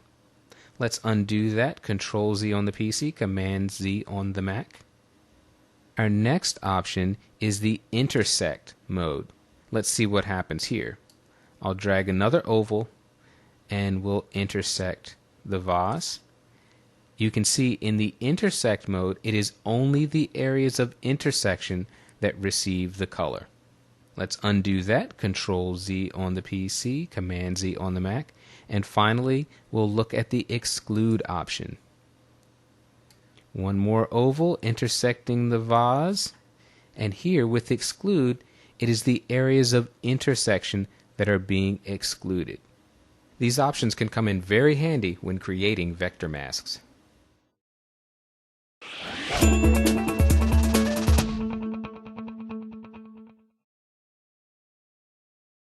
Smart objects can save us time, storage space, and provide greater flexibility when editing. Let's find out what they're all about. The term smart objects may sound like marketing hype, but this is how Photoshop allows you to work non-destructively with individual layers. Adjustments made to the smart object layer can be reversed at a later date with no loss in image quality. In the previous chapter, we talked about the benefits of working with vectors. Smart objects allow you to bring in vector graphics that were created outside of Photoshop without having to convert them to pixels. Let's begin with our Chapter 9 folder inside our Project Files folder and open the file Twirl Vessel 2. Going to go to full screen mode with menu bar by pressing the F key. We'll zoom in a bit here. Notice in our Layers panel, nestled between the background layer and the shape layer, we have a smart object. How do we know it's a smart object? Because the smart object icon is located in the bottom right of that image thumbnail. I'll toggle the image off and on so you can see what this smart object is. It is the flowers in the vase. Now, smart objects simply link or reference source files. It's not a file itself, it's pointing to an original file. In this case, the original flowers file is an Illustrator document. Now, before smart objects came along, when you placed an Illustrator file in Photoshop, the image was automatically rasterized. And we saw back in Chapter 8 what happens when you resize raster images. I'm going to select this smart object and go to the Edit menu and select Free Transform. Now, if I click and drag on our transform box and make the image smaller, I'll zoom in at 100% view. Because it's a vector graphic, we don't lose any image quality. I'll zoom back out again. If we changed our mind and said, oops, we didn't want to make it smaller, we wanted to go back closer to the original size, I simply go back to the Edit menu, Free Transform, and now we'll drag this and enlarge it. Right about there. I'll hit Enter to commit. And because this is a vector graphic, at 100% view, we still have nice, clean lines. I mentioned that this smart object is referencing an Illustrator file. Here's another cool thing you can do with smart objects. If I move to the Layers panel and double-click on the smart object icon, Photoshop automatically launches Illustrator where the file was originally created, and you can see our source file. If you get a warning about color settings, just click Continue. And if you don't have Illustrator, you can just sit back and watch. Now that it's in Illustrator, I'm going to make two quick changes to the image. You can simply watch what I'm doing, or you can follow along. If you'd like to follow along here, note that I have the Color panel open. You can find the Color panel under the Window menu. With the Direct Selection tool, I'm going to select these orange petals, and select all of them with the same fill color and change this to blue. I'll select these petals and let's change these to a bright yellow. Now I'm going to save the Illustrator file. Watch what happens when I go back into Photoshop. Our smart object automatically updates to reflect the changes that we've just made. So if you work with images moving back and forth between Photoshop and Illustrator or another program, smart objects are going to save you a lot of time. You simply make your change to the document in its originating program, and Photoshop automatically updates the contents. One great benefit to working with a smart object is that you can replace it with another smart object and maintain all of your existing modifications. To see that in action, let's first learn how to create a smart object. Perhaps the easiest way is from the File menu, and you simply select Open as Smart Object. In our Chapter 9 folder, I'm going to open the file Guanajuato. Photoshop automatically creates a brand new document. In our Layers panel, you can see that we have a smart object. You can also create a smart object from an existing layer in your document. Let's close this image, and we don't need to save it. Back in our Chapter 9 folder, I'm going to open the file titled Vase. In our Layers panel, you can see Layer 1, a regular plain old layer, but if I go to the Layers panel and click on the flyout menu at the top, I can select Convert to Smart Object. Now I've got a smart object. There's another way to create a smart object within an existing file. Let's close this image, we don't need to save it, and back to our Chapter 9 folder, I'm going to open the file titled Frame. We're going to add a smart object to this image. Before I do that, I'm going to move to the Layers panel and select the background layer because I want my smart object to be placed right in between the background layer and the Shape 2 layer. We're going up to the File menu, and this time we're going to select Place. In the Chapter 9 folder, I'm going to select the image Face 01. This image is automatically imported as a smart object. It comes in with a transform box. We can use that to scale or rotate the image. So I'm going to start in the upper right corner. You can see the cursor turn into a double arrow icon. I'm going to click and drag to resize the image, taking care to hold down the Shift key. This will constrain the image to its original proportions. I just want to fit this little guy's head nicely inside the picture frame. Once I release the mouse, I can place the cursor directly over the transform box, click, and drag to move the image around. Now I can commit to these changes by simply pressing the Enter key. Now what I'd like to do is remove the areas of the image that fall outside the picture frame. The easiest way to do that is with a layer mask. In the Layers panel, I'm going to click on the Add Layer Mask icon. I now need to select the brush tool from the Tools panel. I want you to make sure that your brush is set to a hardness of 100%, and at the bottom of the Tools panel, make sure that your foreground color is set to black. Now we'll simply start painting. Keep in mind that we're just painting on the layer mask. We're not permanently throwing any image information away.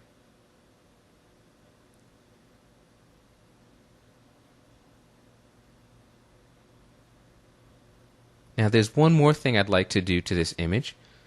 Let me bring this up to a 100% view. But first I need to move to the Layers panel and click on the Smart Object icon to set the focus on the Smart Object as opposed to the layer mask. Now I'll go to the Filter menu. Under Sharpen, I'm going to select Unsharp Mask. I'm going to talk about sharpening in an upcoming chapter. For now, I'll just use these settings, a radius of 0.8 pixels, a threshold of 10 levels. Maybe I'll bump up the amount just a hair to 144%. I'll toggle the preview on and off. Sharpens the image up nicely without overdoing it. I'm going to hit OK.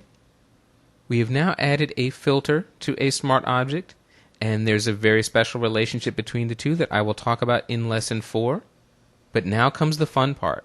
I've got a smart object with a layer mask and a filter applied. I'm now going to replace the contents of this object.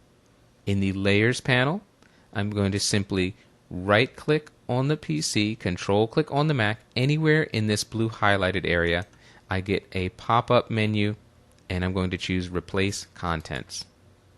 In our Chapter 9 folder, let's try Face 02. We have a brand new image, reduced to the same size, moved to the same location, linked to the same layer mask, and with the same filter applied. That's the beauty of Replace Contents. You can take a smart object, swap out a completely different image, and all of your work is maintained. Smart objects provide a flexible and easy way to work with multiple instances of a single object. Let's go to our Chapter 9 folder and open up the file titled Flyer. We'll zoom in a bit here. You can see in the Layers panel we have a background layer, and above that a Smart Object layer titled Strawberry. One thing we can do with Smart Objects is duplicate them. So if we want more strawberries in this image, we simply go to the Layers panel, and over the Strawberry Smart Object, right-click on the PC, control-click on the Mac, and select Duplicate Layer. We'll leave the default name for now. Next, we're going to select the Move tool. It's right here to the right of the Marquee tool. The keyboard shortcut is V. Make sure that you have this Auto Select option on. Now, we're going to click on our strawberry and drag to move the duplicate. We'll put it here over towards the center of the image. Let's make another duplicate, and back to the Layers panel. Right-click on the PC, control-click on the Mac, Duplicate Layer. Let's select this strawberry, move it over here. We're going to add 2 more. We'll bring this one down here, and the final one we'll put over here. Now we have 5 strawberries in our image, and we can adjust them individually. Clicking with the Move tool on this strawberry, I'm going to go up to the Edit menu and select Free Transform. Moving the mouse over the right corner of the image lets me rotate it. I'm going to hit Enter to commit. Now let's click on this strawberry towards the bottom, and again the Edit menu and Free Transform, and we'll rotate this one in the opposite direction. So far, there's nothing we've done to these strawberries that could not be done if they were normal, regular layers. But here's the payoff. If we want to make a global change that affects all of these strawberries, we can do that in one single step. Back in the Layers panel, I'm going to double-click on this Smart Object icon, and that opens up our source object. This is the strawberry from which all the others are originating. Let's pull this document out into its own separate window. I'll zoom in here at 100%. And let's make 2 obvious changes to this strawberry. Let's click on our adjustment icon and make a levels adjustment. We'll brighten it a bit by dragging to the left. We'll go back to our adjustment list and let's click on Hue Saturation. Select the On Image tool. We're going to boost the saturation of the strawberry and boost the saturation of the stem. There we go. An obvious change to the image. Now watch what happens when I save this file. We'll go to File, Save, and automatically all the strawberries in our flyer document are updated. What do you get when you add a filter to a smart object? A smart filter. And with a smart filter, you can go back and adjust your effects at any point in the future. It's non-destructive. You can even mask the filter's results. Let's get started with the File menu and select Open as Smart Object. Inside the Chapter 9 folder, let's choose, oh, I love saying this name, Guanajuato. This image was created just for us by New York illustrator Sarah Sills, so thank you, Sarah. I'm going to take this image into full screen mode with menu bar by pressing the F key on the keyboard. Zoom in just a hair. We have a smart object. Let's create a smart filter. In the Filter menu, we're going to select Filter Gallery. Let's fit the view here so that we can see the entire image on screen. In the Distort filters, I'm going to choose Diffuse Glow.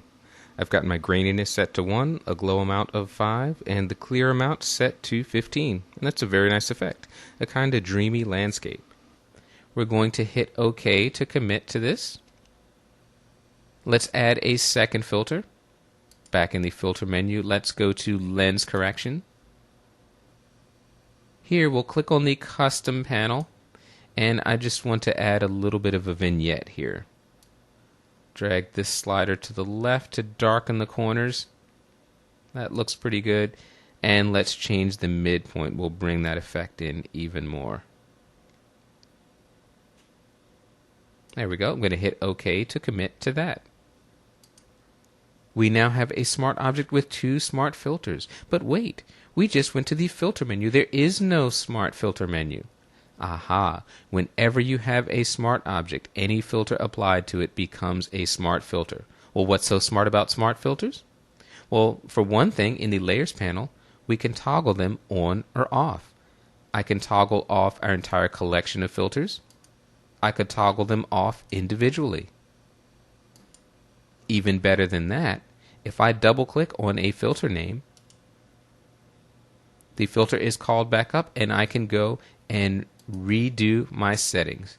I don't have to start from scratch. The identical settings that we used are still there. Let's cancel out of this. Another great thing about smart filters is we have a filter mask. Directly to the left of the word Smart Filters in the Layers panel, you see a white mask. If I click to select it, I can now paint on this mask. My brush tool is selected. In the options bar, let's go and drag the hardness all the way to the left. We want a nice feathered brush for this. Close this by pressing either Enter or Return on the keyboard. We want to paint with black on this white mask. I'm going to increase my brush size.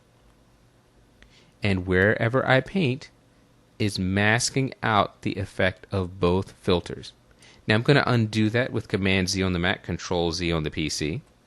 I'm going to now change the opacity of my brush to get a more useful or realistic result. If I click on the word opacity, instead of 100%, I'm going to set it down to 30%. Now when I paint, we see a much more subtle and believable result.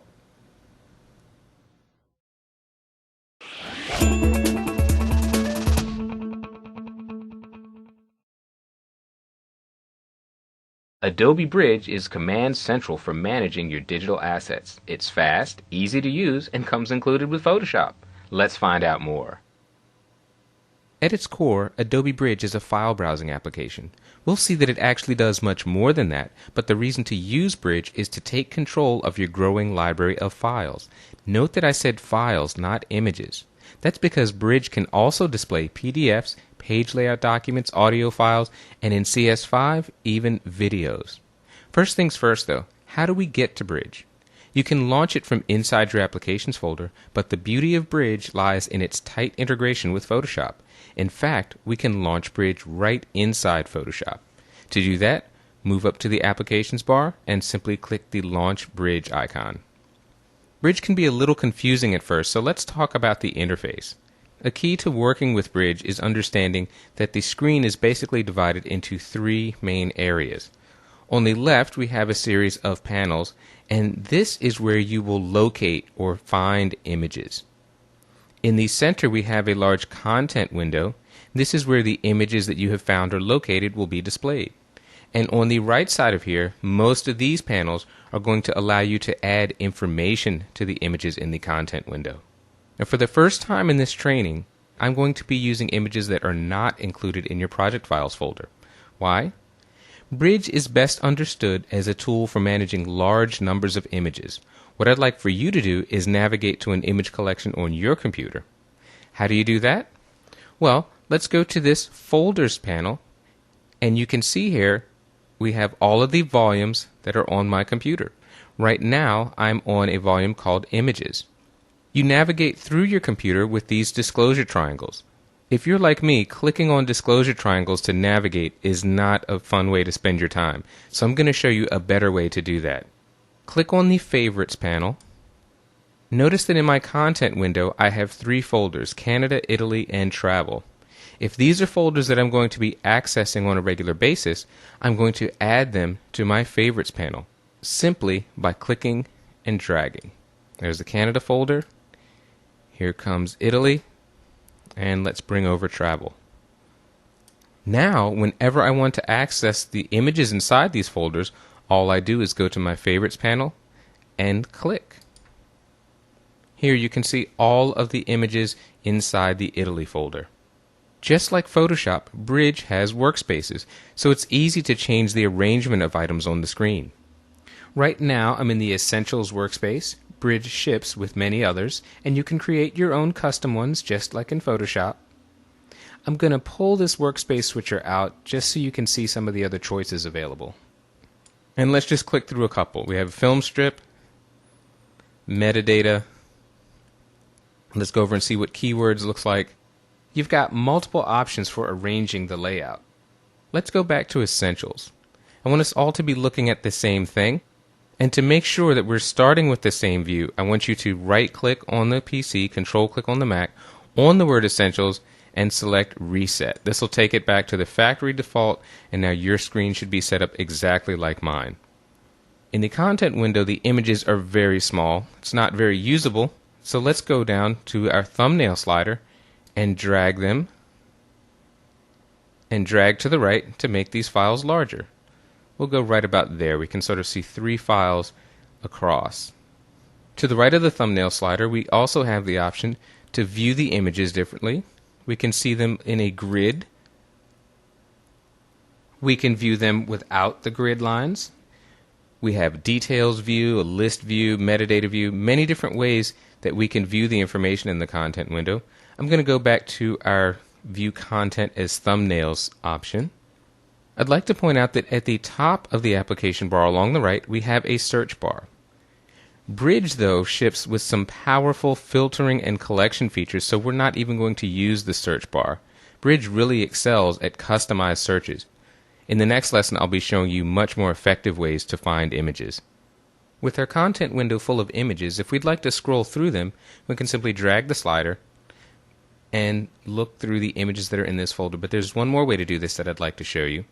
If we go to the View menu, we can choose Review Mode. That takes us into a screen where we can cycle through all the images in the content folder simply by clicking on them. And we can navigate through one by one. That can come in very handy. To go back to our normal mode, simply click the X at the bottom right of the screen.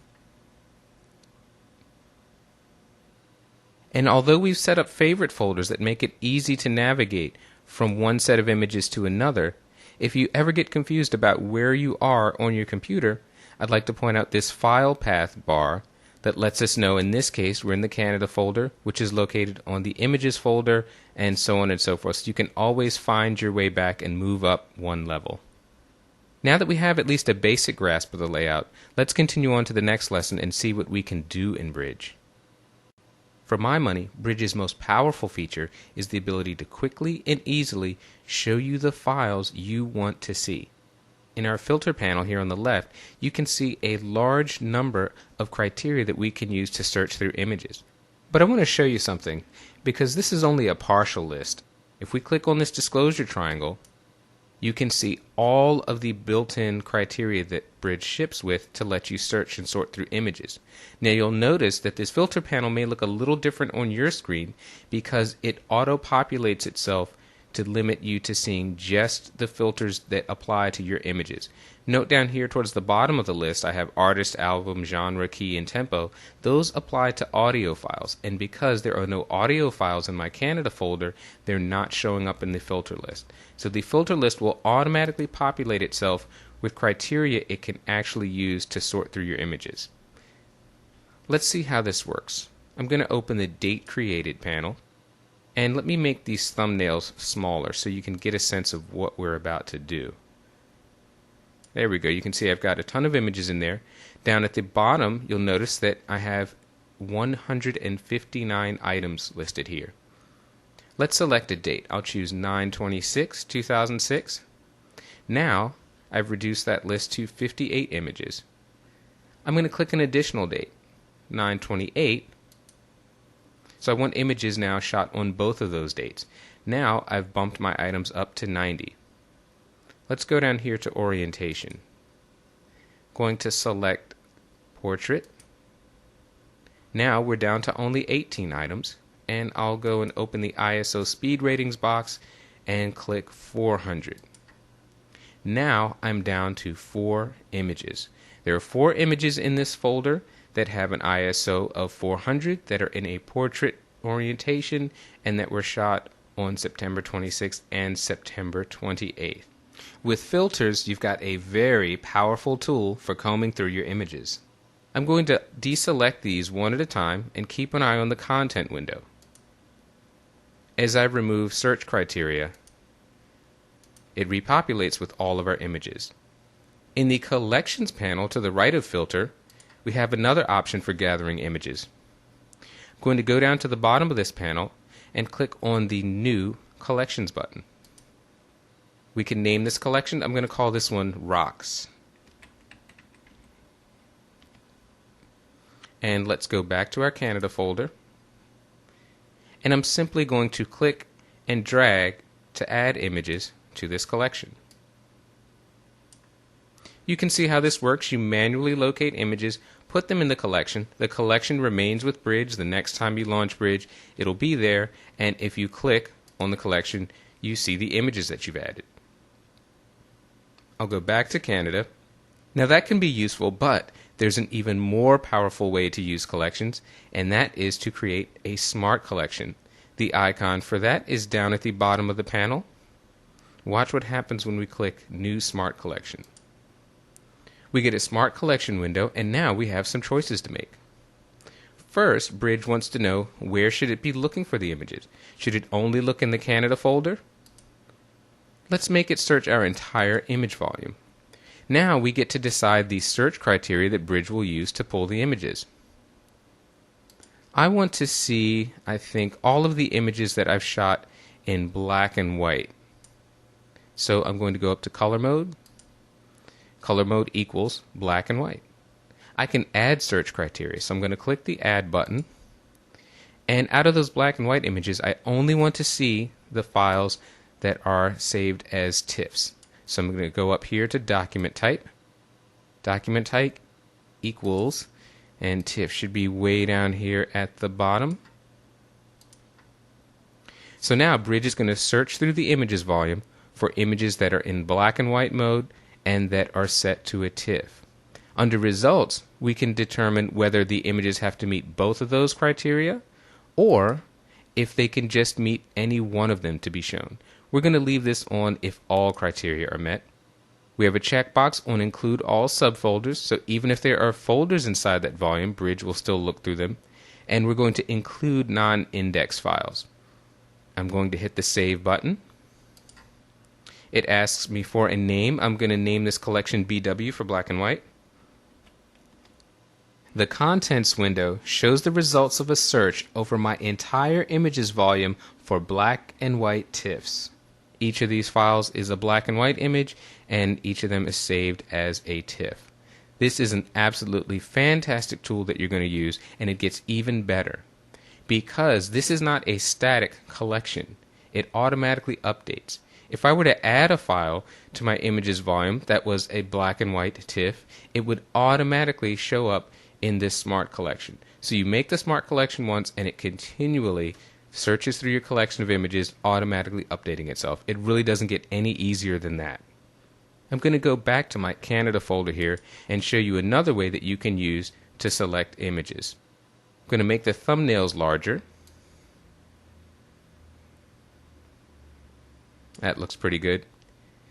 If I click on an image, you'll see just below the image area I have 5 placeholders. These are where we can rate our images.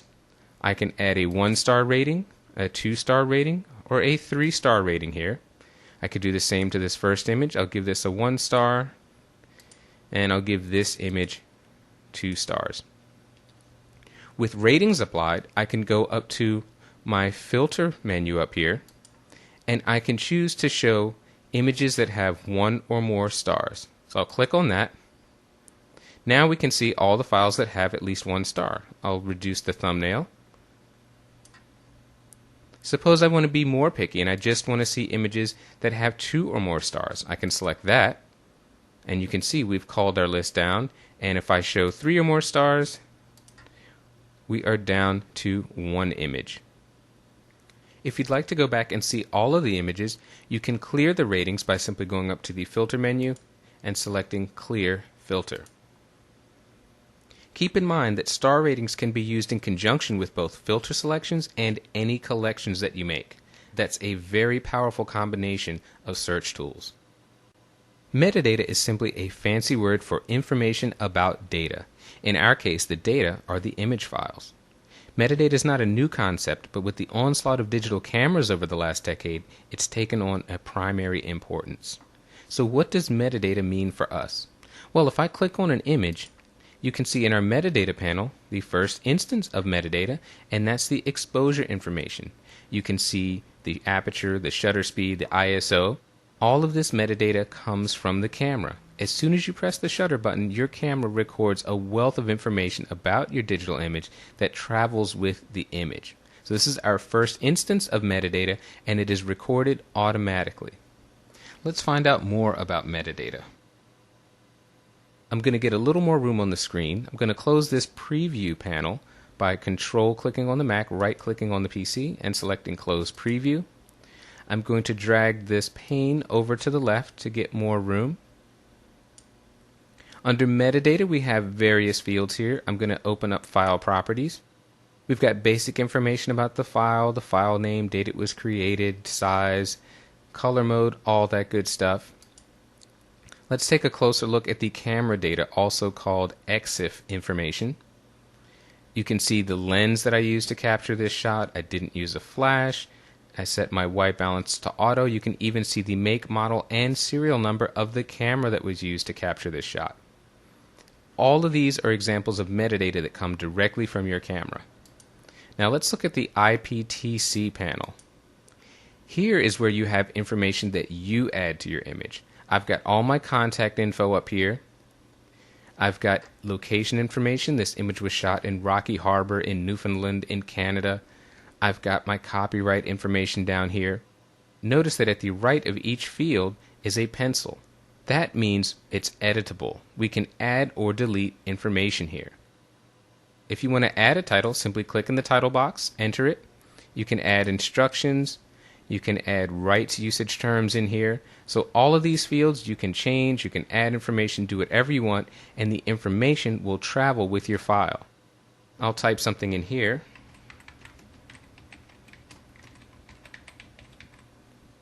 Now, anytime this file moves, whether I email it to someone or upload it on the web, this information will stay in here.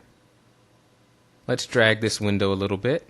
Bridge is now asking us if we want to apply these changes to the metadata. We'll hit apply. Drag this out a bit wider. And I want to show you a few more fields.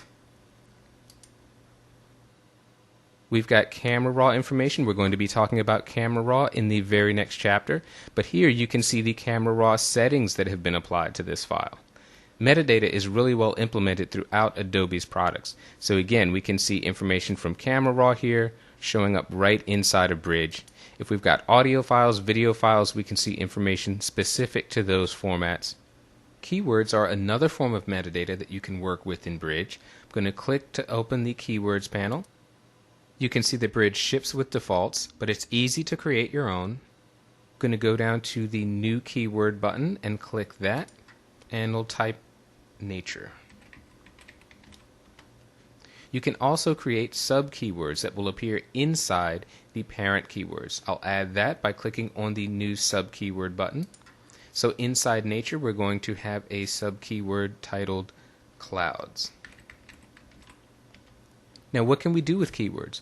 Well, just like with regular metadata, we can assign or tag them to images that will make it easier to find them later on. I'm going to scroll down here in the content window.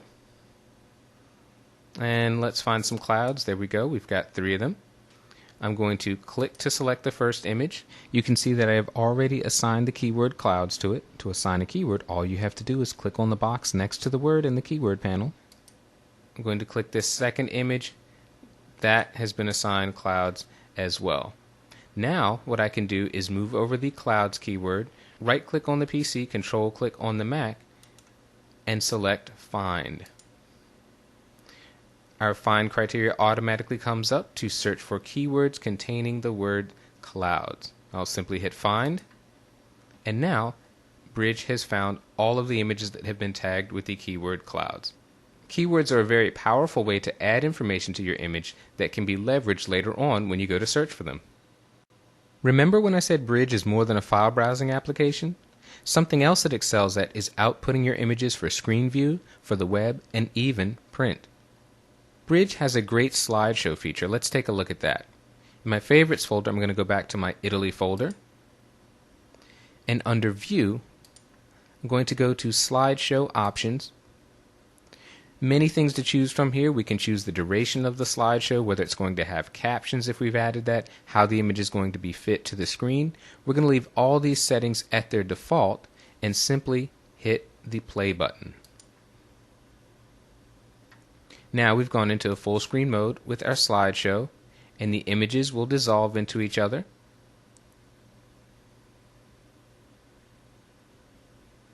To exit the slideshow mode, you simply press the Escape key on your keyboard, and we're back to our standard view.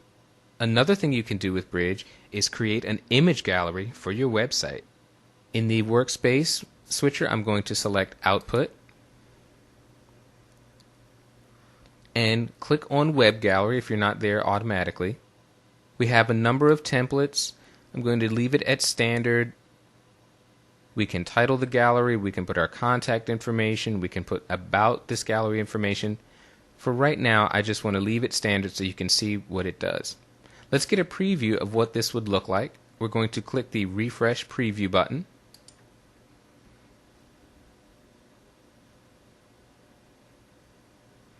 And there we go, we've got a preview of the website. I'm going to drag this panel out so you can see the entire frame. There we go. All of these we can change. You could give it your own gallery name. Obviously, instead of my photographs, you might want to make it something a little more personalized. We can put our contact name. All that information we can change in here. So my photographs, you can change that to something else. You could change the gallery name. All these fields are editable. You can also preview this in any web browser that's installed on your computer. So we've got a fast and easy way to create an online image gallery. Bridge also lets you create PDFs that you can either email or print. I'm going to click on the PDF icon. Now what we'd like to do is set some basic parameters for the document. We're going to choose a US paper size. Letter size looks good. We can choose the quality for our images. We'll move this quality slider up to 100% here. We can choose a background color, all those cool things. But let's get this set up so we can actually see a preview. I'm going to select a number of images here, and let's go and hit Refresh Preview. See what that looks like as a PDF layout. So you've got images on the page. Note now, I'll scroll down here to Layout. We started with a layout of 2 rows and 2 columns. The images are going to be fairly large, and obviously this is going to create a lot of pages, but we can change this. I'm going to set 6 columns by 4 rows. We'll try that. Now I'm going to hit the Refresh Preview button. Bridge is generating a preview. With a 6 by 4 column and row layout, we can actually fit more images on this page, so I'm going to add some more images. I'm going to shift click here to extend that selection out, and this should be much better. Let's hit the Refresh Preview button.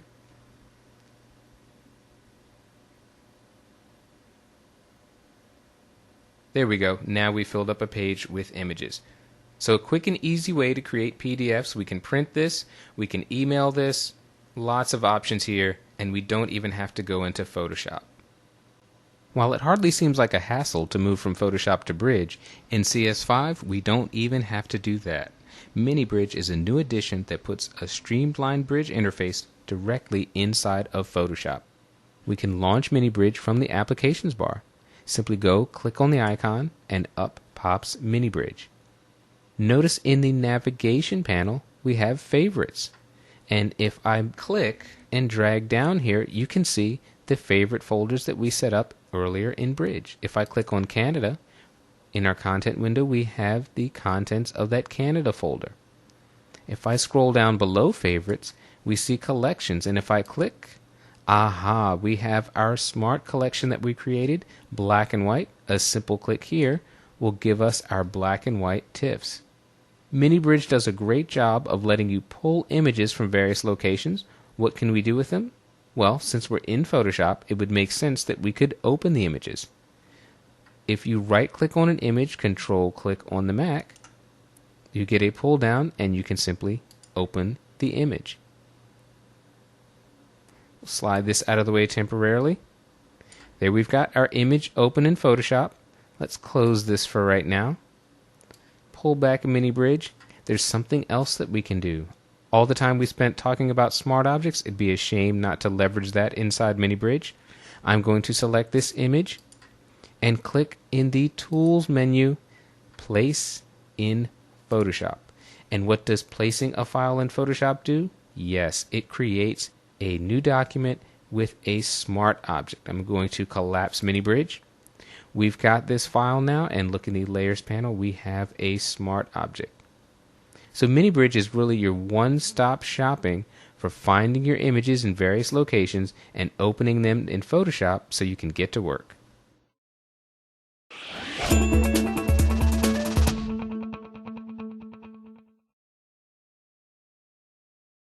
If you're serious about photography, RAW files are probably already a part of your workflow. Let's find out how to exploit the enhanced capabilities of these files. Before we begin discussing Adobe Camera Raw, let's first talk about why it's even necessary. If you own a high-end digital camera, it has the ability to shoot in what's called RAW mode. This provides numerous benefits to shooting JPEGs, including an expanded dynamic range and better image detail. The downside to the RAW format is that it cannot be processed directly in Photoshop. It must first pass through a RAW file converter, and that is where Adobe Camera Raw comes in. It transforms the file into a file format that Photoshop can handle, but it does so much more. It's a full-fledged editing tool in and of itself, offering a complete non-destructive workflow that retains every last ounce of quality from your camera file. How do you access Camera Raw? Well, that's simple. Point Photoshop to a RAW file. Let's go Open. Inside our Chapter 11 folder, I want you to select two files, Basic 01 and Basic 02. You can simply hold the Shift key to select the second file, and we'll select Open. Here's the Camera Raw interface. The first thing you'll notice is that both files open up in this film strip on the left. We'll begin with the first image, but before we start, I want you to go to your Camera Raw preferences that's located up here above the preview window. Click on the Preferences icon, and I want you to make sure that under General, you have Save Image Settings in set to Camera Raw Database, not Sidecar XMP files. Once that's verified, let's hit OK. If you're upgrading from an earlier version of Photoshop, you'll see a warning triangle down at the bottom of the image window. Version 6 of Camera Raw uses a whole new set of algorithms to convert the RAW file. Clicking on this icon will simply update your image to take advantage of the latest and greatest from Adobe. So let's just click this. Let's go through some of the fundamental editing tools in Camera Raw. They're conveniently grouped together in the Basic panel here on the right. The very first thing we want to do to an image is set its white balance or color correct the image. By default, Camera Raw picks up the white balance that comes directly from your camera. If you click on this pull down menu, there are a bunch of presets you can select from, but we're going to choose a much more precise method. Above the image window in your toolbar, we're going to select the white balance tool, this little eyedropper. To use this tool, you simply click on an area of the image that should be neutral. This image obviously has a warm color cast, but this wall should be white. So I'm going to click. Immediately, the color of the wall becomes a neutral white. The rest of the colors in the image are shifted accordingly. And if you'd like to fine-tune this adjustment, you can drag the temperature and tint sliders at the top of the Basic panel. After we set the white balance, we move down to this exposure slider. And we just determine whether the image is a little over or underexposed. I'm going to boost the exposure here a little bit simply by dragging the slider to the right. That looks much nicer. The recovery tool is what I like to refer to as a sometimes tool. This is what you use to recover blown highlights, and in this image we don't have any, so we're going to leave it at 0. In an upcoming lesson I'll show you precisely how to use recovery. We skip fill light temporarily and move right to blacks. This is where we set our shadow values. How deep, rich, dark are our blacks going to be? To use this effectively, we're going to move up here in the histogram window and turn on our shadow clipping tool. You'll notice at the top of her hair there are pixels that are colored blue. Those represent maximum blacks. It's a good practice to have some maximum blacks in your image, you just don't want to overdo it. The default value of 5 looks pretty good. We could maybe boost this up to 6 or 7, but that's about as far as we'd like to go because we don't want to lose any important detail. After you set your blacks, if you find that you are losing detail but you're happy with the added contrast to the image, you can simply use fill light to open up some of your near shadows. Again, this is a sometimes tool. The majority of your images will probably not need an adjustment to fill light. Next we move on to brightness, and as its name suggests, we can simply make the image brighter or darker. The difference between brightness and exposure is that brightness is a much more gentle result. So you want to be very conservative with exposure, and if after setting exposure you feel the image needs to go a little brighter, a little darker, just adjust the brightness slider. I might move up just a bit from the default to 50, but not too much. I'm going to turn off our shadow clipping previews so we're not distracted by those blue pixels. There's a contrast slider you can use to increase the contrast in your image. If you drag it to the right, the contrast will increase, your blacks will get blacker, your whites will get whiter. Our contrast looks pretty good, so I might just tweak it a couple of points. We've got a clarity slider that you can use to give your image a little bit more snap, a little bit more punch. To use this, I highly recommend viewing the image at 100% view. So we're going to go down to our view percentage menu and select 100%. I'm going to use the hand tool. This is the same shortcut in Photoshop of holding down the space bar, and we'll drag up so that we can see her face. And if I drag the clarity all the way to the right, you can see that there is a little bit more snap, but it's getting a little bit too contrasty. If we drag clarity all the way to the left, you can see it softens up the image. We've gone much too far here, and I'm actually going to leave clarity at its default of 0. We have two tools left, vibrance and saturation. I want you to use vibrance. Vibrance is sort of a smart saturation tool in that it is much more gentle on the image and won't wreck your colors as easily as saturation will. Let's go back down to fit this into the view window. I'll choose fit in view, and I'll boost the vibrance just a bit there. Not bad. Now all we've done is go through the basic panel, but I'm going to toggle the preview on and off. The checkbox is up here above the image window. You can also toggle this by hitting the P key on your keyboard. Here is where we started with no adjustments, and in just a few seconds of work, there's where we go. Nice and easy.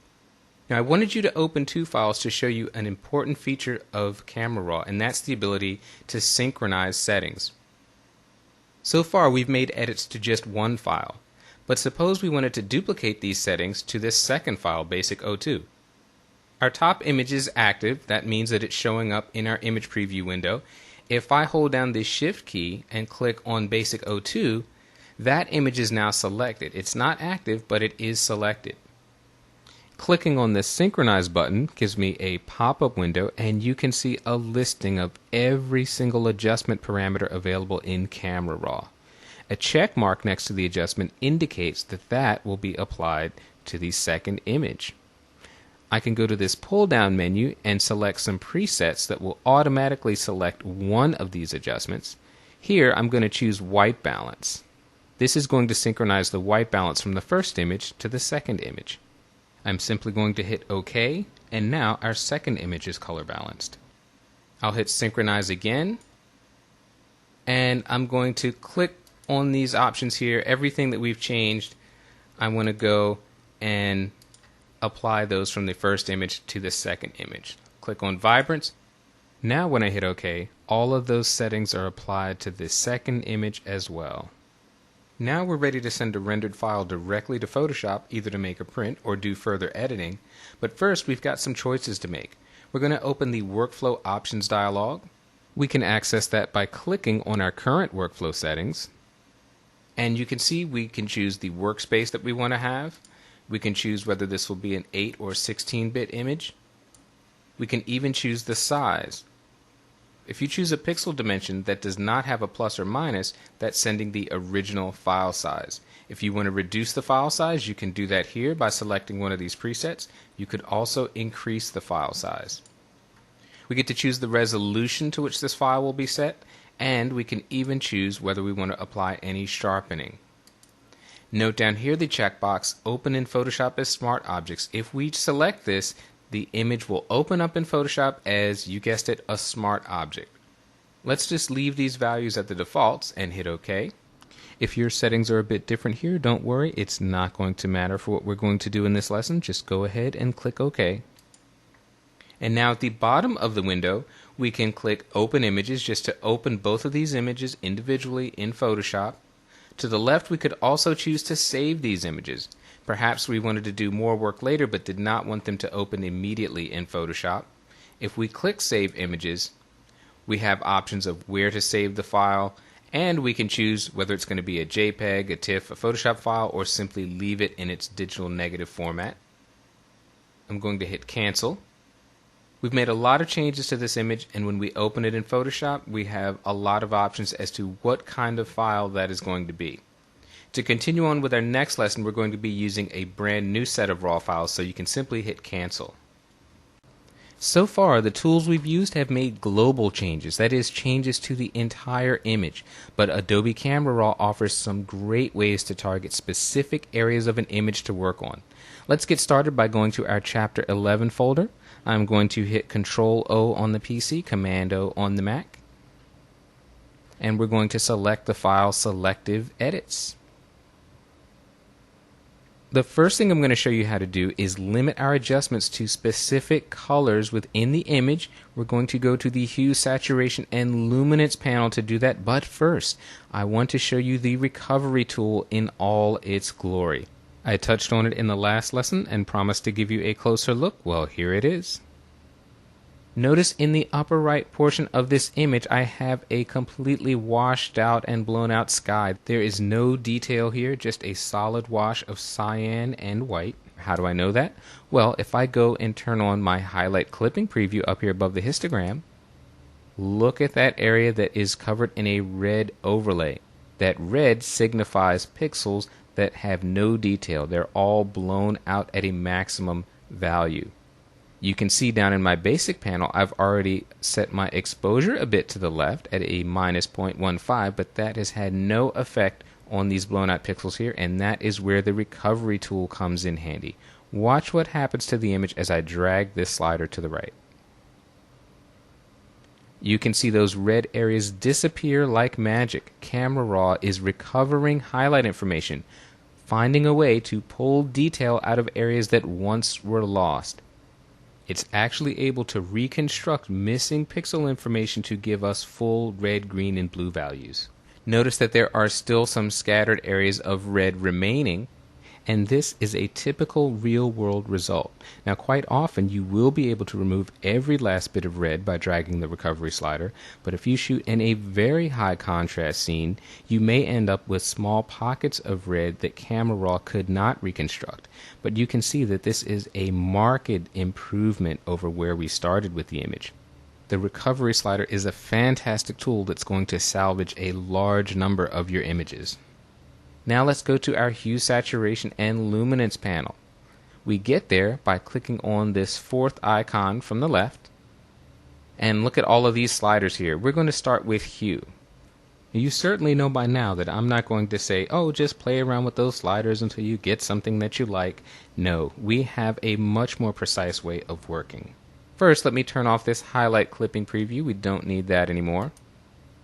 To use the hue sliders here, we are going to visit our old friend, the targeted adjustment tool. which is located up here in the toolbar. And like the on-image adjustment tool in Photoshop proper, this tool works by clicking on an image area and dragging. Here we'll be dragging left to right. Now with the Hue tab selected, I'm going to click on these yellow shingles, drag to the left,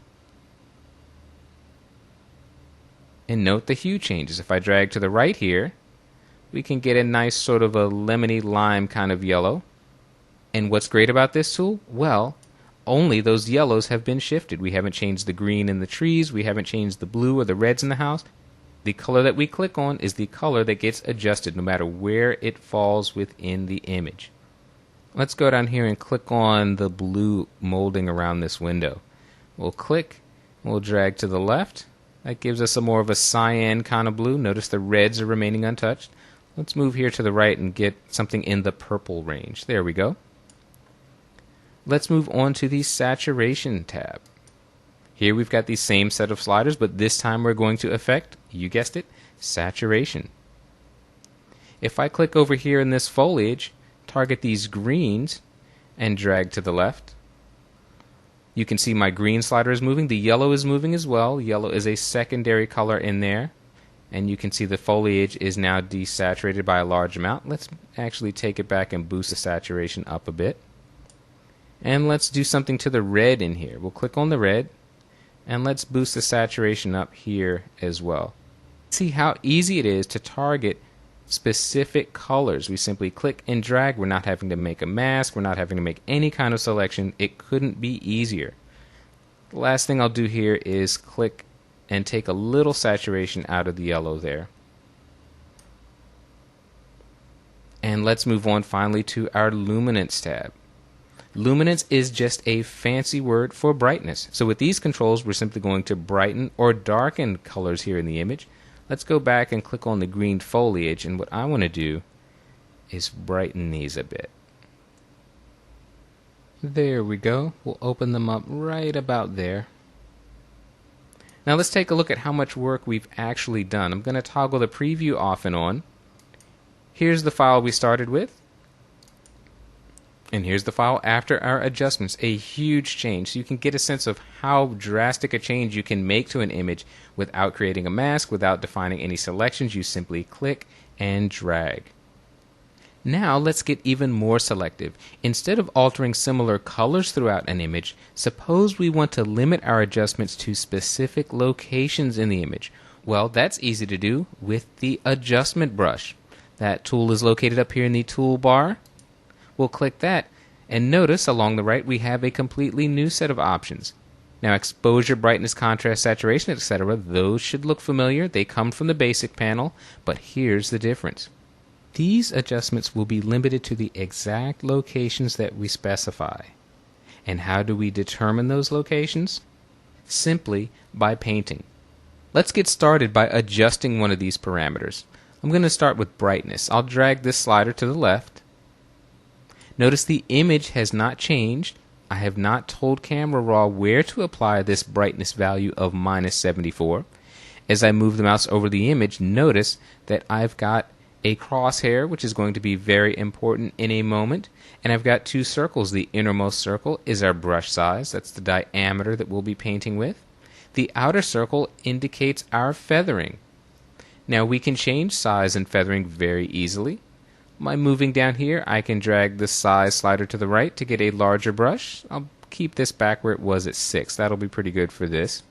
Feathering, I'm going to set that all the way to the right at 100. We want a nice soft edge brush here. And for our purposes, we are going to leave flow and density both set to their maximum values of 100. What I would like to do is take down the brightness of this tree.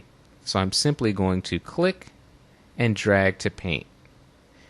Now, two things should be very obvious. One, I've set a value that's much too strong. Two, I am spilling over here into the sky. Let's tackle that first issue. Here's the beauty of the adjustment brush. At any point after I have painted, I can readjust the settings. So I can back off this brightness slider here, give us something that's much more believable. And even though brightness was the only parameter that I adjusted, I could move the saturation slider, take color out of that, boost it to add more saturation. Let's set that back to 0. And this is the great thing about the adjustment brush. You paint, and then once you see visually what's happening, you can tweak any of these sliders to taste. Now let's take a look at what we can do about that spillover. I'm going to turn on this Show Mask checkbox, and now you will see a white overlay. This shows where I painted. That includes the diameter of the brush and the feathering. So you can see I've spilled out onto the edge of the roof, I've spilled out over into the sky. In short, I was very sloppy when I was painting. Let's turn off Show Mask for a moment. We're going to turn on the Auto Mask feature, and we're going to paint that area again. Before we do that, we want to get rid of the painting that we just did, and notice that we have this little bullseye icon here over the image. That's called a pin. The pin will be placed at the location at which you start painting, and a pin simply tells you that that adjustment brush is active. And because Camera Raw allows for multiple and separate brush adjustments, you can end up with multiple pins on a single image. We're going to delete the pin by simply pressing the delete key on the keyboard. Now I'm going to paint, and I'll do it just as sloppily as I did the first time. Notice that I have reduced the brightness setting, so I'm getting a much more realistic result right off the bat. Now that I've painted, let's go in and turn on the Show Mask preview. Notice now how my mask has been automatically limited. It didn't spill over into the edge of the buildings. It didn't spill over into the sky. When you turn on Auto Mask, that tells Camera Raw to limit your painting. And what does it limit it to? Well, I talked about that crosshair earlier. With Auto Mask turned on, Camera Raw looks at the colors that fall directly underneath your crosshair. No matter the size of your brush, no matter the size of your feathering, your adjustments will be limited to colors and tones that match what is directly underneath your crosshair. So as I was painting in here, I can be as sloppy as I want. I just make sure that the crosshair does not spill off of this foliage, and you won't have any spillover into these neighboring colors and tones. A very, very useful tool to use when you need to be really precise about your selections. I'm going to turn off Show Mask and Auto Mask. Those of you paying very close attention to the adjustment brush panel may notice a new option that we did not see in the basic panel. That's this color option here, so I'm going to quickly show you what that's about. This option lets us paint with a color, changing color in an image, but unlike with the hue slider, we can limit that color change specifically to where we paint. Now before we get started with this, I need to direct your attention to this pin up in the top of the tree. Notice that it has a black circle in it. That means it is active. Any change that we make to any of those adjustment brush settings will apply to that adjustment, and we don't want to do that, so I'm going to hit New. I'm going to make a brand new adjustment brush setting. Here I'm going to take brightness and set that to 0. I don't want to change the brightness. What I do want to change is color. So I'm going to click in this color swatch box, and I'm going to choose something in the orange range over here. Simply by clicking, I've got a brand new color. I hit OK. Now what I'd like to do is change the color of this window molding. Notice now the size of my brush relative to the window molding. What will happen if I paint like this? Yes, my color change will spill over onto the side of the building, and I don't want to do that. So back we go to our Auto Mask, turn that on, and with my slightly oversized brush, watch what happens. Notice that color change is not spilling over into the siding of this house at all. It is nicely being limited to exactly where we want it. We're not getting any spillover at all on that yellow siding. Perfect. Notice we have a second pin. This one has a black circle in the middle. That means it is active. Now if you look closely, you may see that we did get some spillover right where this house number is located. Why? Well, that purple matches the purple color on which we were painting. How can we fix that? Well, we can use, for the first time, the erase brush. Let's go and click on erase here. Now what this brush does is simply erase the effect that we just painted. Notice that we have size, feathering, and flow options there. We're going to leave those all at their defaults, and I'm simply going to click and paint over this area, taking out that adjustment that spilled over onto this identical color. How easy is that? The last tool I want to show you here is the graduated filter, and that's up in our toolbar right next to the adjustment brush. Once we select the graduated filter tool, you'll notice that the panel on the right looks identical to the adjustment brush panel minus the brush controls. You'll also notice that we've picked up our color setting from the adjustment brush. Now I don't want to change the color in this adjustment I'm about to make, so the first thing I'm going to do is turn this off. Click, and I'll move my hue down to 1 and drag my saturation slider all the way down to 0, in effect turning off that color change. Now the graduated filter tool behaves very similarly to the gradient tool in Photoshop in that it allows us to create an adjustment, have it begin at 100% or full strength, and make a nice seamless transition all the way down to 0%. This tool is most often used to control lighting in an image, and that's how we're going to apply it. So the first thing I'm going to do is drag my brightness value down here. And what I want to do is simply darken a portion of this sky.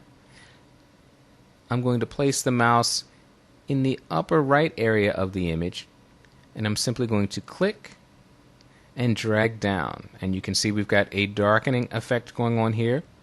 I'm dragging at an angle to match the slope of the roof, but if you want to drag in a straight line, hold down the Shift key while dragging.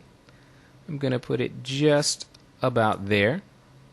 The red dot signifies the end of this effect, so anything below the red dot in this case will not have the effect. At and above where our green dot is located, we have a full strength application of this adjustment. In between the green and the red dot, we have a nice seamless gradation from 100% all the way down to 0. Once you've drawn this, you can modify it. We could simply place the mouse along this dotted black line and move the entire gradient as a unit. I'll line it up just so it touches the roof. If we place our mouse close to the green circle, we have a double-sided arrow. We could drag this up to extend it. We could do the same thing where the red circle is. Notice, however, if I place the mouse further away from the red circle, I get a double bent arrow, which means I can rotate this adjustment in any direction. Let's line it up just about there. Looks pretty good. And again, as with the adjustment brush, I'm free after the fact to adjust my settings. So if that brightness looks a little bit harsh, I could back off of it slightly. And if I decide that I want to have this effect spill further down, I can simply click here, drag this red line down just about there. I'm going to touch up the angle just a smidgen, and there we go. We have no shortage of tools inside Camera Raw to perform selective edits. We are finished working with this image, so you can press the cancel button. If you'd like to maintain these changes, however, and reopen the file later, simply press done. Raw files will always be rendered in color, but with Camera Raw, you've got a fast, intuitive way to create a black and white version. Let's see how that works. In our Chapter 11 folder, we're going to open the file BW.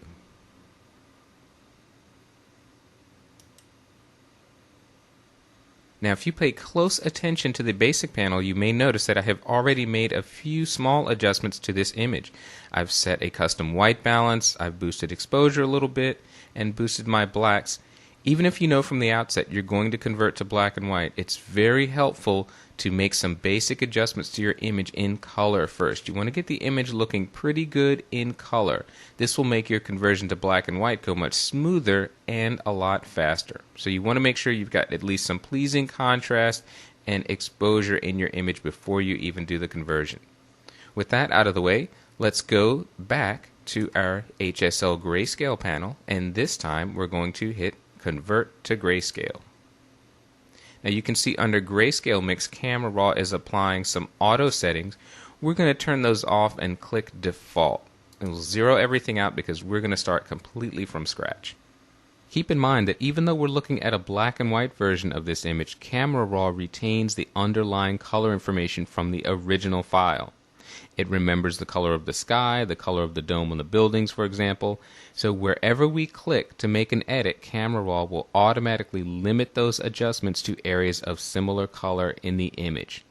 As we make our edits, keep an eye on the sliders in the Grayscale Mix tab. That will show you the exact colors that Camera Raw has identified. Now let's go back up to our Tools panel and visit our old friend, the Targeted Adjustment tool. Now this works exactly the same way as it did in the previous lesson. We're simply going to click and drag over an area of the image. I'm going to start with the sky, and if I click and drag to the right, the sky will get brighter. What I'm going to do though is get a very dramatic sky by moving to the left, and I'm going to move pretty far. We want some heavy drama here in this sky.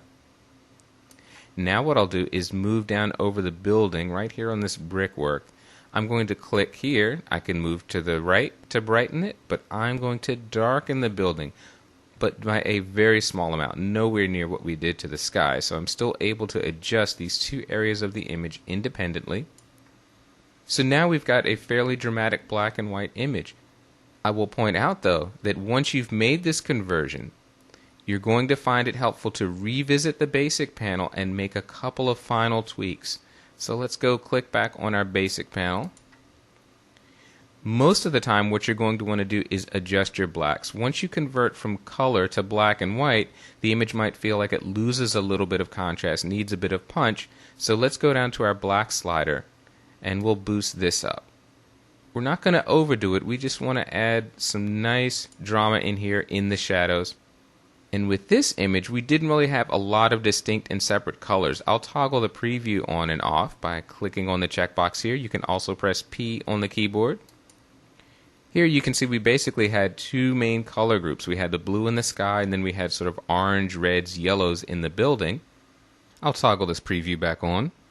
So for an image like this, it's really a two-click solution. We darken the sky a lot, darken the building by a small amount, tweaked our blacks, and easy as pie, a rich, dramatic conversion to black and white. Even if your colors look good, most digital camera files are going to need a little bit of touch-up. Let's see how to fix some of the most common problems. In our Chapter 11 folder, we're going to open up 3 images this time. I want you to select Aberration, and then with the Command key on the Mac, Control key on the PC, I want you to select the image titled Crop, and then holding down the Command key on the Mac, Control on the PC, select Spotting. We're going to open up those 3 images in Camera Raw. Now let's start down here with the bottom image, Spotting. When we spot an image, we simply clean up defects and imperfections. And we've got a few in here. I'm going to zoom in to 100% view. Always view it 100% when you're going to be cleaning up an image. That will save you a lot of embarrassment later on when people zoom in and say, hey, that's not a very clean spotting job. We're going to remove the tea leaf that is stuck to the side of this teapot. Our spot removal tool is located in the tools bar.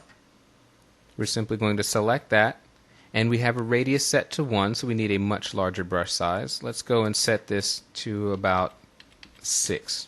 I'm increasing this number by pressing my right arrow key.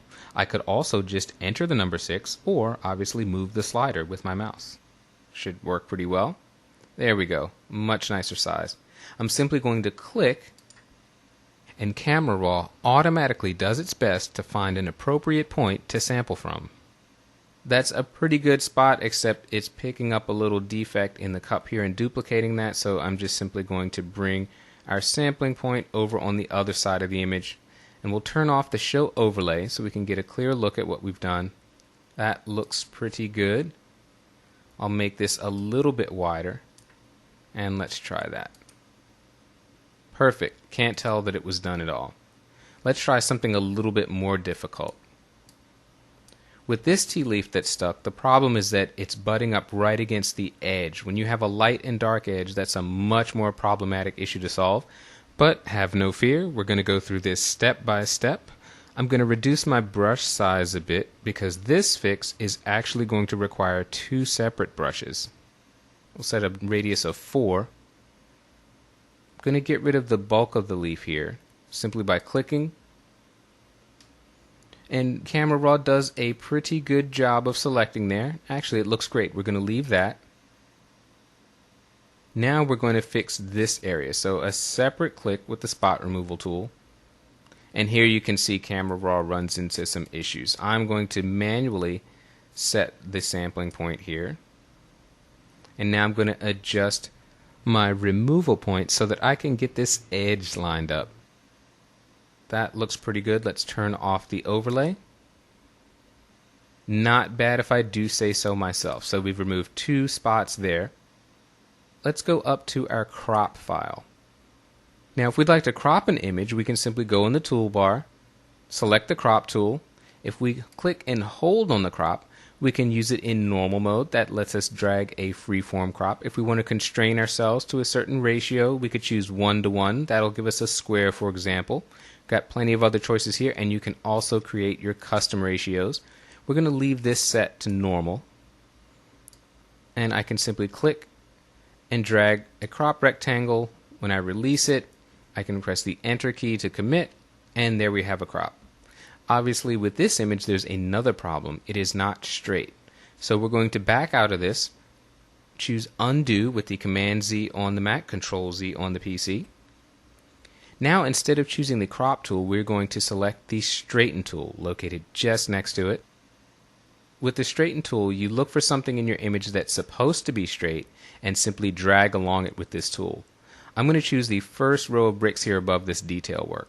So I'm going to click on the left edge, hold the mouse, and I'll release it when I get somewhere over to the right and take care to keep my mouse located in the center of these bricks.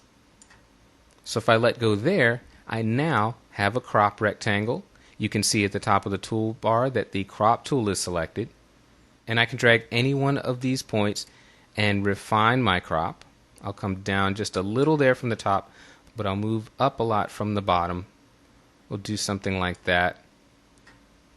And I'll simply press the Enter key to commit, and there we have a much straighter image. The last thing I want to show you is how to fix the phenomenon of chromatic aberration. Well, what is chromatic aberration? It's a fancy term. I'll zoom into 100% here with Command plus on the Mac, Control plus on the PC. And let's shift over. I'll show you exactly what it looks like. Take a look at this American Express logo, and you can also see it in the black graphic on his shirt. Along the white edges, you can see sort of a red fringing. And that's what chromatic aberration is. It'll occur in your images where very light edges meet very dark edges. And you'll see a little bit of a red fringe. Sometimes it'll be blue or cyan or a bit of green. Let's go and fix this. Above the basic panel, we're going to select the icon for the lens correction panel. And we're going to choose the red cyan fringe slider and drag it to the left. If I go right down about there, you can see that the red fringe is gone, but now I have introduced a little bit of a yellowish green. So I'm going to go down to this blue-yellow fringe slider and drag this to the left. About down there, looks pretty good. Now I've got a pretty clean line between the light and dark edges. I'm going to toggle the preview on and off. Here's where we started from. So you can see now those reds are really popping out. And here is our fix. Much better. 3 common image problems, 3 easy solutions in Camera Raw.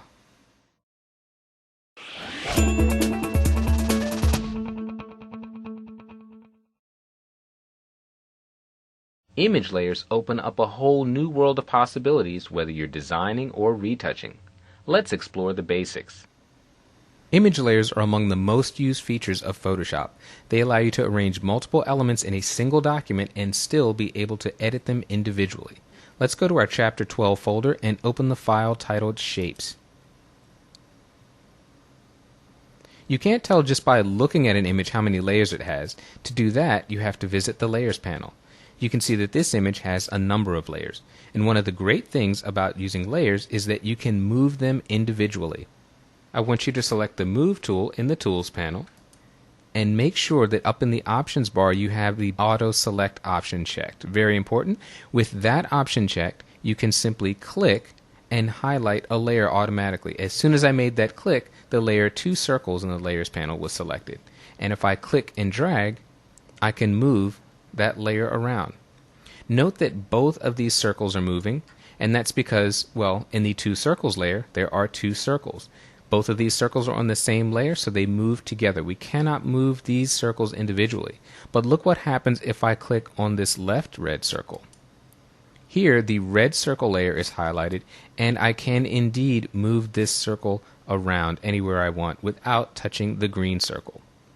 Now, I should point out there are 2 basic distinctions between layers. At the bottom of the Layers panel, you'll see that we have a layer titled Background. This is the default. Every time you create a new document in Photoshop, it begins with a background layer. And background layers have a couple of limitations. You'll notice that there's a padlock to the right of it. With background layers, you cannot move their layer objects with the Move tool. You can't apply layer effects, and all background layers must have a background color. They cannot be transparent like these layers above it are. You can easily convert a background layer simply by double-clicking on its name. Photoshop gives you the option to name the layer. We'll just select OK. Now the padlock is gone, and now if I take the Move tool and click anywhere on this layer, I can move it around. And notice that as I'm moving, the empty areas of that layer become transparent. Let's undo that move with Control-Z on the PC, Command-Z on the Mac. We can rename layers very easily. If you scroll back up to the top, you'll see that I've got a generic Layer 6 name. That's the name Photoshop gave it. I'm going to give it something much more useful. Double-clicking on the layer name highlights the text so I can change it. There we go. Now we've got a descriptive name. When you have a lot of layers, it's very important to give them descriptive names. It'll make your life a lot easier. We can change the order of layers. I'm going to move this green circle so that it overlaps the red circle. Now the green is on top because in our Layers panel, the green circle layer resides above red circle. If I switch that, simply by clicking and dragging the layer down, now the red circle is overlapping. Another neat thing we can do with layers is align and distribute them. I'm going to select multiple layers. I'll start with red circle. I'm going to hold down the Shift key, select green circle, and then green diamond. Now I need to turn on the visibility for green diamond. There it is. And I'm going to scroll down and turn off the elements that we're not using. So I've got 3 layers selected, and with the Move tool selection in the options bar, I have some choices for how to align these. This very first icon will align the 3 layers along their top edge. So I click that, and now all 3 are aligned at the top edge. I can choose to distribute them. If I move over here to this second grouping of tools, I can click on the horizontal distribute tool to allow them to have an equal amount of space between each object. The objects are now distributed evenly with the same amount of overlap between the 3 of them. The last thing I want to show you here is how to link layers. I'm going to click on red circle to deselect the other 2 for a moment. And if I hold down the Shift key again and select green circle, I'm going to move down to the bottom of the Layers panel and click the link icon. Now both layers have a link, and what that means is that whether I select green circle or red circle, whatever I do to that layer will happen to the second linked layer. So if I simply click on green circle and drag it around, you can see the red circle follows. It's as if they're on the same layer, but the link is only a temporary feature. We can turn that off anytime. If we wanted to transform both of these layers, because they are linked, we could simply go to the Edit menu, select Free Transform, and notice the bounding box extends across both objects, and I can simply shrink them down, skew them a little bit. The change applies to both layers. I'm going to hit the Enter key to commit.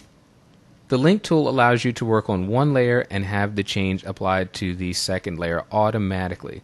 Now, if you're finished with linking them and you'd like to work individually with them again, simply go back down to the bottom of the Layers panel, click the link icon, and now we can edit those layers independently once again. Let's take a closer look at the Layers panel and explore the options it gives us. In our Chapter 12 folder, we're going to begin with the file Layers01. Now, much of what we do to layers is going to occur in the Layers panel. We can add a new layer simply by clicking on this Add Layer icon, and there we have Layer 1, a brand new layer. We can duplicate an existing layer simply by clicking on it and dragging it down to the same icon, and now we have a copy of that layer. If we want to get rid of a layer, we can delete it simply by clicking the layer to highlight it and pressing this trash can icon. Photoshop says, do you really want to do this? We'll select yes. You could also delete a layer by clicking it and dragging it to the trash icon, and that will eliminate that Photoshop warning. You can adjust the opacity of layers. With this daisy layer selected, I'm going to click on the word opacity, and instead of 100%, let's type in 50%. Now you can see the bottom image is being allowed to show through at a 50% strength. We'll reset this back to 100. Blending modes here at the top of the Layers panel offer you a number of options for adding creative effects to your images. Let's just take a look at two. If I set this to screen, it blends those two together nicely, similarly to reducing the opacity, but with a bit more subtlety. Let's take a look at a brand new addition to CS5, Divide. That's a cool abstract effect. I'm going to set this back to normal. And I'm going to turn on the hue, saturation, and levels adjustment layers. Right now, the adjustment layers are applying not only to the daisy layer, but to the sky layer. If I turn off daisy temporarily, and you can see that levels is applying to this bottommost layer. But suppose I want these two adjustment layers to only apply to the daisy layer and not spill through. Well, we can do that by creating what's called a clipping mask. I'm going to select both of these adjustment layers, shift click to select the second layer, and in the flyout menu at the top of the Layers panel, I'm going to select Create Clipping Mask.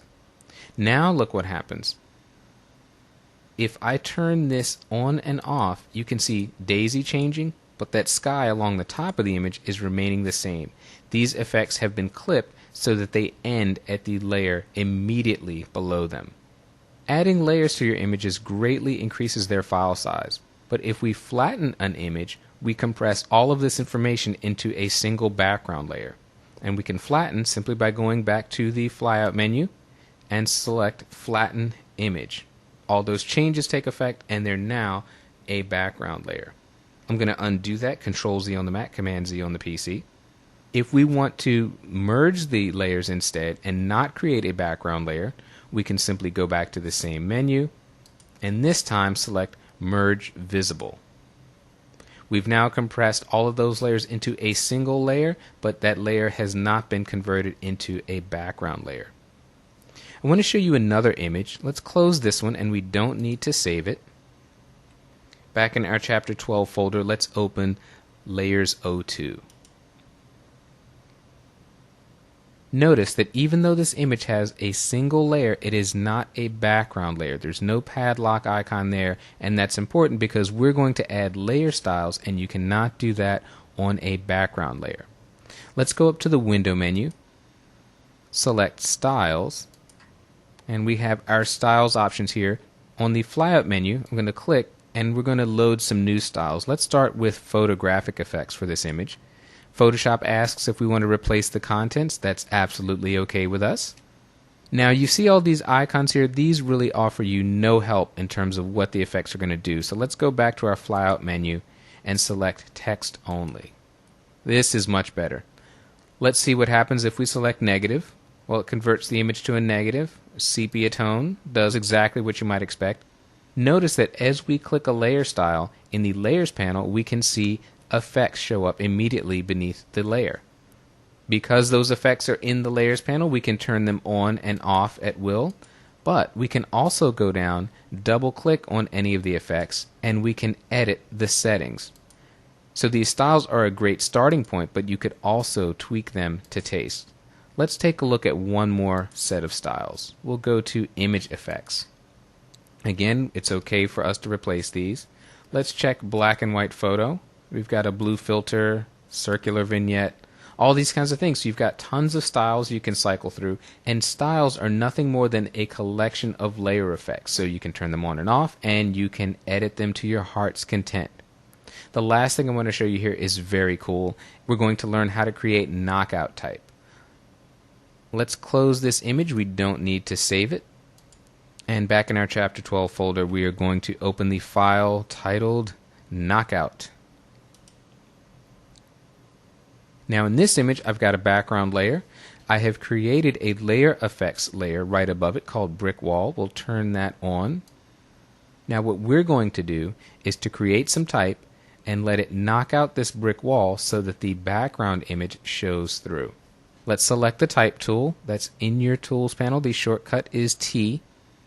I'm selecting the font Arial and black because I want something very bold.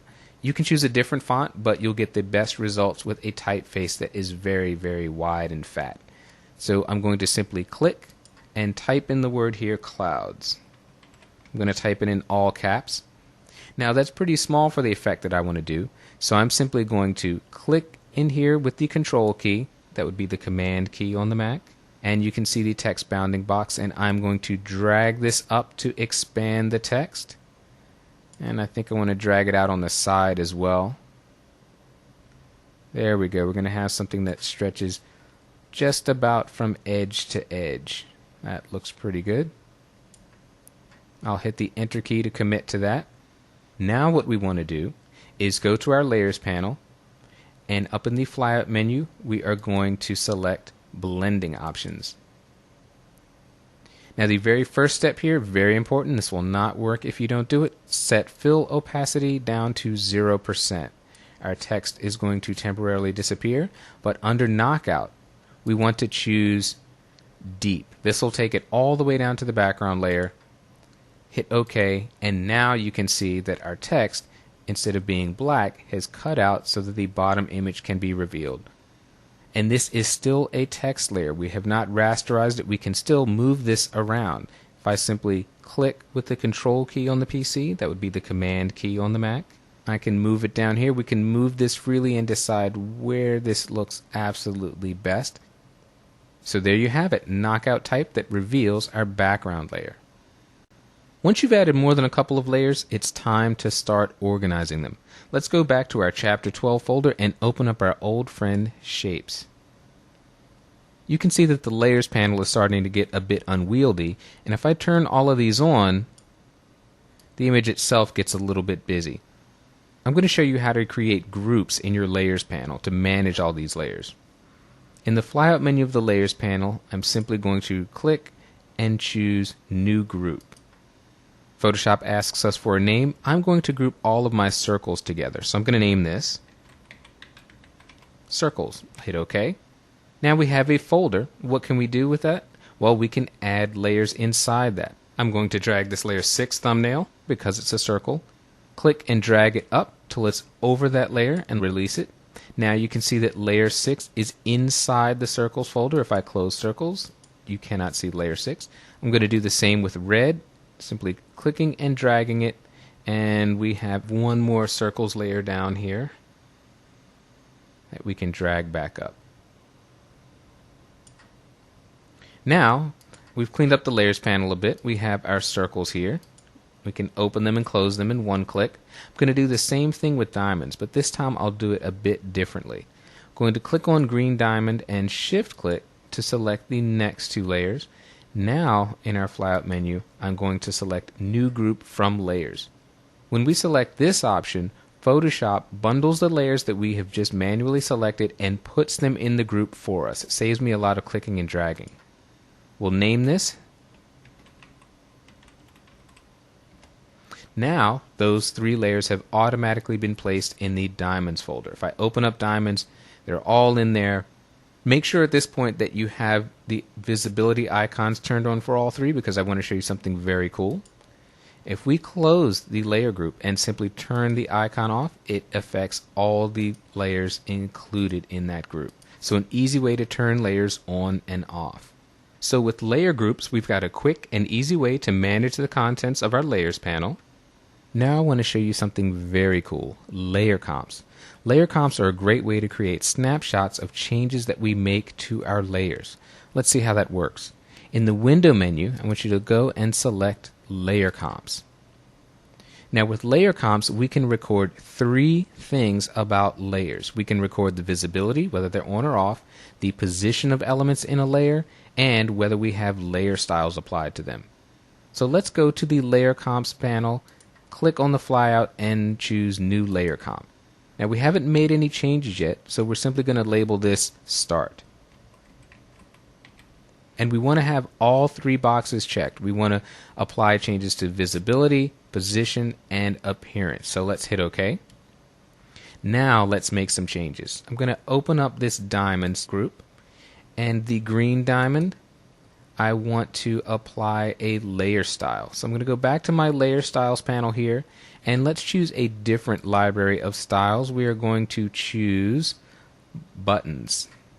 And we can hit OK to replace the contents and simply check angled spectrum. There we go, huge obvious change.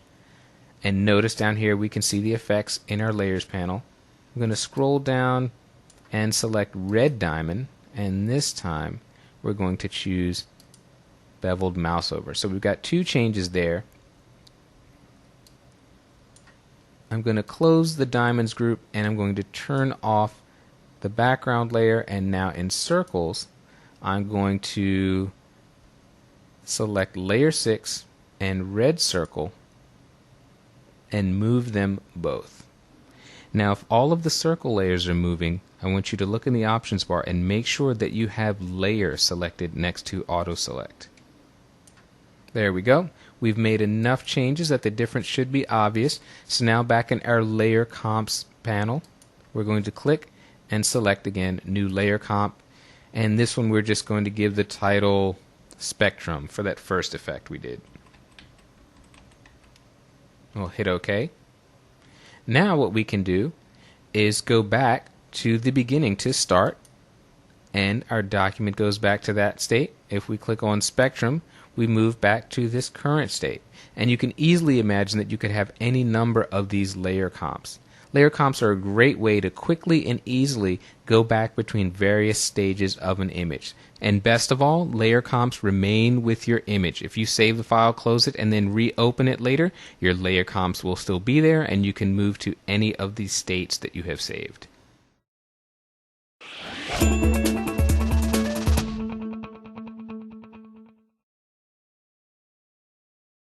Photoshop makes it easy to create a single composition out of multiple images. Here's how. When you record a high contrast scene, your camera may not be able to record pleasing highlights and shadows in the same exposure. When that happens, Photoshop can help. Let's open our Chapter 13 folder, and we're going to select two files, Grass 01 and Grass 02. Hold the Shift key to select multiple files. And I'd like to see both of these in separate documents. So up in our application bar, we're going to simply select Tile All in Grid from this Arrange Windows icon. I'll reduce the size of this one a bit and do the same thing here. And you can see what our problem is. With the image on the right, we've got a nice rendering of the subject, but the background is a little bit too bright, and the opposite result in the image on the left. What we're going to do is combine these images into a single document and merge the best elements of each. We're going to select the Move tool. Now you can do this temporarily with a keyboard shortcut. It's Control on the PC, Command on the Mac. Click on this Grass 02 file, and we're going to drag it over into this first image and hold the Shift key. This will ensure that the images are perfectly aligned. Let's close this Grass 02. We don't need this anymore. And because I held down the Shift key, if I toggle this top layer off and on, you can see that the images are perfectly aligned. Let's change the names here, give them something a little bit more descriptive. I'll double click on the background layer. That's our dark layer, and let's call this one light. What we'd like is for our subject to remain as it is in this light layer, but to pull in a lot of the background from this dark layer. To do that, we're going to need to add a layer mask. So at the bottom of the Layers channel, we're going to select Add Layer Mask. We have a white layer mask there. And what we're going to do is draw a gradient on this layer mask. We're going to select the Gradient tool in the Tools panel. The keyboard shortcut is G. I want you to verify up in the options bar that you have this third icon selected. This is our black to white gradient. Very important. Also make sure that to the right you've selected our linear gradient icon. It's the very first choice here. Now we're going to be painting from black to white. So I'm going to start not quite at the top of the image because I'd like this top sliver to be completely black on the layer mask. I'm going to click, hold down the shift key to constrain my drawing to a straight line, and I'll release it just as I get to about the eyebrow. And there we go. You can see that at the top of the image we've allowed that bottom layer to show through. Now we can still modify this. If we want to fix some of these areas here in the grass and make those a little darker, we can simply paint on this mask in addition to our gradient.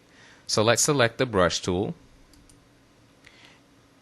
And I want you to verify that you have a hardness set to 0. We need a nice feathered edge for this brush. I want to paint with black, so look in the tools panel at the bottom. Make sure that your foreground color is set to black. If it is set to white, simply click that double bent arrow. If you're seeing a completely different set of colors here, press the letter D on your keyboard. That'll take you back to your black and white default chips. And we're going to paint not at 100% opacity because remember the gradient starts at full strength and ends at 0. So we want to find a reasonably good match somewhere in this area. We'll choose, let's see, we'll click on opacity and try 45%. And now let's just paint. That's a pretty nice match right there. Taking care not to spill over on our subject. We're getting a nice subtle result that is realistic and believable.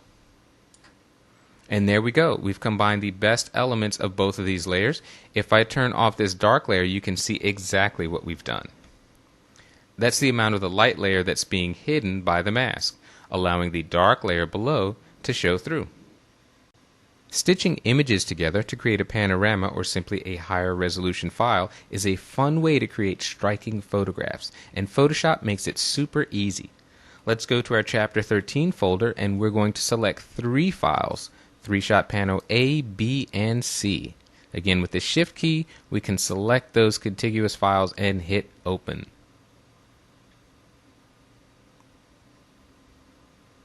I'd like to start with these files in their own document windows, so we're going to go up to our Arrange Windows menu and select Tile Vertical. We've got 3 separate shots looking across at the Ponte Vecchio in Florence, and what we'd like to do is blend them seamlessly into a single image. To manually blend these files, I'd have to create a large canvas, drag in each image, align them along the edges, and hope that everything matched up. Too much work. Instead, we're going to use Photo Merge. In the File menu, down under Automate, select Photo Merge. And we're going to leave the layout set to auto, and under Source Files, we're simply going to tell Photoshop to add Open Files. This adds the files that are currently on our screen. Blend images together, we want to have that checked. This will avoid any seams along our edges. Vignette removal and geometric distortion are handy tools. For this particular image, we don't need to use either, so I'm simply going to hit OK.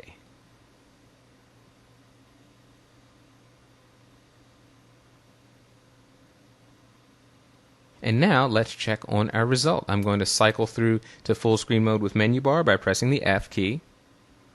And look at this, those 3 separate images have been blended into a single seamless image. All we have to do is crop out the excess. We'll select the crop tool. The shortcut is the letter C.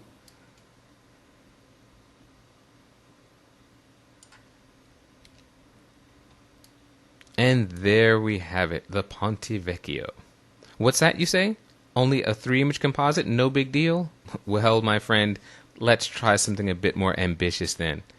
I'm going to close all of these files by going to the File menu and selecting Close All. We don't need to save anything. And we are going back to Photo Merge with no files open. This time we're going to tell Photoshop to look for a folder. We'll click Browse, and let's go to our Chapter 13 folder, and here we have a folder titled Panorama. We'll hit OK, And that folder contains not 1, not 2, not 3, but 13 images. We're about to make a very long panorama. Simply hit OK.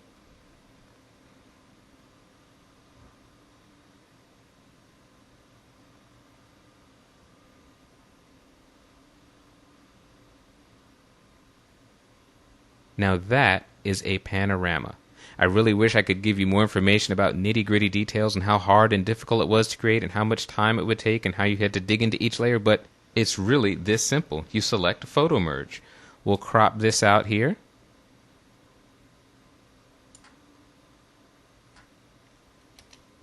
And there we have it, a beautiful panorama. Photoshop makes it easy to convert multiple takes into a single image even when the camera position has changed.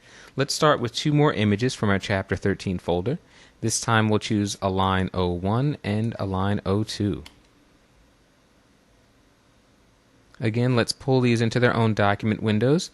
This time I'm going to select the horizontal tile, and I'll bring this one up a bit. Zoom in here as well. Now here's the problem. We've got a shot of these 2 incredibly cute kids, but one is looking at the image in one shot, the other is looking at the image in the other shot. Happens all the time. Here's how we fix it. You might have guessed that we're going to drag these layers into a single document, so I'm going to take this bottom layer, holding down the Control key on the PC, Command key on the Mac to invoke the Move tool. I'm simply going to click and drag, hold the Shift key to align the pixels. And let's get rid of this bottom image now. Now here's our problem. Even though we held down the Shift key to align the pixel dimensions, the camera position has changed in between these 2 photographs. So if I toggle this top layer off, you can see that everything has moved in here. And if we just create a layer mask and start painting out, we're going to have a mess on our hands. So what we need to do is first align these images, and fortunately Photoshop has a tool to do just that. We're going to select both of these layers in the Layers panel, go up to the Edit menu, and select Auto Align Layers. We're going to stay with the default auto option and hit OK. Notice that in the Layers panel, Photoshop automatically converted that background layer. It's now titled Layer 0 and there is no padlock. Now let's see how Photoshop did in aligning these layers. Much better. Now when we toggle off, most of the movement is centered on the children. The chairs and the table are staying nicely in place. Now we're ready to add a layer mask. I'll click on Layer 1 to activate it. Click the Add Layer Mask button. Let's go and choose a brush. Again, we want to have a nice feathered edge, so you must be set to a hardness of 0%. Make sure that your foreground color is set to black, 100% opacity, and simply paint over the area that you want to hide. And look at that. Just like magic, we're able to paint out from the top layer, allowing this bottom layer to show through. Can even get rid of his arm over that plate. Change the plate a little bit. The rest of the table matches up nicely. We've got a nice seamless blend here between the layers. No one can tell that we faked it, so if you want to attribute this to your obviously superior photographic skills, feel free. What I'll do is crop out here. We're going to have to take out some areas here off of the top and bottom. But a small price to pay for such a great result. There we go. And if I toggle the top layer on and off, you can see really the only thing moving is the child on the right. Auto Align is a lifesaver with group portraits. Simply take as many shots as you need and you can blend them into one perfect take. Without a doubt, one of the most difficult things to make selections of are soft fuzzy edges like hair. In CS5 though, we've got a revamped Refine Edges tool that is a huge leap forward. I'm so excited to show you this. Let's open up a file in our Chapter 13 folder. We'll select Hair.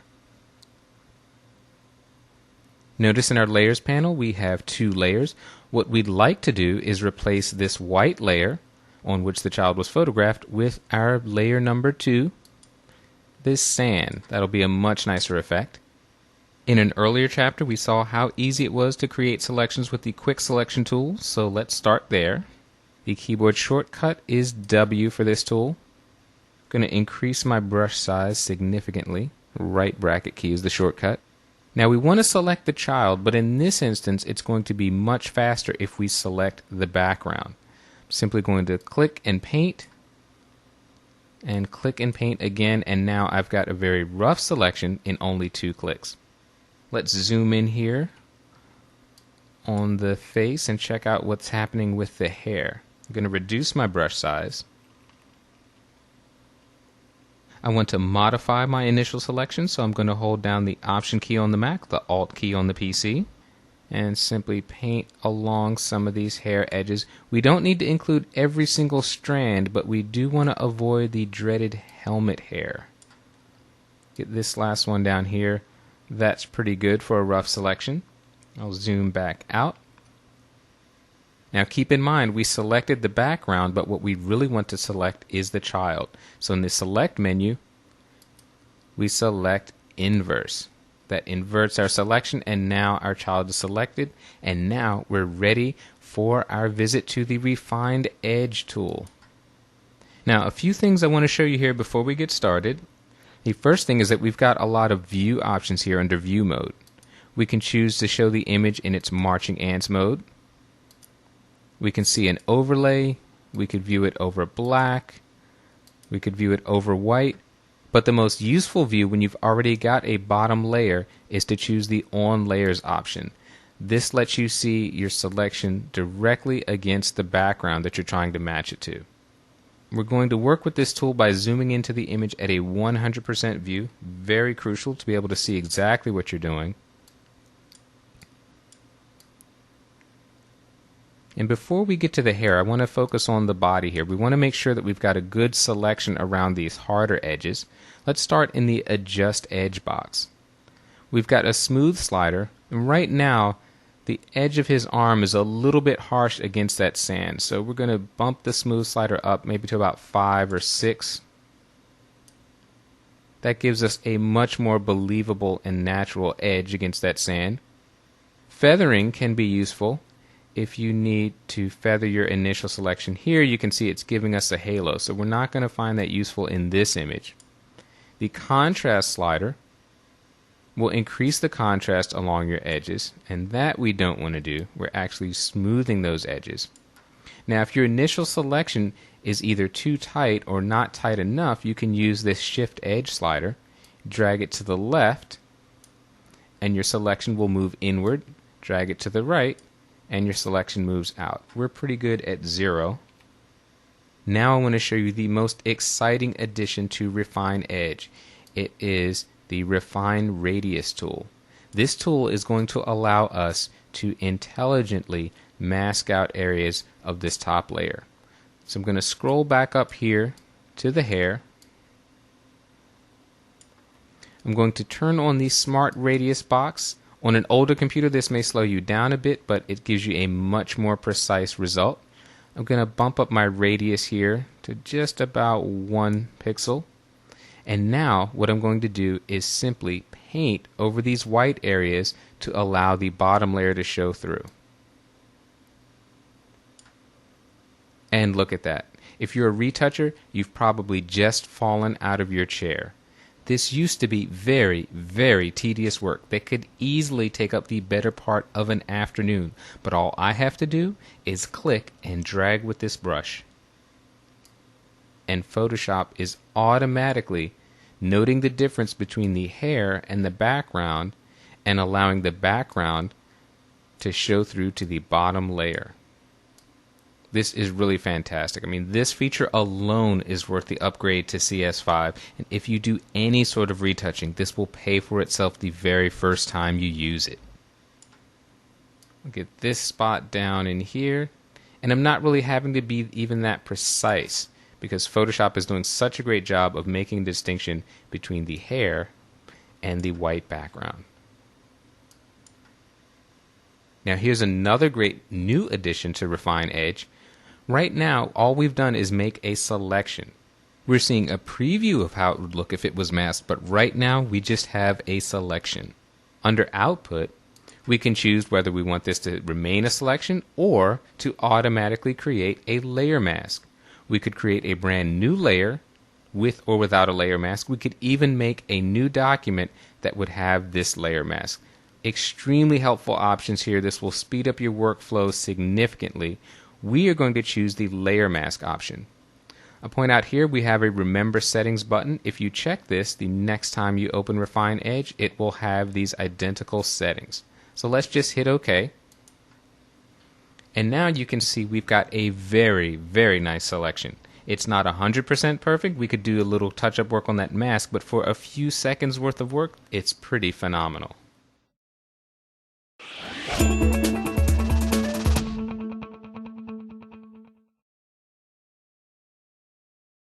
Whether you're the next Picasso or do best with stick figures, Photoshop's painting tools allow you to add artistic flourishes to any image. Let's find out how.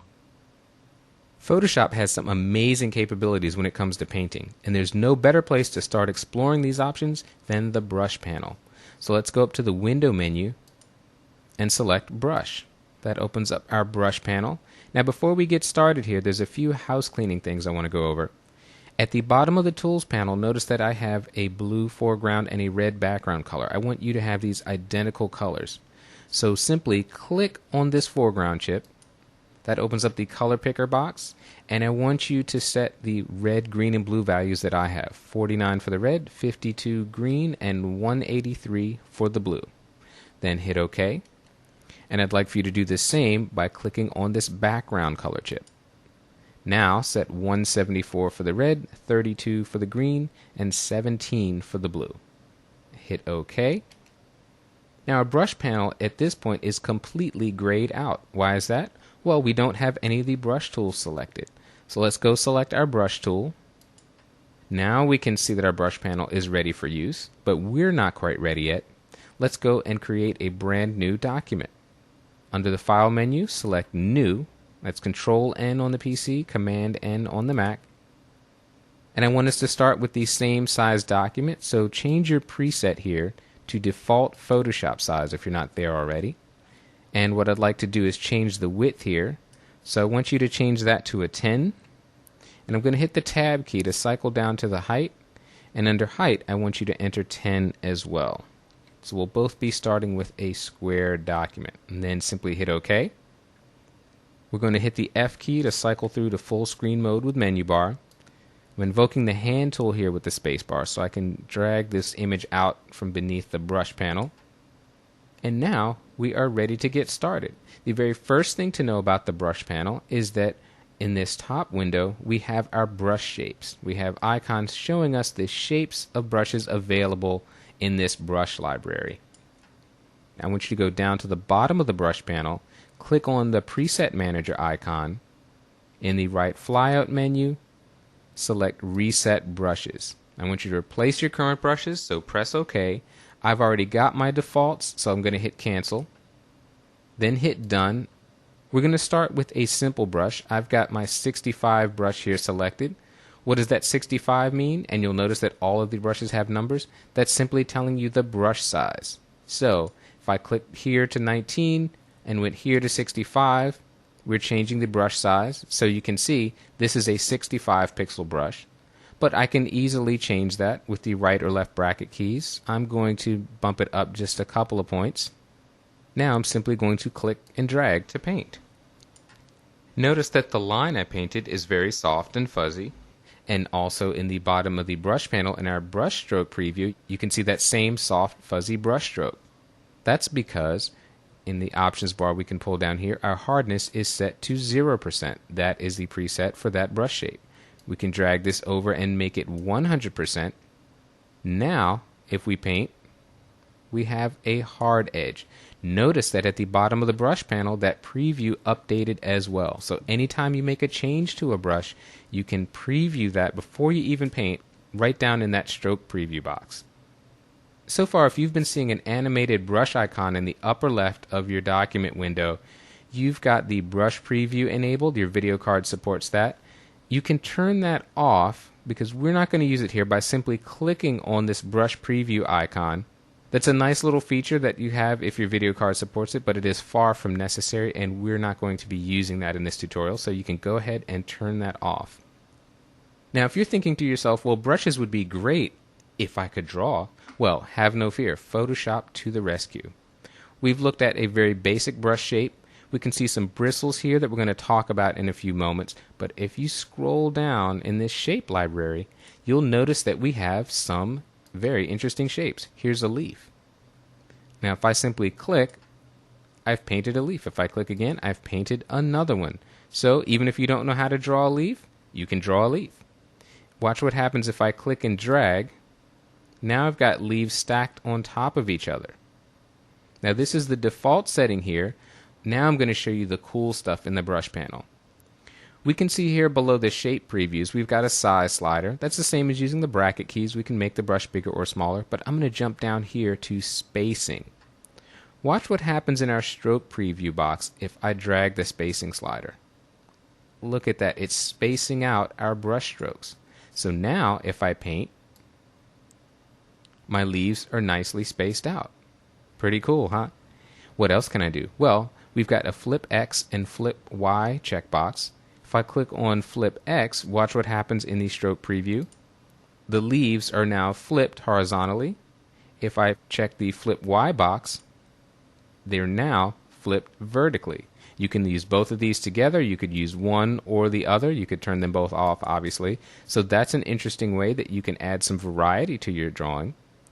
You can change the angle here of the shapes. Right now it's at 0 degrees. I'm going to click on the word angle and set this to 45 degrees. And you can see now that the brushes are tilted at a 45-degree angle. Let's set that back to 0 for now. We can change the roundness. With these leaves, they're going to look best at 100%, but I'll show you what, let's say, 30% would look like. So they're a little bit flat, almost like they're pressed on a page. Let's set this back to 100%. So we've got some very cool options here to paint with. Now we have changed our default values for this leaf brush. We've changed the spacing, we played with flipping it X and Y.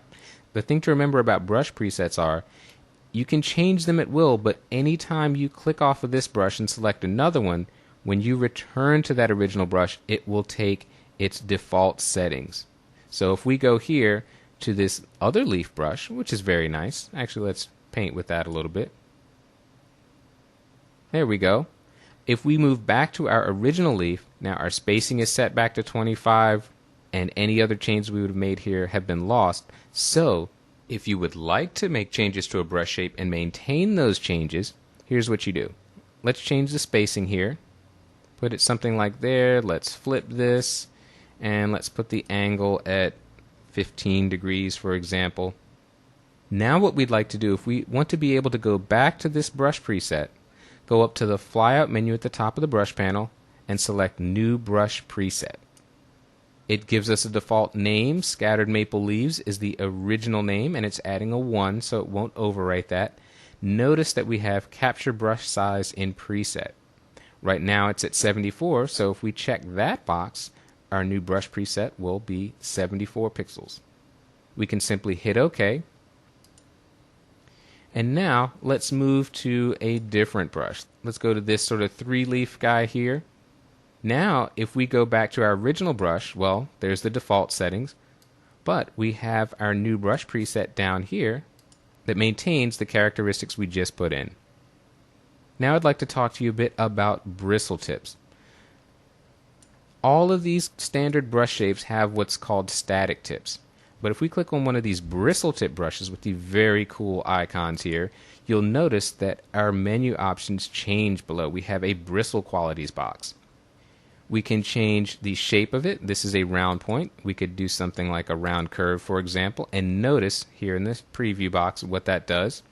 We can change the amount of bristles. We can increase them. We can decrease them. We can change the length of the bristles. We can change thickness. Now, if you make it very thick, you're sort of taking out all of the individual bristles there. We could change the stiffness of it, for example, and we can change the angle. And of course our old friend spacing. So all of these parameters we can change for any of these bristle brushes. So if we click on this fan brush here, we can see how this paints. Let's click and draw with that. But if we change the bristle amount here, let's reduce those, make them a bit less stiff, and change the angle.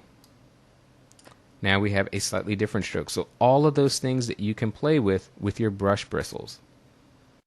Well, enough of that tinkering around the edges. We're going to create a brand new brush from scratch. Now you can create a brush out of anything. You can even create it out of another image, and that's what we're going to do. So I want you to go to your Chapter 14 folder and open up the file Strawberry 2.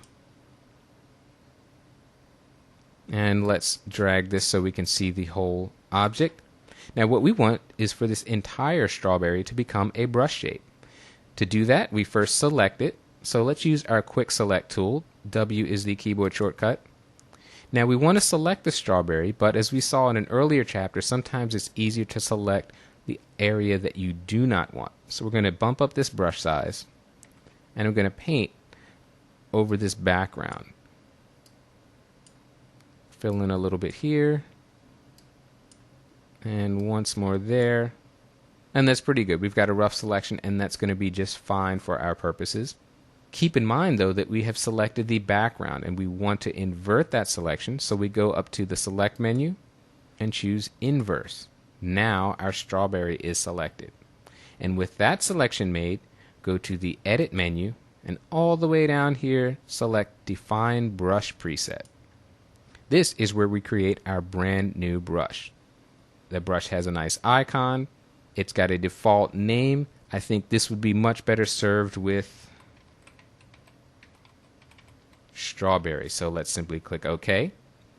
And now let's go back to the document we created. When you've got multiple documents and the view is blocked, simply go up to the window menu. Scroll all the way down here to the bottom, and we can select Untitled 1. And let's go back and choose the brush tool.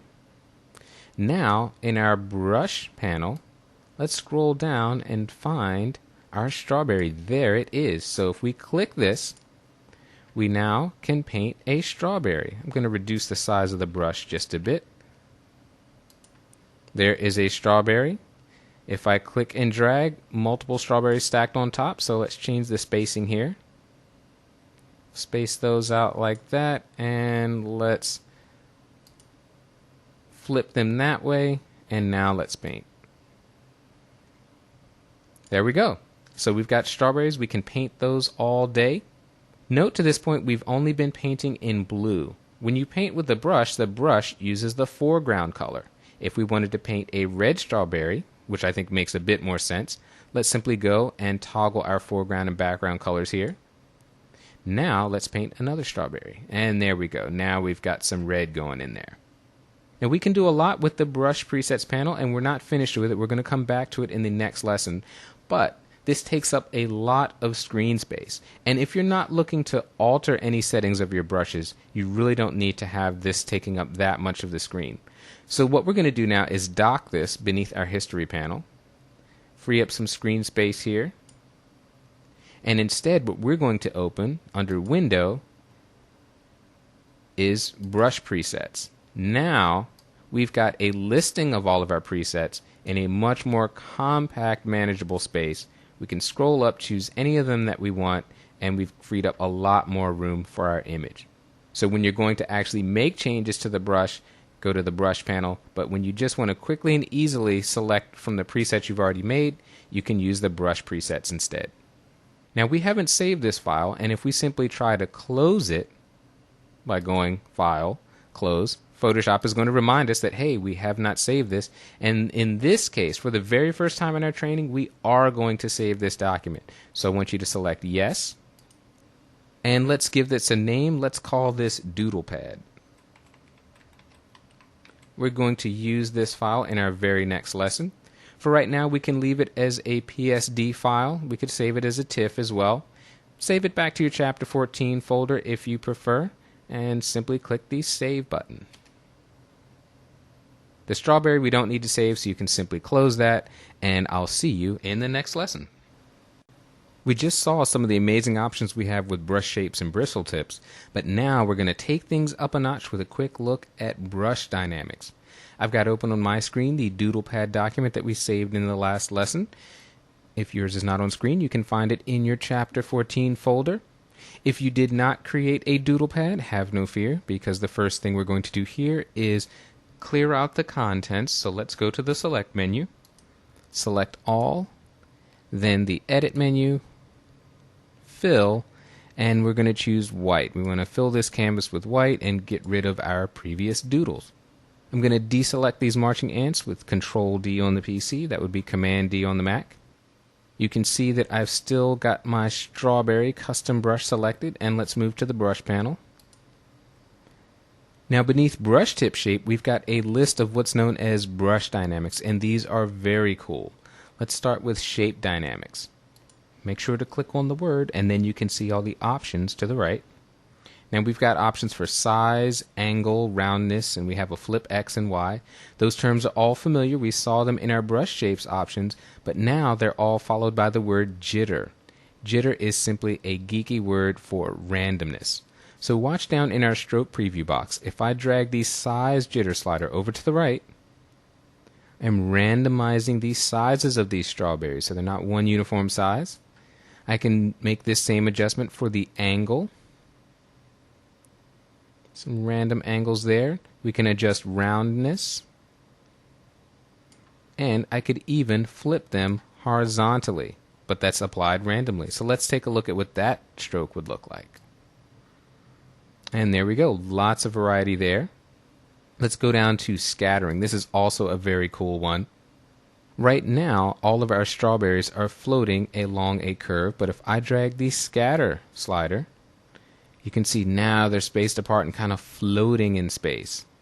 But they're all scattering or moving in the vertical axis. If I check this box, both axes, well now they're scattered horizontally and vertically.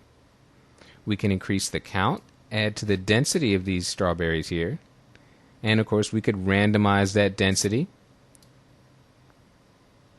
Now if I paint, look at that, completely random assortment of strawberries. Now here's another great thing about dynamics. Remember in the last lesson when we clicked a brush preset and made changes, if we moved off of that preset and came back to it, our changes were wiped out. Here we've got padlocks to the right of all of these dynamics. If we click on them to lock them, then move to another brush preset, those two parameters, in this case shape dynamics and scattering, will remain. Let's see how that works. Let's go to our brush shapes, and let's go and select a very standard brush here, the plain old vanilla 19 hard edge brush. You can see that even though the preset changed, it is picking up our shape dynamics and scattering. Let's change one thing here to this brush before we get started. We're going to open up the spacing here. Now what happens if you don't want to maintain the shape dynamics and the scattering in this case? Well, they're both locked, but we can simply go to the flyout menu here and check Reset All Locked Settings. So that takes the shape dynamics and scattering to their defaults. Let's increase spacing a bit more here. And the final dynamic that's very, very cool I want to show you is color dynamics. Now we've got our first option that will let us shift between the foreground and background color. So I'll drag the slider here to increase the randomness, and I'll paint here. I'll increase the brush just a bit. And you can see it's varying back and forth. That's a nice little tool, but here's where it really gets fun. I'm going to drag the hue over here. Now when we paint, we have a full spectrum of colors. We're not limited to the foreground and background colors. We could adjust the saturation of those, but here's the one that's really fun. We can adjust the brightness. I'm going to drag this pretty far to the right. And now let's see the result. There we go. We've got an even greater range of colors here. The purity slider is an adjustment for your saturation. It sets the endpoints. I'm going to leave this set at 0. But look at the amazing changes we can make with dynamics, even on a plain old vanilla brush. New to CS5 is the Mixer brush, offering for the first time a way to simulate what happens in real life when you brush onto a wet canvas. To explore this, let's open up a file in our Chapter 14 folder. open the file Mixer. Notice that I have my Brush Presets panel up on screen. If yours is not open, go to Window and select Brush Presets. Now let's select the Mixer Brush tool. It is located in the Tools panel beneath the Brush tool. So click on Brush and let's select Mixer Brush. Now a couple things here I need to talk about in the options bar. The very first thing we have is a color swatch, and this is called the reservoir. This is the color that you are dipping your paintbrush into. By default, it's set to the foreground color, but we'll take a look at how to change that. To the right, you have two brush icons. This first one, you can toggle it on and off. This is your load icon, and when it's activated, you will be loading your brush between every stroke. In other words, you'll be dipping your brush back into that reservoir of color. To the right of it, we have the clean icon. You can toggle this on and off also. When this is activated, your brush will be cleaned between each stroke. So 2 consecutive strokes will have the exact same mix of colors. We've got a pull-down menu here with a ton of handy presets that we'll get into in a moment. But let's talk about this first parameter here, the wet value. The wet value determines how wet or dry your canvas is. So let's set this to a value of 0. We're going to have a completely dry canvas. We're going to have a load of 100%. Load refers to how much color you're putting onto your brush. So right now we're going to brush on this yellow square with a red paint. Click and drag, and we simply have the normal brush behavior in Photoshop. No big deal.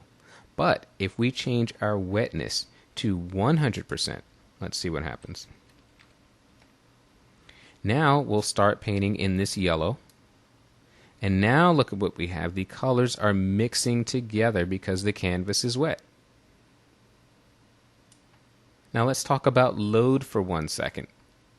I'm going to set a wetness of 0 again.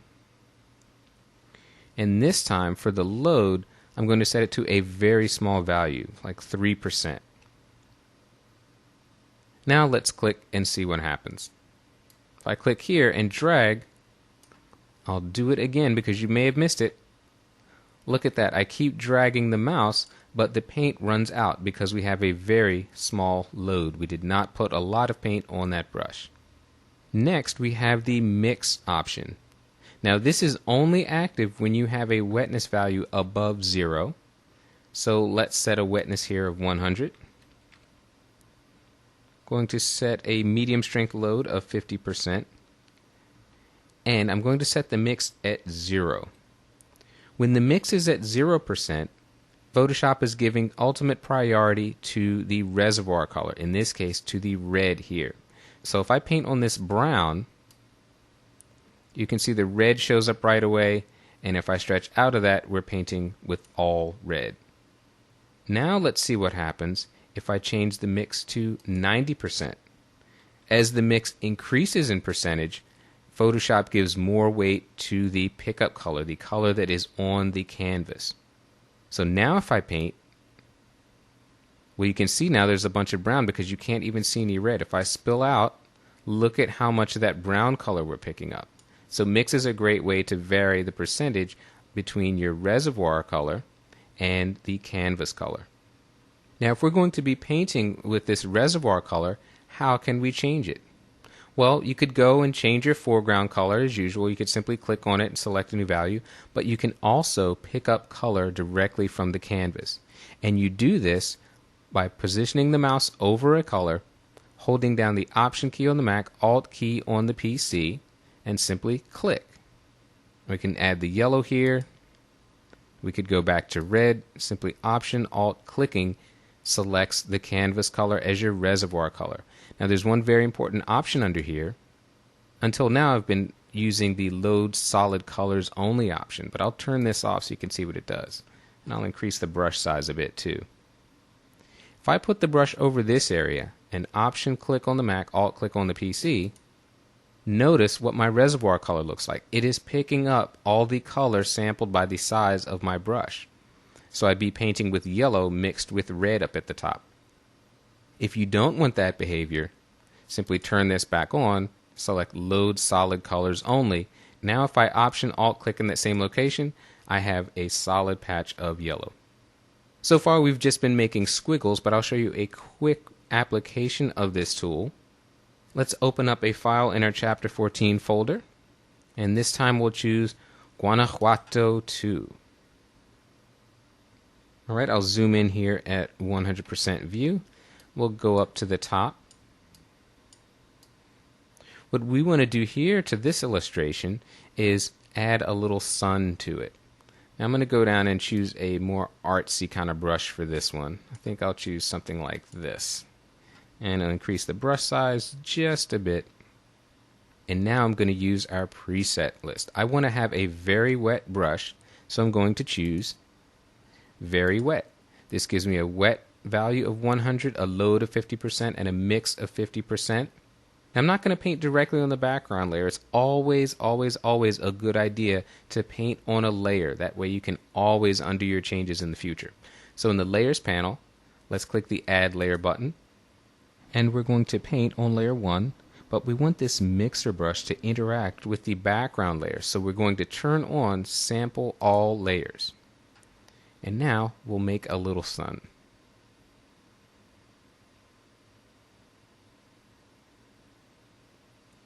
Not too bad. You can see the colors mixing because of the wet canvas, so we at least have a little more natural painterly-like look. But suppose we think that sun came in just a bit too bright to match the rest of the image. Well, here's what painters would do. Van Gogh and Monet would do a wet into wet painting, and that is exactly what we are going to do. I'm going to click on our reservoir color. That brings up the color picker, and I'm going to choose a yellow that is just less bright, something down about here, and I'll select OK. Now what I want to do is paint over that brighter yellow with the darker yellow and let those colors mix nicely. So what I'm going to do is lower my wet value because I want this to be fairly subtle. I'll set that to 30%. My load is going to be very small. I don't want to overpower the existing yellow. I'll set that to 5%. And I'm going to set my mix fairly high at 85. This will weight this heavily towards the canvas color. And now I'm going to just gently paint over this. And so what I'm doing here is just getting a nice darker shade of yellow by painting on a wet canvas. I'll open up the history panel and you can see the before and after. Here's with our first bright yellow. And now we've toned it down a bit. So the mixer brush is a brand new addition to CS5, and if painting is your thing, you're going to want to spend a lot of time with this tool.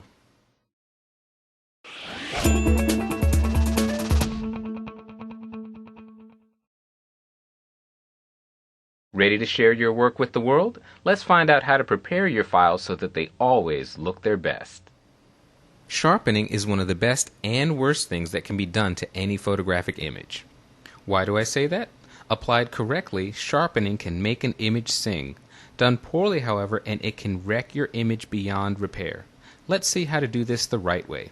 Let's go to our Chapter 15 folder and open up the file Sharpen. I'm going to press the F key to take us into full screen mode with menu bar. And let's zoom in to 100%. That's Command 1 on the Mac, Control 1 on the PC. And to select our sharpening tool, we'll go to the Filter menu, down to Sharpen, and we're going to choose Smart Sharpen. Right away, you'll notice that we've got a great preview box in Smart Sharpen, and this allows us to have two views of the image at the same time. I can click in this preview box and drag it anywhere I want in the image. I'm going to move this over here so we can see some hair on the horse, and I'm going to go in my image window and hold down the spacebar key and move this so I can see his eye.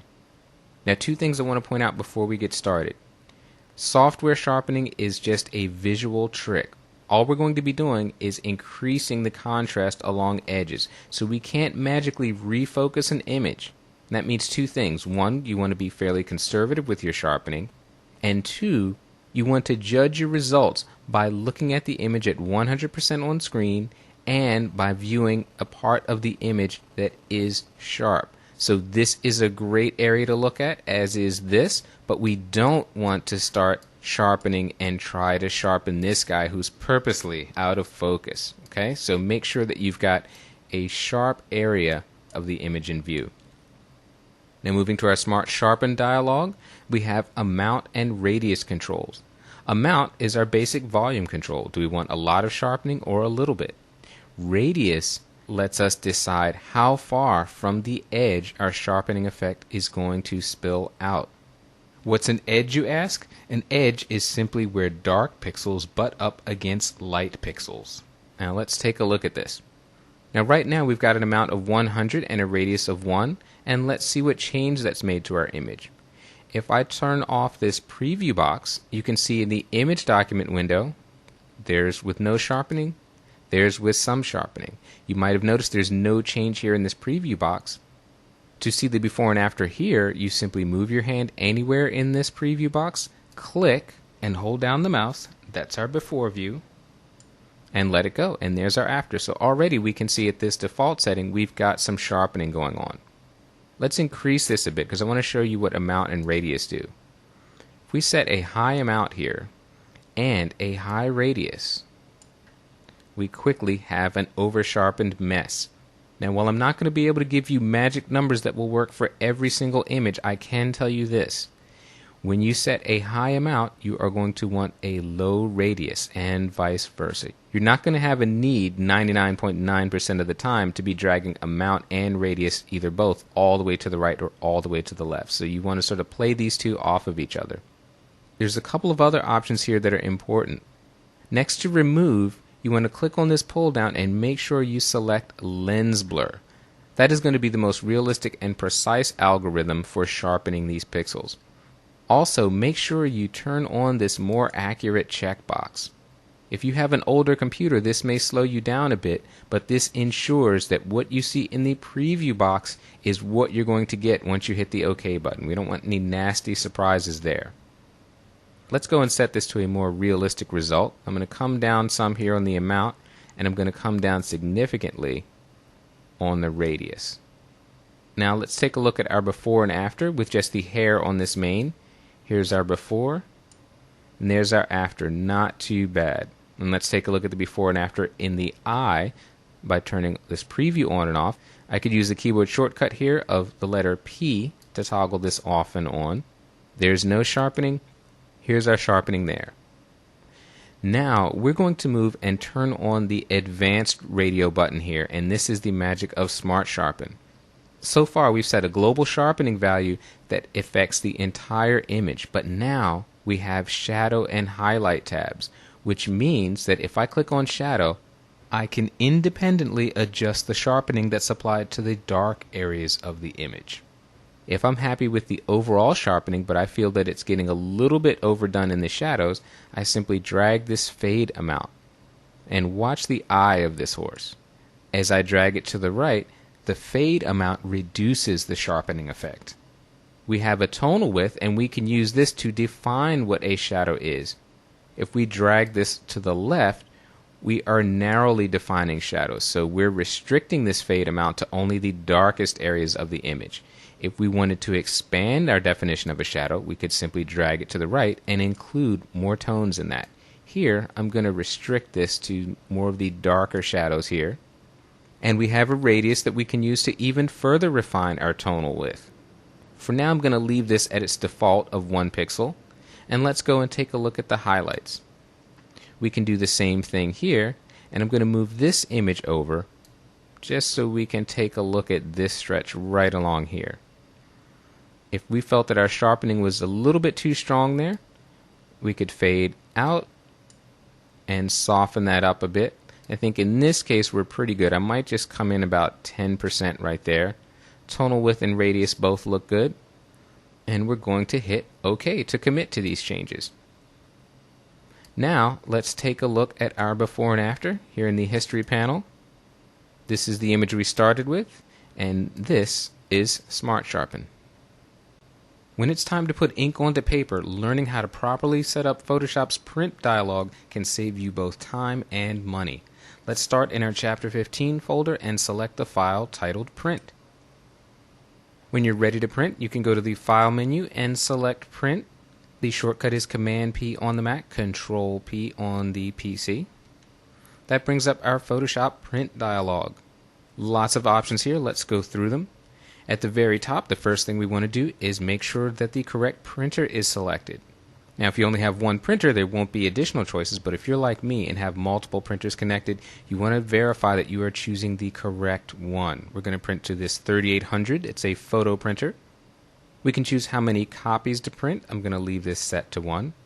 And just below, new to CS5, is a print settings button right in this dialog. If we click it, we go to our print driver dialog box.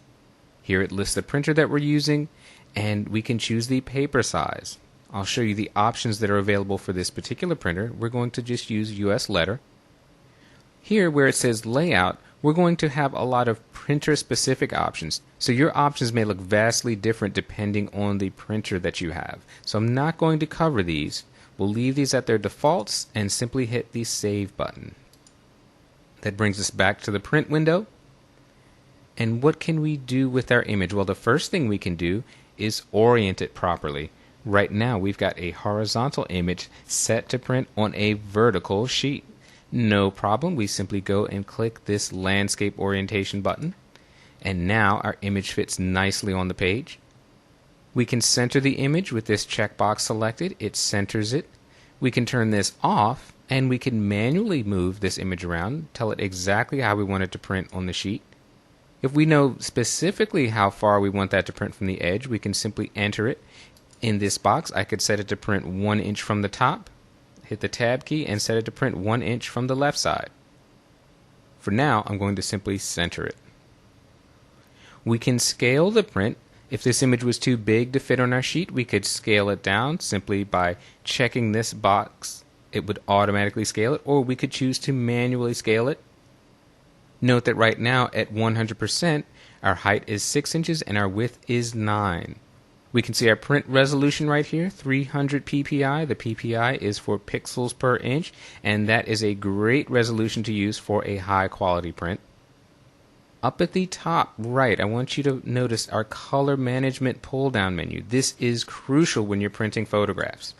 You want to make sure that this document radio button is checked, and you also want to verify that next to profile you see a profile name, in this case ProPhoto RGB.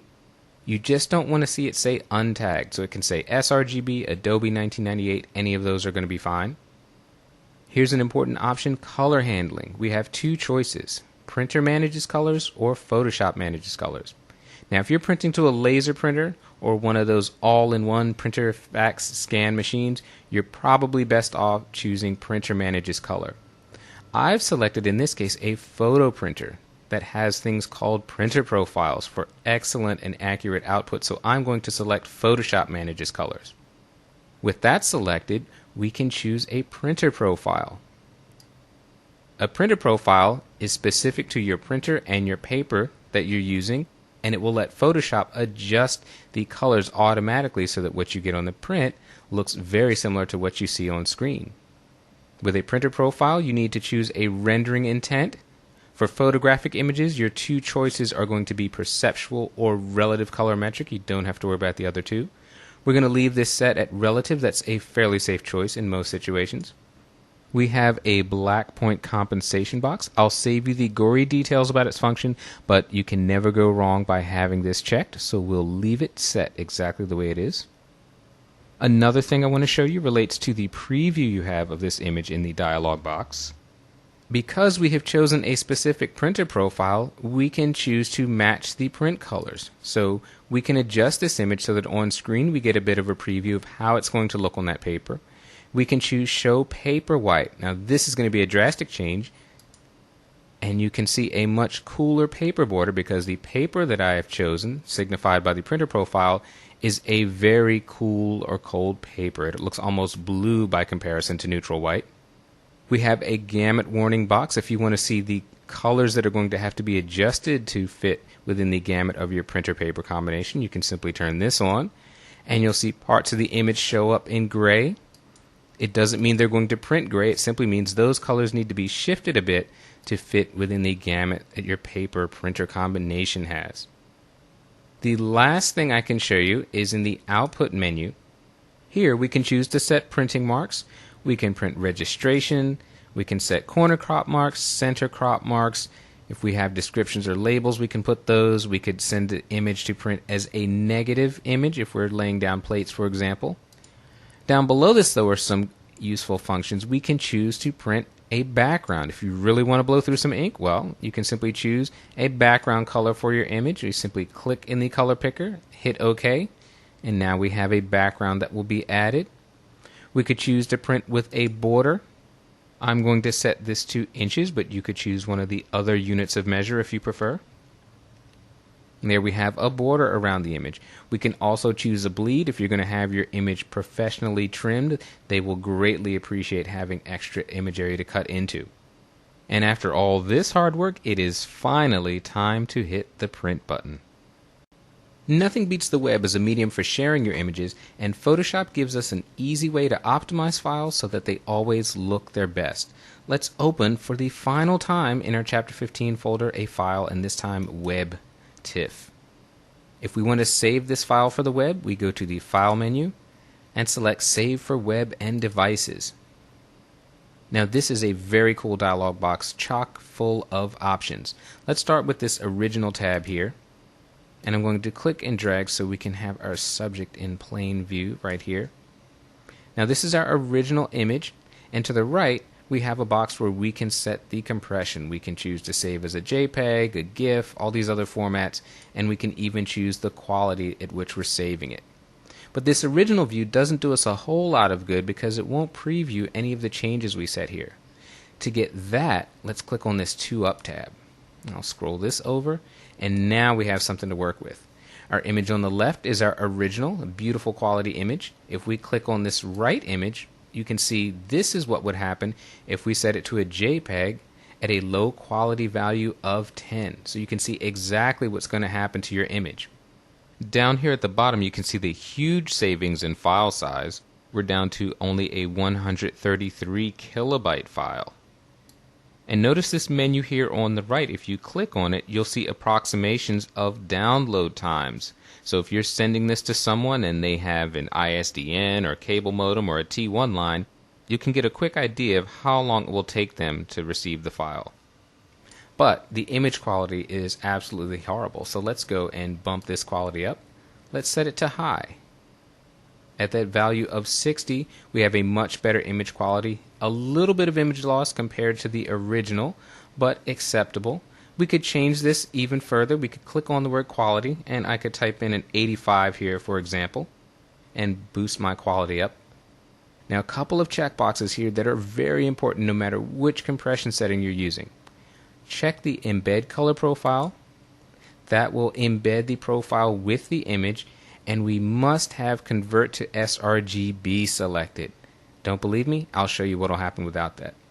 Right now our preview is using the document profile. Now if you send this to someone and they're using Photoshop, they'll see the image, it'll look just like you're seeing it.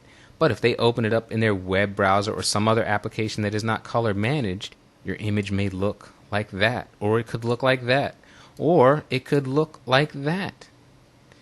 So if you want to ensure that recipients of your image have an accurate view, you must check the Convert to sRGB box. Without this, you run a great risk of your image looking much worse than you intended. Down here at the bottom, we can see that we can change the pixel dimensions of the image. Right now it's at 100%. We could set this to 50% if we want to reduce the size there. And again, you have a preview of what would happen at various settings. Now, if just seeing a 2-image comparison is not enough for you, let's go to the 4-up tab. Now, with our original in the upper left, we can see a version at a quality of 85, a version at a quality of 42, and a low quality version at a value of 21. So you can choose from any of these options here. You can also preview these directly in your web browser. We have a preview button down at the bottom, and in this pop-up menu there's a list of all the web browsers I have installed on my system. If you're not seeing the web browsers you have installed, go to the edit list, click on Find All, and that will bring up a list of the browsers that you have available. So you could actually click preview and this image will open up inside your web browser. Now once you've made your decision as to which image you would like to save, you simply click on it to highlight it, and we're simply going to go down and hit the Save button. I'm going to press the Return Enter key. The Save button takes us to our Save As dialog. I'm going to put mine directly in the Chapter 15 folder, and I'm going to hit Save. Now we've just saved a file specifically created for the web. Quick and easy. Wow, time flies when you're having fun. We've covered a vast terrain of Photoshop skills, from setting up user preferences to creating a composite image. The techniques you've learned are the basis of a sound, high-quality workflow that let you modify and create images in Photoshop with confidence. Now it's time for you to put those tools into action. Whether improving existing images or creating new ones from scratch, let Photoshop and your imagination be your guide. The possibilities are endless. The results can be breathtaking. If you'd like to learn more about me or my work, visit diallophotography.com. And once you've mastered everything in this series, be sure to visit TotalTraining.com to take advantage of more great training. On behalf of the entire team here at Total Training, I'm Amadou Diallo. It's been a pleasure working with you. And here's to continued discoveries in Photoshop CS5.